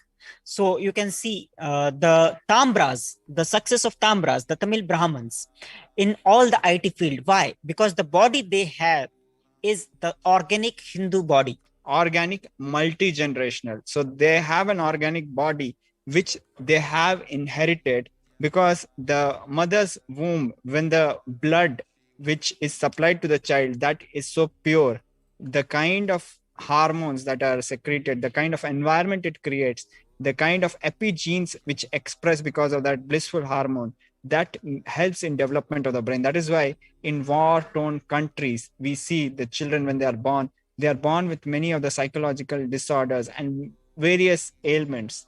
Whereas when children are born in blissful families, they are extremely sharp. They are very, they excel in the academics. It is because the environment matters. So it's not just a single generational organic body, it's a multi-generational organic body, a very rare asset. See, the whole allegations on the Brahmins, especially that they have taken up all the opportunity, is not justified, because the Brahmins, because of their multi-generational maintaining high organic body, the intelligence with which the next generation is born is always higher. See, the body, the mind, which is the brain, which is created out of the vegetarian diet, is much more intelligent and is able to process the inputs much faster in a better way than, for some people who are not in that tone. To give an example, like Ramanujan, who was a very, very orthodox practicing Hindu, and we know the kind of theorems he had revealed to the world. We had scientists, mathematicians from the other parts of the world who would be asking him, who would be begging him and fighting him for theories, for proofs, but he will be just revealing the answers directly without even needing to go through the steps. He will just jump directly into the answers without needing to go through the steps. That kind of a possibility, power manifestation is available to us. We had many such people, like even Shakuntala Devi. We had many such power manifestors, even in the field of medicine. Like very recently, one of the Vaidyas, we can say, the people who practice medicine, the Hindu medicine, Hindu traditional medicines, like Janini Amma, who has delivered more than 15,000 babies without a single failure, without using any modern equipment. Child mortality, without a single child mortality. Without a single child mortality, completely by traditional methods. How is it all made possible? Even in villages which are known to have extremely high, one of the highest in the world, child mortality rates, she was 100% successful because of the pure Hindu lifestyle. All these sciences are protected and preserved by a multi-generational upbringing, multi-generational training and lifestyle, both the ways. So you have, I was reading a book actually, Jnana Prabhaji. There was a question, what is the biggest advantage you can have in life? Is it money? Is it talent? The answer which everybody unanimously accepted is, the best advantage you can have in life is to be born to a privileged family, to some very good parents. That is the biggest advantage you can have as a human being. So that is exactly what you get as a Hindu birth, because fundamentally from the point where you start, you're already ahead. Yes. So this benefit was given to all the Hindus because of their commitment. They gave the commitment that they will protect the Hindu Dharma. So all these benefits, like for example, if you take up a job, you commit that you will be working for some hours and you will be producing this result. For that commitment, you are paid some amount, and then you are given some perks also. You get a status. All this is subject to you fulfilling the commitment that you have given. And please understand, it works in multiple ways. We have certain places around the globe, like in the Europe, especially the Eurozone. We know that the Eurozone is struggling financially because they are not able to meet their financial goals and commitments. You have had situations where some states or some departments had withdrawn funds and not have been able to balance it with the corresponding revenues. So you have a mismatch and a financial crisis which had disturbed and has been disturbing Europe for the past several years. This is exactly what is happening to Hindus at the dharmic field. It is happening there in the financial field. Life doesn't work with hypocrisy. Only when, for example, people take responsibility of maintaining their economy properly, they get the corresponding benefits of a very evolved economies. Likewise, when Hindus take responsibility of a beautiful Hindu enlightenment ecosystem, they are eligible for being able to continue. We cannot just like how countries cannot continue printing fake money and living on paper money and having an extraordinary large public debt, debt created in the air. Who is going to pay? Nobody knows. We cannot live like that in Hinduism. It doesn't work in life. It doesn't work anywhere. Somewhere you will have a great bust where the banks will collapse. The same bank collapse is happening at a dharmic level. So Devi is saying that those who gave this commitment that they will protect the dharma and work for establishing Kailasa and the enlightenment ecosystem, they got this birth because this is the best of the best. So this is like the housing loan thing which happened in the Western countries a few years ago. People pledged their houses and took loans and took vacations or other things which they were incited for. They didn't plan for it, but they got into this and they were not able to manage their finances properly. What happens? You promised to pay that loan. You didn't pay. What happened? The entire country went through a financial turmoil and is still kind of recovering. So what do you expect will happen when you promised to work for a Hindu life? You enjoyed the Hindu life, but you didn't take the responsibility of a Hindu life. So it is like eating the fruits of a tree and cutting its roots.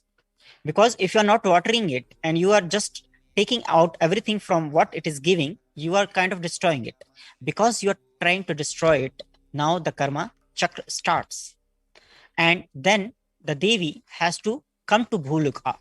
After coming to Bhuloka, by getting mentally deluded and forgetting dharma, of protecting Sanatana dharma, Maya, she's taking away all their souls. So, yes, Maharaj, please. So that is exactly what is happening. People have got mentally diluted. When they are seeing the tree, they are not understanding this is the tree, this is the root, this is the source from where the tree is taking its nutrients, and that is how I'm getting the fruits. They are enjoying the fruit. They are thinking the fruit is nicely packed and arranged in a supermarket, and it has got nothing to do with the tree. It doesn't work like that. See, if you are a kid or a toddler, you are a 3 or 4 kid and you are going to supermarket, you are living in a big city and you have not seen village. If you go to supermarket and you see the mango on the shelf, your idea of mango will be it is found on the shelf. But if you will never be connected to the tree that gave the fruit. And you will not even know about the soil which gave the nutrients to the tree. You will not even know about the bacteria which broke down the nutrients for the plant. You don't know. You might be diluted. That is what I'm saying. You got mentally diluted and forget the dharma. You forget the responsibility of protecting Sanatana dharma, and foolishly you cut that tree. So once your idea of having mango on the shelf, suddenly when the mango is not there, you will not know that the tree which was giving the mango has been cut. Because you foolishly made the shelf for the mango fruit from that tree. We did all lots of stupid things. thinking, and with all lots of stupid justification to destroy Hinduism, because of all the propagandas and the hate speech and the media propaganda by all the anti-Hindu forces. So many of us bought it and allowed Hinduism to perish. We didn't stand up for Hinduism. We didn't stand up for our guru. And the Sanatana Hindu Dharma. Maharaj, for past centuries, there have been people trying that they want to reform Hinduism. What do they mean by reform Hinduism? It is just a cover-up for destroying Hinduism. Hinduism does not need reform. It needs revival. It needs practice. It needs people to live it. It does not need to change. What makes Hinduism perfect is practice. Practice makes Hinduism perfect, not changing the rule. If you want to be perfect in yoga, you don't change the time of waking up. Changing the time of waking up does not solve your problem of not waking up for yoga. Waking up daily, diligently is going to solve your problem of waking up for yoga. Changing the rules is not going to work because your body is aligned with the cosmic rules. You have to align to cosmic rules. Cosmic rules are not going to align to our whims and fancies. So, after coming to Bhuloka, when we took the decision that, okay, this is the best of the best birth that I can take, and let me go and take the benefits of whatever I get from this. And for this, I will be working and I will be doing the Paramashiva's work of keeping the enlightenment ecosystem safe, to propagate it and to maintain it. But after coming here, seeing the people around who are busy in their pleasures, enjoying the dharma, artha and kama, or even having a rakshasa outlook of life, demonic, destructive outlook of life. So once we saw them, we get deluded. And we subscribe to their lifestyle, forgetting their destiny is very different. Their maturity of their souls is very different. Their cycle, they might be millions of births farther away in terms of maturity than Hindus. Where you are right now. So you are comparing yourself like you are a human being, and you are comparing your food to the food of a lion. You may see, okay, lion is doing hunting and eating. What a great way to have food. And you go back to your forest and you start hunting the animals and you start eating. Then you are at the level of the lion. Then why do you need a human birth? It will be better for you to be born as a lion. That is what Devi is saying. That if your desire is to hunt like a lion, be lion and hunt. And unfortunately, all the lions are either in zoo or dead.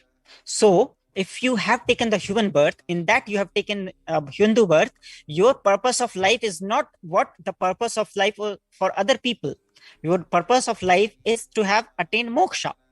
So if you delude yourself with the lifestyle, wrong examples. Yes, the wrong examples, if you start following them, because for your deluded understanding, they are enjoying more than what you are doing, then you are going in the wrong direction.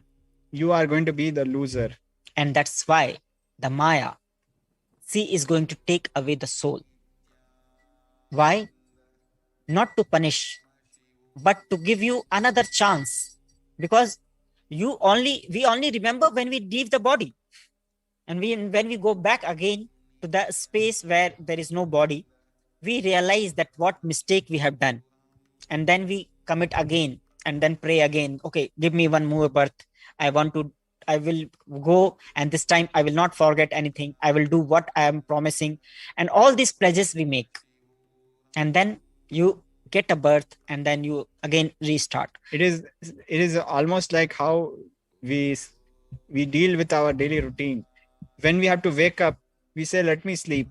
But when we miss it, we regret it. Oh, I should have been on time. So we do this cycle multiple times, and finally our head breaks and we come to completion and we understand, no, this is not going to work. Only with sincerity and consistency, I'm going to be able to take care of my body and my routine, my spiritual practice, my beautiful Hindu life. So for example, if we take example of football, people are playing, you are a player in the football, but you are not paying attention. You are not performing what you were supposed to do. Then what the captain does, captain changes you and brings you back to the gallery. This is what Maya does. If you have gone to play some role, If you forget it, you will be brought back to the gallery where the captain will tell you your role again. Then again, you will be sent back into the game. So you can think in this way also, that once you have taken the Hindu birth, you have certain role to play. If you're not playing that role, you will be called back and told that this was what you were expected to do. And please understand, just because you are playing the game, it does not mean you are definitely going to score a goal. You might be successful, you might not be successful, but you will be playing the game, which is very important. So being in the game and knowing your role and playing that role is what Maya or Devi expects from you. Because everything else she is taking care. You have to just take care of your part, your role. And your role is only to do what you have committed to do. Nothing more than that. And that is dharma, your natural life, your natural role. Just like an electron is around a proton, around a nucleus, like an electron cloud, like a present around the proton. That is the dharma of the electron. Likewise, your dharma, you have a specific dharma, a duty, a natural responsibility, very much just what the natural laws of life say. Nothing extra, nothing artificial, exactly as per nature. What you like. As a Hindu, you might have passion for cooking. You might have a future possibility in Anadan, for example. You might have passion for arts. You can, as a Hindu, by practicing arts, get liberated. Yes. You might like, some kind of a sport like archery. Even by practice of archery, you can get liberated. So you don't need to compromise on what is innate to you, what you like and what you enjoy. But you cannot compromise on the ultimate goal, which is liberation.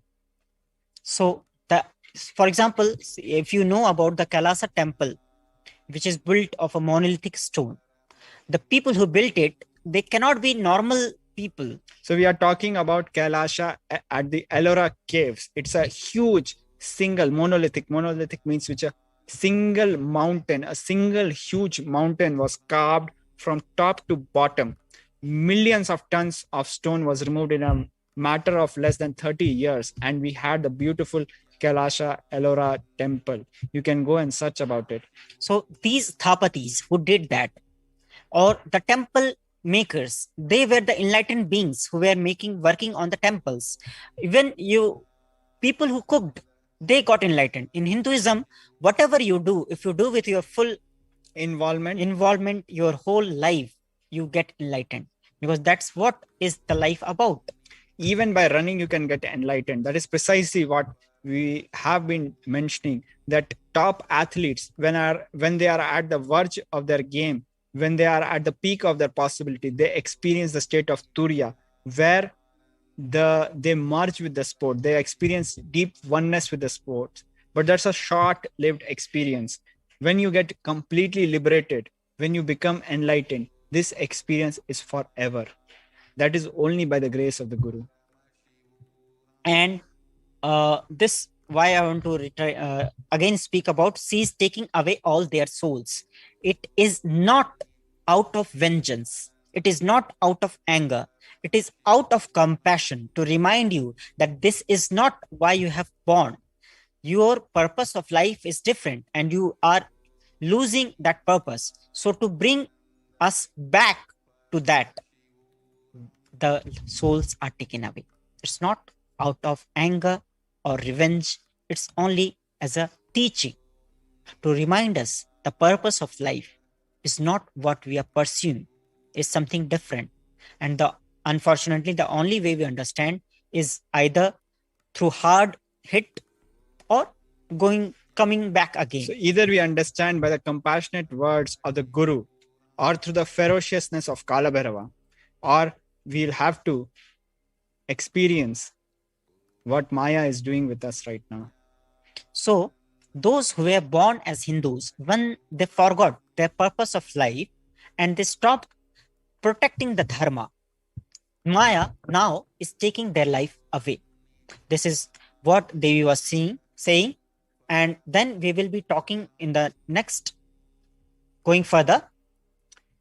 Understand carefully. I am giving the Sanatana Hindu Dharma Yonijam the birth of Sanatana Hindu Dharma only for those who give commitment of protecting Sanatana Dharma even by giving their life. That is exactly how, in an analogous way, when you are playing the game, it is not necessary you might win the game.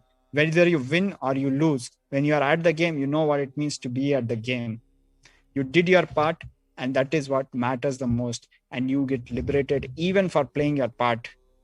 So here Devi is saying that those who gave the commitment that they will protect Sanatana Dharma even by giving their life, for them she has given this birth. This means that, for example, in Mahabharata, different gods took different births. And Abhimanyu was avatar of moon. So moon decided that I do not want to spend a long time on planet Earth, but as everyone is going there to play the cosmic drama, I will also go there, but I will come back very soon. Like I will go there for only 16 years. So he came to play, he was born. Then in the war of the Mahabharata, he was only 16 and he laid his life. So that with that commitment he was born, that I may live short period of time, but I will work and I will fight for dharma to establish dharma. So the people who took this kind of commitment, gave this kind of commitment, that even if I have to lay my life, I will live and die for dharma. Those beings, they got the Sanatana Hindu Dharma birth. For example, there are thousands of people who died in the line of their duty to protect the Sanatana Hindu Dharma. They, in our eyes, they may have died while protecting dharma, and we may even question that why they are dying if they are protecting dharma. But they are actually becoming immortal. Their commitment was that they are ready to even die to protect the dharma. So let us share a vivid example of it. We know that when Hindu kingdoms, the Rajput Hindu kingdoms, were being attacked, invaded, and we know the ghastly persecution which the entire families were subjected to. We can't even share it as we are preparing for a very beautiful experience, but we understand that the families were going through a very ghastly experience. At the time of crisis, when 100 times bigger armies would be invading and everything failed, the kings, the warriors, would tie a saffron cloth on their head, the Kesari Bana, and they would march for the war. And when they tied the Kesari Bana, it was literally like they took Apat Sannyas. They took the sannyas of crisis. Means what? They got untied to their families. And I'll mention exactly what preceded them to take sannyas. Actually, their wives, their families, they did the Johar. They burned the fires where the children were put first in the fire, and then the mothers jumped into the fire. Just imagine how painful it must have been to put your children into the fire. Just think, why would mothers do that? It was not for some blind ritual or anything. They know when their children would be captured by the enemies, they would be made slaves. They would be abused sexually as children. That was most painful to watch, for their children to have such a horrible life. We know that when the Hindu kingdoms, their children were captured and they were made to walk from Hindu regions all the way across the Hindu Kush mountains, they would die. 90% of them would die in the Hindu Kush mountains. That is why it was called Hindu Kush, which meant the killer of Hindus, the killer of people who refused to convert, who refused to abandon the Hindu lifestyle. And later on, they would be sold as, whoever survived would be sold as slaves. The mothers, they pushed their children first because it was so painful. They couldn't do anything about it. And then they jumped in the fire. And when the warriors saw those flames, they understood they have no attachments left in life. There is no reason to worry. There is nothing there anymore. They got all relationships, they got untied of them. And they tied the Kesari Bana on their head, and they went on the war, and they fought and killed the entire army, and they died or survived whatever happened. But there was a promise behind this great sacrifice. there was a promise that we will again unite, our family will again unite in the next birth as Hindus. Same families will reunite. If these experiences, the narration, if it fills you with some vivid experience, some tears in your eyes, maybe you are one of them who had made these promises in your past births, and that is why you are back in your Hindu birth or following the avatar, the supreme pontiff of Hinduism. Please understand that is what it means to give your commitment to protect Hindu Dharma.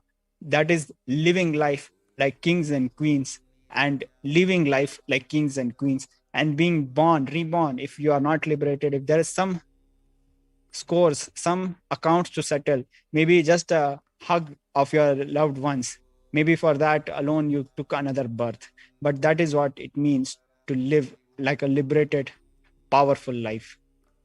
Here, Maharaj was mentioning about the Sati Pratha and the Saka. The Sati was done by the female bodies and the children, and the Saka was done by the male counterparts.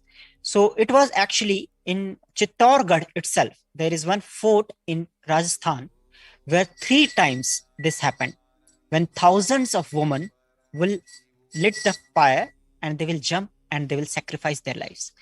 Many times the so-called intellectuals, the modern intellectuals, they question that why they did die, why they did not surrender. But they forgot that women who committed, who put themselves into fire, were not like them. For them, their chastity was the most important, not life. Because for them, they knew that even if they drop this body, they will get the next body whenever they want. Because they know they have mastered the science of birth and rebirth. So for them, the attachment with this body is not there. Their attachment to the higher principles of life is there. Because of their attachment with the higher principles of life, they do not find dropping this body as difficult as the people who are so-called intellectuals who do not know anything about the life feel. So even when they had to go through the most painful death, dying by fire, they have chosen that. They have not chosen poison. Why? They didn't choose poison. Why? Because the people who were invaders, they were known to rape even the dead bodies. It is a very strong statement, but it is the truth. Even the dead bodies were raped. To prevent the mutilation of their dead bodies. And even of their children. And the children. These women took the bold decision to burn themselves so that even their dead body is not touched. This is the level of commitment which makes a Hindu. This is what Devi is saying, that Hindu birth is given to only those who choose to give their life even for protecting Dharma. And that's why with glory we sing their songs. For Hindus, practicing Hindus, the women who sacrifice their lives for protecting their glory, their sacrificing their life to protect themselves are far more, is very respectable. And please understand, these women were not like someone you would expect. They were actually warriors. These women, just exactly what Ganaprabhaji was mentioning in Chittorgarh, the king was kidnapped and then the administration was taken over by the queen, who ployed and made sure that her look-alike brother, who looked like the queen, she dressed her up as herself, like a female, and sent her own brother in a palki in disguise to fool the invaders who had came to rape her and abduct her. And in that ploy, she was able to take the help of her brother and rescue the prince. That kind of woman who would wage war, the kind of woman who would lead armies into the war, those kind of women, please understand, they are not women who were suppressed. They were leaders. They were warriors. And they took this decision. This decision was never taken by the male bodies, that what the woman will do, the woman used to decide.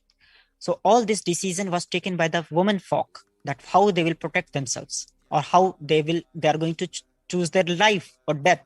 This was all solely based on their own decision.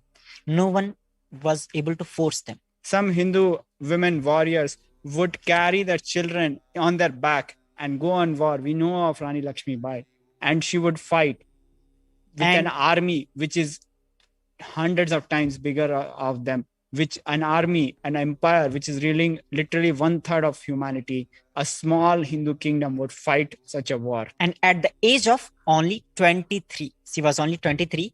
And actually, when she died, she was hurt and she was actually fatally wounded. She was near a hermit, a group of hermits, and she requested them that they burn her body before any enemy comes.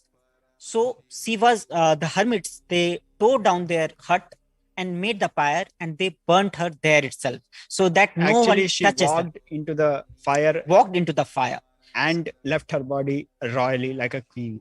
So this was the commitment to keep the dharma alive, not fearing, not having greed of the body. So this is what Devi means by this, that the commitment to protect Sanatan Dharma, even by giving their life. This is what Devi is meaning here, that even if you have to give your life, do not give a second thought, because dharma and life, if you have to choose between the two, choose always the dharma. So those who gave this commitment, they were given this birth of the Hindu dharma. After getting the body, the Hindu body from Hindu parents or becoming a practicing Hindu, when we took the body, because of painful deluge, not dropping fear and greed, for those who forgot to protect Sanatana Hindu Dharma, Maya, she will immediately add them all to the list of the people not worthy of living. Exactly how we have been discussing so far. When we have a don't care attitude towards Dharma, protecting our responsibilities, when we have a don't care attitude, Maya also has a don't care attitude. We are not added to the list of must die, but we are also not in the list of must protect. We are in the list of don't care. So you are not worthy of living. Whether you die or live, nobody cares. So when we took the body, is after getting the body, because of painful deluge, because during the birth, most of the times, what happens that the baby inside, when he's taking the birth, out of its, because it's born and the process, they forget the purpose of their birth. The forgetfulness happens during the birth. Because of that, we forget that what commitment we have given, and not dropping, because of painful deluge, not dropping fear and greed, and we stick to the fear and greed patterns. We want something and we do not want something. We want something is greed, and we do not want something is fear. So once we get caught in this fear and greed, for those who forgot to protect Sanatan Hindu Dharma, or being in this fear and greed pattern, and we forget that the purpose of our life is to protect Sanatan Hindu Dharma, what the Maya does is, she adds them to the list of the people who are not worthy of living. When we have a don't care attitude, Maya adds us to the don't care list. So the categories that Maharaj mentioned, that one category is must protect, must perish, and the third one is I don't care. So those who forget that, they go into the list of not worthy of living. So even if you die or live, Maya does not care. You might survive as a mistake, literally like a mistake. If you survive, it's a mistake. If you die, there's no surprise. See, many times people find that they are at a loss. They do not know why they are living. Suddenly in your life, you wake up and you see that what I am doing, why I am living, what is the purpose of my life. That is the exact time when you should ask this question, that have I understood the purpose of my life? Am I living the purpose of my life, or I have forgotten? Because suddenly when you, between your all pleasures and all your activities, you will suddenly find that this crisis, existential crisis will come to you. You will not know what is the purpose of all this. So that is the question when you have to ask and seek that what is the purpose of your life. And that, if you are a Hindu, you will know that it is to protect the dharma. And the protection of dharma is not only by war, fighting a war. It is by living as a practicing Hindu. which is itself, for now itself, it is like a war in today's time when there is so much of anti-Hinduism. So being that, living that life is dharma. Therefore, Rakshasas and Asuras, the demons and the devils, are automatically taking away their lives. So when we are in the don't care list, where we are not taken care of, the demons, the devils, we are vulnerable to them and they are taking our lives. Understand properly, for those who stand that even by giving their life, they will protect dharma, will permanently have Veera Swarga and Kailasa Padvi. Veera Swarga, Veera means Valor, people of Valor, and Swarga is like a, roughly we can equate it to a heaven. And Kailasa, the abode of Lord Shiva, and Padvi is the stature or the entitlement to be in Kailasa. So when we protect dharma, either we get the heaven preserved for the people of Valor, or we get the abode of Paramashiva, which is for the people who are entitled for liberation. So in this Veera Swarga, it's right time to mention Sri Krishna, when he was telling Arjuna to dharma utthashta kaunteya dharma yuddhaya krit nishchaya, Bhagavan Sri Krishna told Arjuna, hatva va prapsyasi swargam jitav va bhogyase mahim tasmat utthashta kaunteya yuddhaya krit nishchaya. If you die in the war, you will attain this Veera Swarga.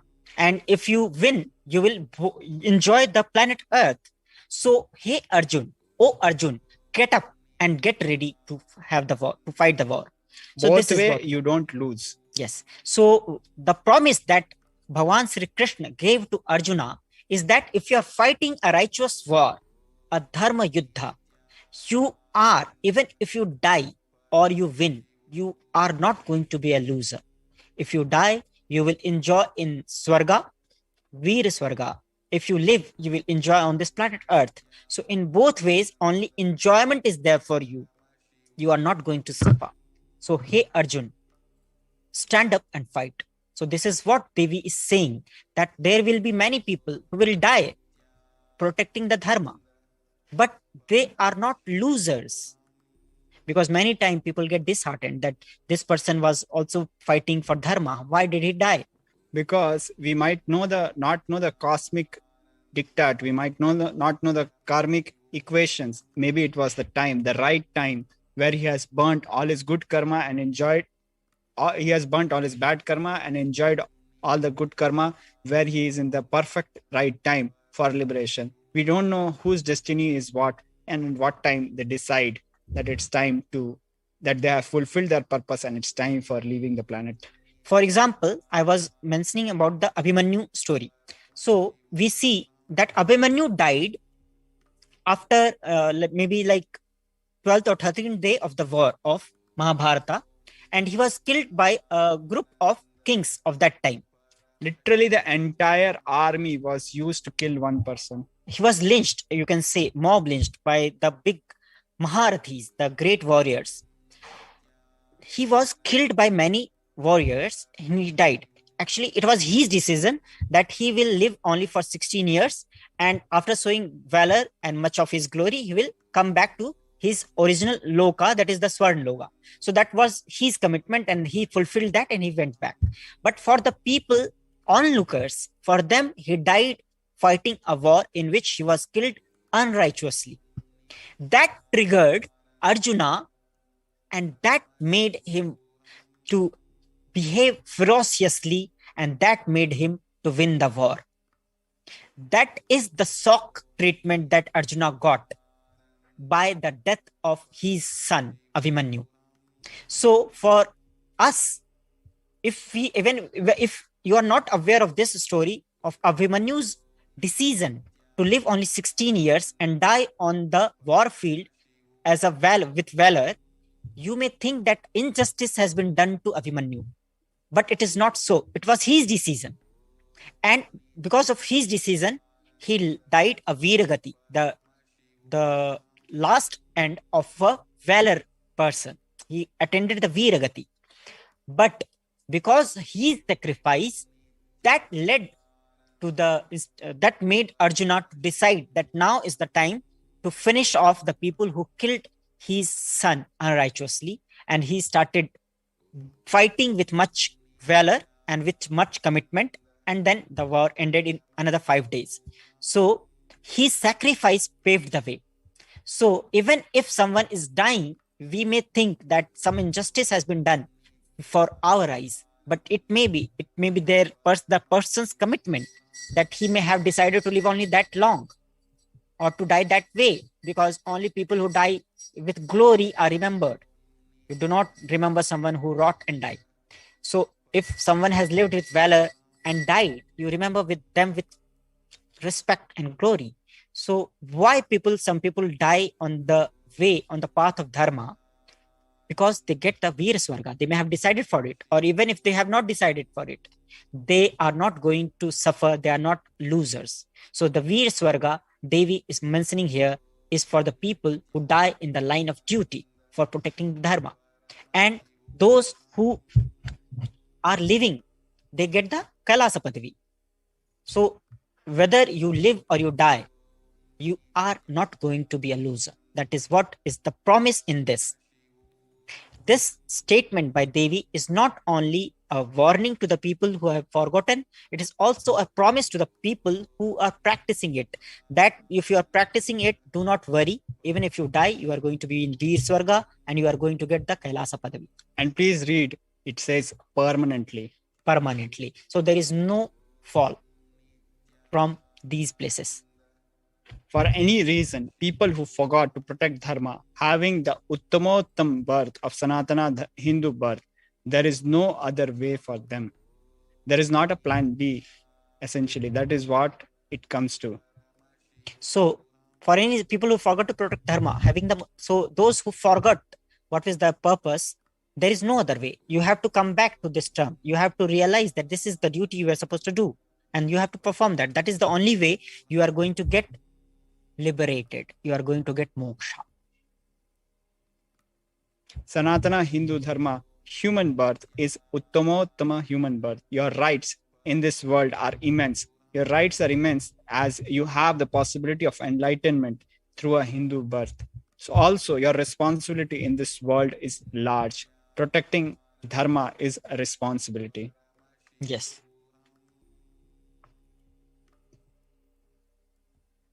So here Devi is saying that your rights in this world are immense. This means that as the manifestation of Paramashiva, your rights are immense. Your right means whatever you want to do, you are free to do. You are free to achieve anything, everything that you want to do, because you are given everything that Paramashiva has. He has given you the third eye. He has given you the Kundalini Shakti. He has given you the intelligence to understand, to listen this, what is being said, to listen to Swamiji's satsang. So everything you have got. Your rights are immense, but also your responsibility in this verse is large.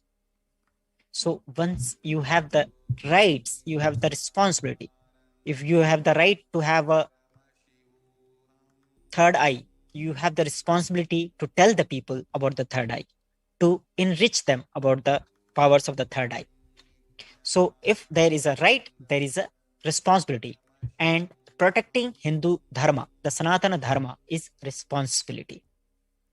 Those who do not protect dharma, they do not have the right to live. Understand properly. All those who took the Uttamottam birth, which is Sanatana Hindu Dharma birth, all of you understand.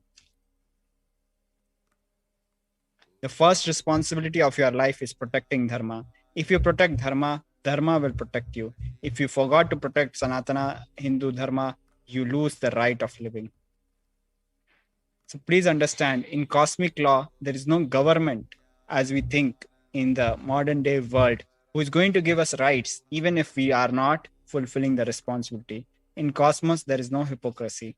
We cannot claim entitlement for any law without taking the responsibility of protecting it. And there is the good news about it. By protecting the responsibility, by taking the responsibility of dharma, we can create Kailasa anywhere we are, because it works as per the cosmic laws, not as per the nation's laws. So in this last statement, Devi is saying that if you forget to protect Sanatana Dharma, you lose the right of living. So it does not mean that you will die immediately. It just means that you do not have the right to live. You are added to the not care list, don't care list. So the Rakshasas, demons, anytime they can kill you and finish you off. After that, what bothers whether you live or get destroyed? Asuras and Rakshasas will eat you, so that the burden on earth is reduced. Seeing that Maya, she will keep quiet. So the Maya, after that, what bothers whether you live or get destroyed? So no one will bother if you forget to protect the dharma, whether you are living or you are getting destroyed. Asuras and Rakshasas will eat you, so that the burden on earth is reduced. So here, Asuras and Rakshasas, here they are being sent for reducing the burden on the earth. So you are basically a burden who has taken a human birth but not aligned. Fulfilling the duty. And so you are a burden, and Rakshasas have come to unburden the planet of people who are irresponsible. And so when Devi will see that this is happening, she will keep quiet, because you have chosen it. You have decided to remain silent. You have decided not to play the role you were meant to play. So it is the responsibility, it is the default responsibility that you have taken above you. This is the default result that will come because of your failure to perform the duty, that take up the responsibility. Some seemingly irresponsible people might live. Some seemingly responsible people might die. Why? Because you're added to the don't care list. In the don't care list, whether you live or die, nobody cares. It is up to the Rakshasas whether they kill you or not. And Rakshasas also don't mind killing you. So after this, seeing that Maya, she will keep quiet. So this is all about this, what Devi has revealed. And then we will be going further after this short break. Let us have a short break, and after this, we will go further. Thank you so much for joining. Nithyananda.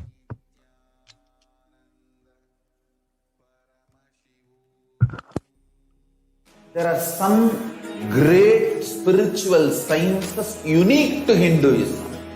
Subtle, otherworldly, but definitive sign. Manifesting the cosmic beings in Archavatara, deities in Nijavatara, living incarnations is possible. Understand? Kriya Pada of Vedas and Agamas elaborately explain the whole science of making the cosmic beings manifest in Archavatara, deities and Nijavatara, living incarnation, both.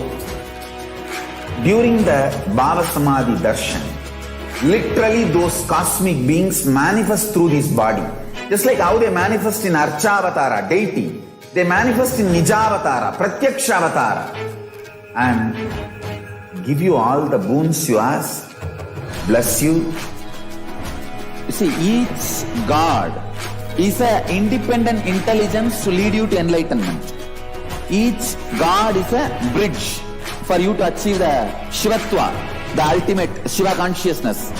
Krishna is the bridge for you to achieve the Krishna consciousness. But Shiva consciousness, Krishna consciousness, all consciousness is one and the same. Ultimate consciousness only. So that energy itself completely expresses. Just like Radhika, when I see my own sweetness in the mirror, I become eager to taste it. I find that the only way to relish this sweetness is through the constitution of Sri Radhika. Bhava Samadhi Darshan is a window to the infinite expanse of consciousness, allowing us to glimpse the formless in a way that we can understand. It cleanses the karmas of lifetimes. It awakens our biomemory to the space of Paramashiva, the ultimate consciousness, and creates a deep and lasting transformation in us.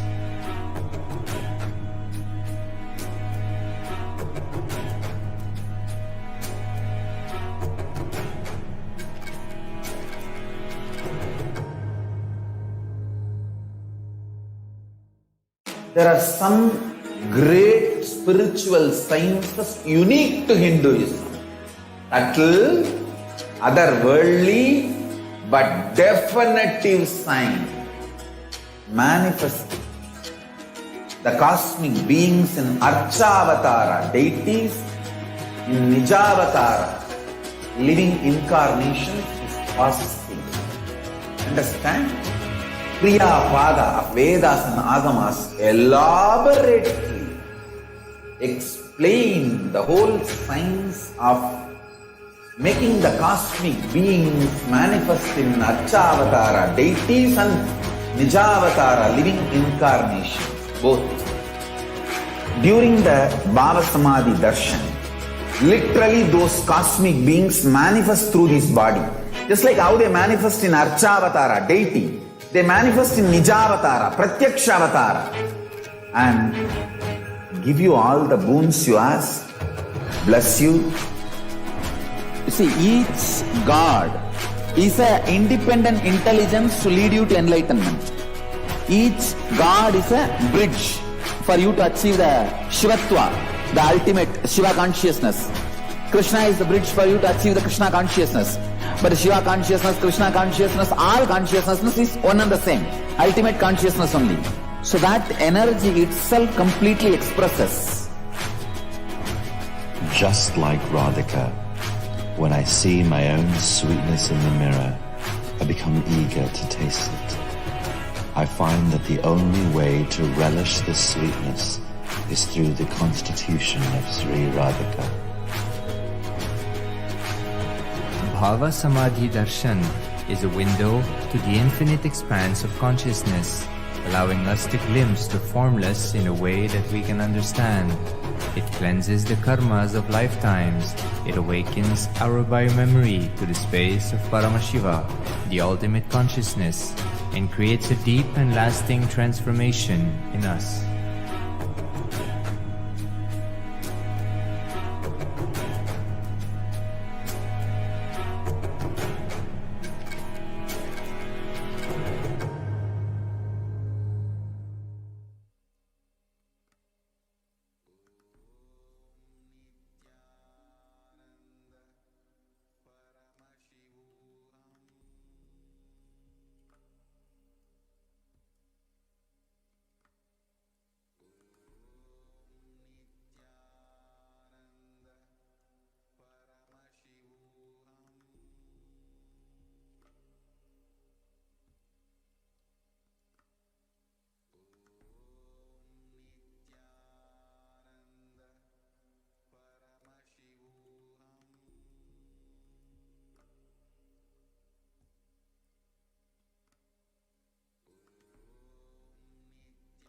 Nithyananda, after this revelations from Devi Parashakti Akashic reading and going through the whole program, now it is the time to manifest the powers of the third eye. Swamiji has made the power of the third eye common and easily available for anyone who decides to manifest them. These powers are born out of just initiation. A mere look of the Paramashiva, the Guru, Swamiji, the Supreme Pontiff of Hinduism, is enough to make you manifest the powers of the third eye, which includes mind reading, teleportation, and other powers. Body scanning. There are 463 powers that a person can manifest, that Paramashiva has revealed in the Agamas. So, you will be manifesting some of the powers in the next segment of the power manifestation session, Kailasa Courtyard power manifestation session. So, it is time to prepare ourselves to enter into the power manifestation after this short break. So, now let us all get ready to manifest the powers of the third eye. And with this, I thank you all for joining us and giving your important, valuable time to us to listen to these revelations by Devi Parashakti. Thank you so much for joining in. Thank you, Nithyananda.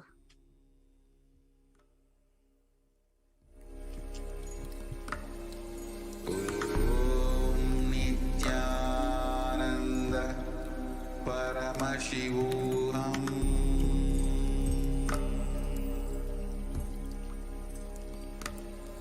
Om Nithyananda Paramashivoham.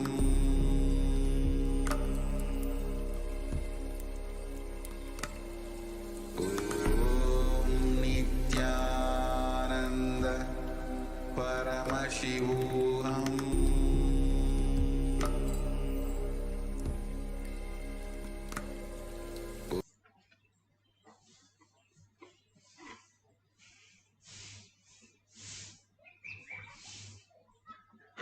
When I see my own sweetness.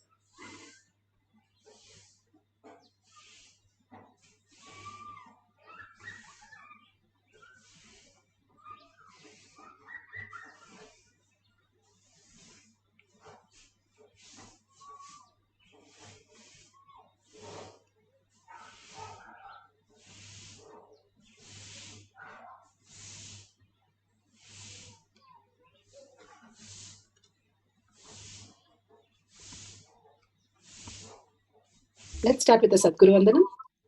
Nithyanandam Paramasukhanam Kevalam Jnanamurtim Dvandvatitam Gaganasadasham Tattamasyadilakshmyam Ekam Nityam Vimalamachalam Sarvadi Sakshi Bhutam Bhavatitam Trigunarahitam Sadgurum Tam Namami. Let's go through the disclaimers.